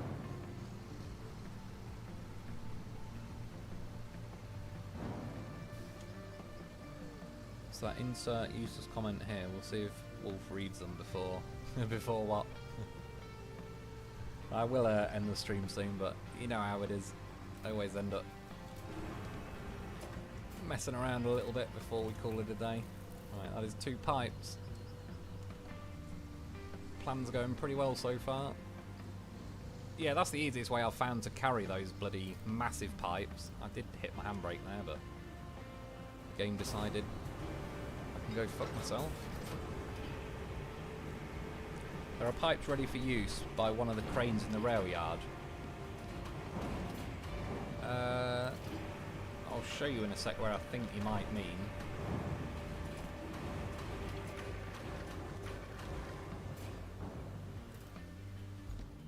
Unless there's some others I don't know about, there's those, but they won't let you cache them in. Although actually, to be fair, I tried to put them in my storage. I don't know if it'd let me use them to fix that, but strictly speaking, I don't really want to drive all the way there and find out it isn't, unless there is other pipes.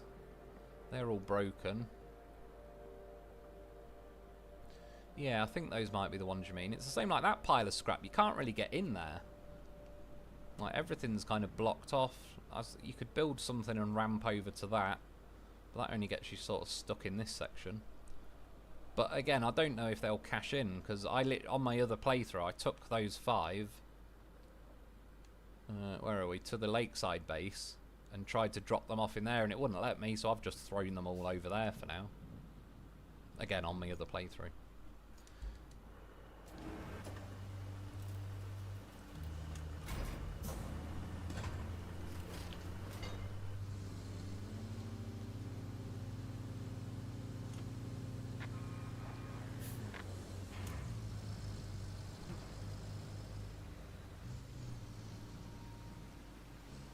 But he finds out it doesn't say anything. Oh shit.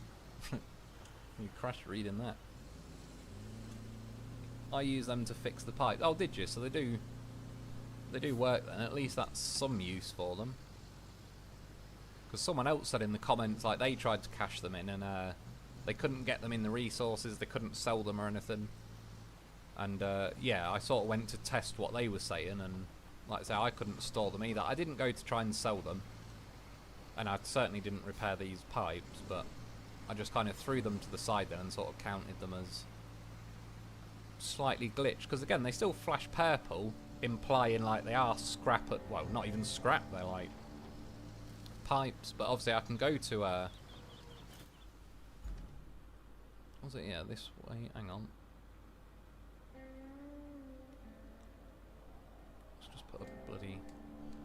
Way marker there. I am at the right section. I was about to go round to the next one.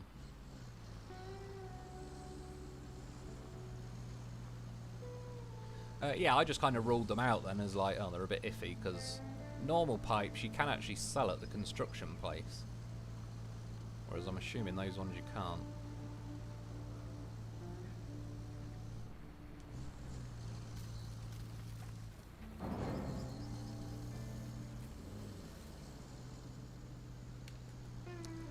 Oh, I had a all-wheel drive off. Probably didn't help, even though it's still going to be pretty slow regardless. At least you can kill trees though. It does cheer me up.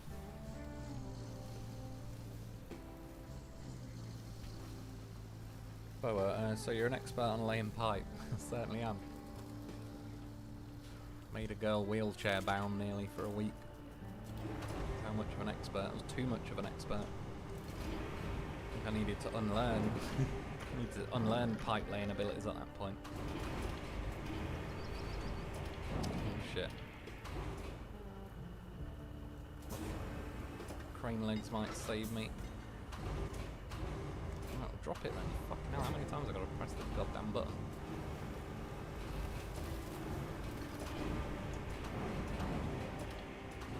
Should have just let go when it went green the first time.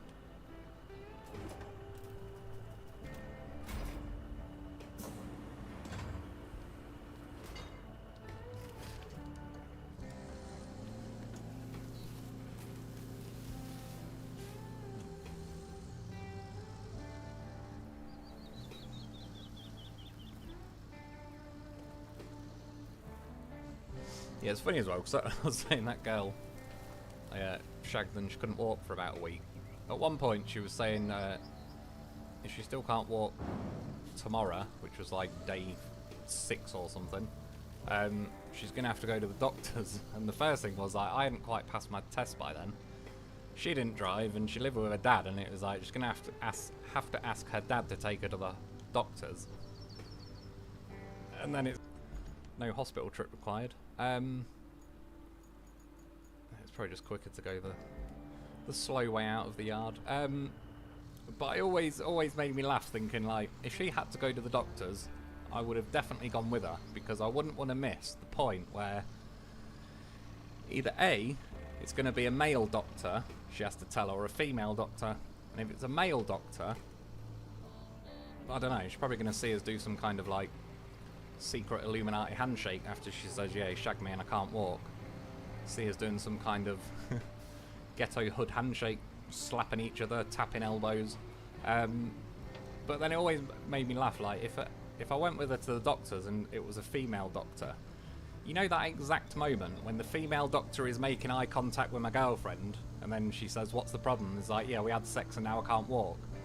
That second that the doctor's head doesn't move, but her eyes just look over to me. Like, yeah, that would have been a funny doctor's trip, to be honest. Be like, try and act natural. But yeah, never had to happen. But yeah, it was like, for a start, I'm gonna have to somehow get her in the car of her dad, and he's gonna be like, "Where are we going, doctors? Why can't you walk?" Yeah, that's about the time where my head would be bouncing off the bonnet of the car, probably.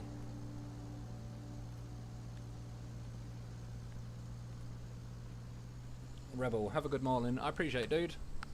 Cheers for popping in, and yeah, enjoy carrying on doing your videos.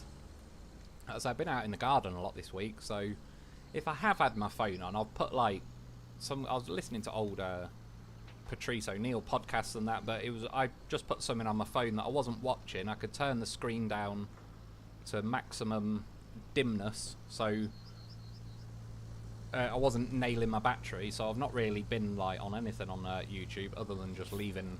Okay, like the battery still went flat pretty quick, and then I had no phone. But yeah, that's mainly why I've not really sort of properly watching any videos or anything.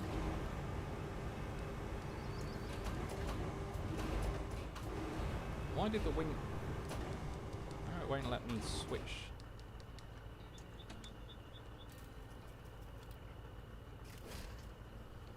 Greedy fucking cream. Why is it not letting me grab that? Oh, now... What? Whatever, that's a bit of a weird glitch or something. Now it's in there pretty damn good. Normally it pops out a bit easier than that. So, God damn.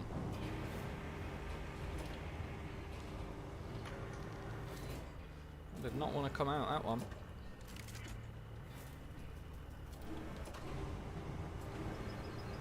Bella, is The Spy Who Shagged Me still the best Austin Powers movie? What's the other one?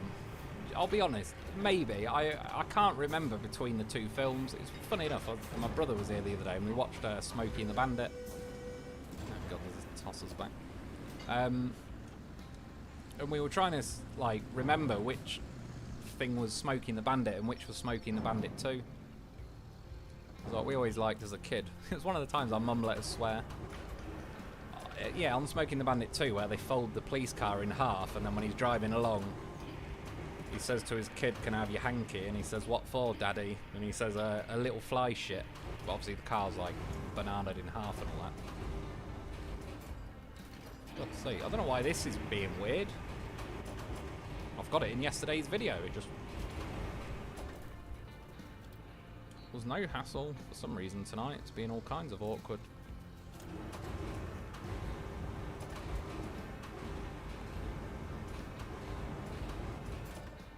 Finally. Right, I think we are officially as done as this map could be. Victory Horn. Well, I know they're going to say need maintenance. Fuck them. Re-click them. Yeah, that's everything. All the routes. No road, no electricity left, no broken pipes, no objectives. Job's a good one. In the bag. Right. Do you know what? Where's my goddamn horse? He gets Victory Horn as well. That's weird. It's blocking my down on the D-pad then for the first second or two. Don't know what the deal is with that either. I know my other spare remote has actually got down on the D-pad is broken, so could be going the same way. Do you get XP for using concrete and tarmac versus sand and wood? I don't know, but I don't believe so. I think you just like if you complete the mission you get XP. I don't think it makes it more or less whether you say you build a concrete bridge, wooden bridge, or sand and pave it and all sorts. Rebel, talk to you later, mate. Have a good week. Hopefully I will. Yeah, cheers, dude. Again, enjoy your, what are you on? Sort of more of the evening, aren't you? Have a good nap. Yeah, all money. So, right, I have unlocked these, but again, I'm going to call it a day now. I may as well save it from... I can click on them. We'll read them. I suppose I can actually see now. So this one was what? Sand swept. After an especially violent sandstorm swept through the region, the solar power plants surrounding it were rendered entirely inoperable, threatening the region's power grid. You've been you've been tasked with repairing the facilities and restoring the remaining solar plants to working condition. Sojourn. As a result of mistakes made during gas extraction, trying to have a fart, a large section of natural gas caverns below the region have explosively collapsed, resulting in the formation of massive sinkholes across the land. You have to assess the risk of repeat gas detonations by scouting the collapsed part of the region. Sounds pretty interesting. What was that one? Sojourn, and then Deluge, which I'm assuming is going to be flooded as fuck.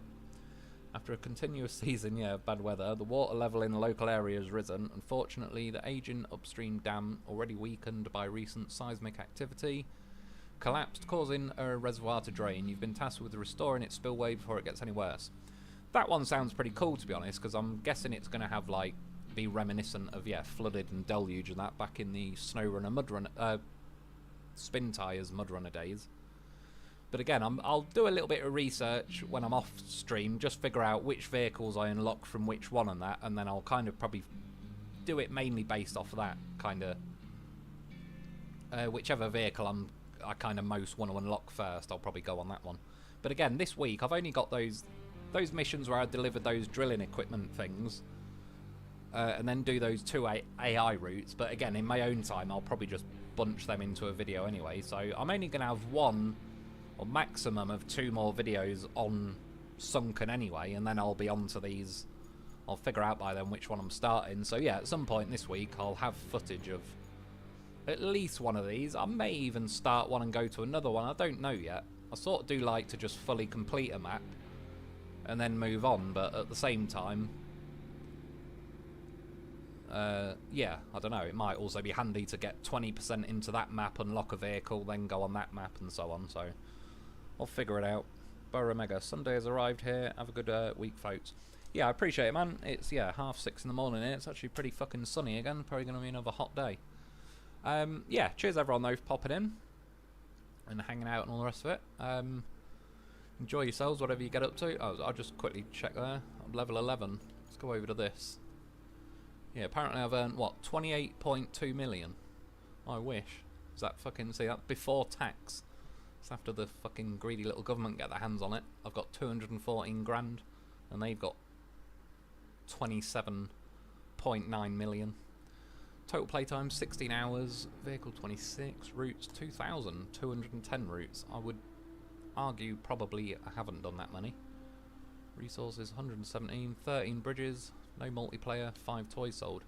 Sounds pretty good, yeah. So I'll carry on obviously next week with the new maps, and the rest of this week on my normal playthrough with my maps. Rebel, so you're 4 hours and 45 minutes ahead of me. How come it's like a bit off kilter and it's 4 hours and 45, not 5 hours? So yeah, a bit random. I'll have to look into that one. I'm not, I believe you. I'm just saying, like, I've never heard of one that's off. Oh, I think there's somewhere else actually that's like half an hour out of whack. Boa 6 GMT here. Yeah, it's 6:34 British time here. Best time in the world. Right, I'm gonna hit stop because I'm about to piss myself as well. Yeah, cheers everyone though for popping in. Enjoy your weeks, whatever you get up to, and I'll be back soon.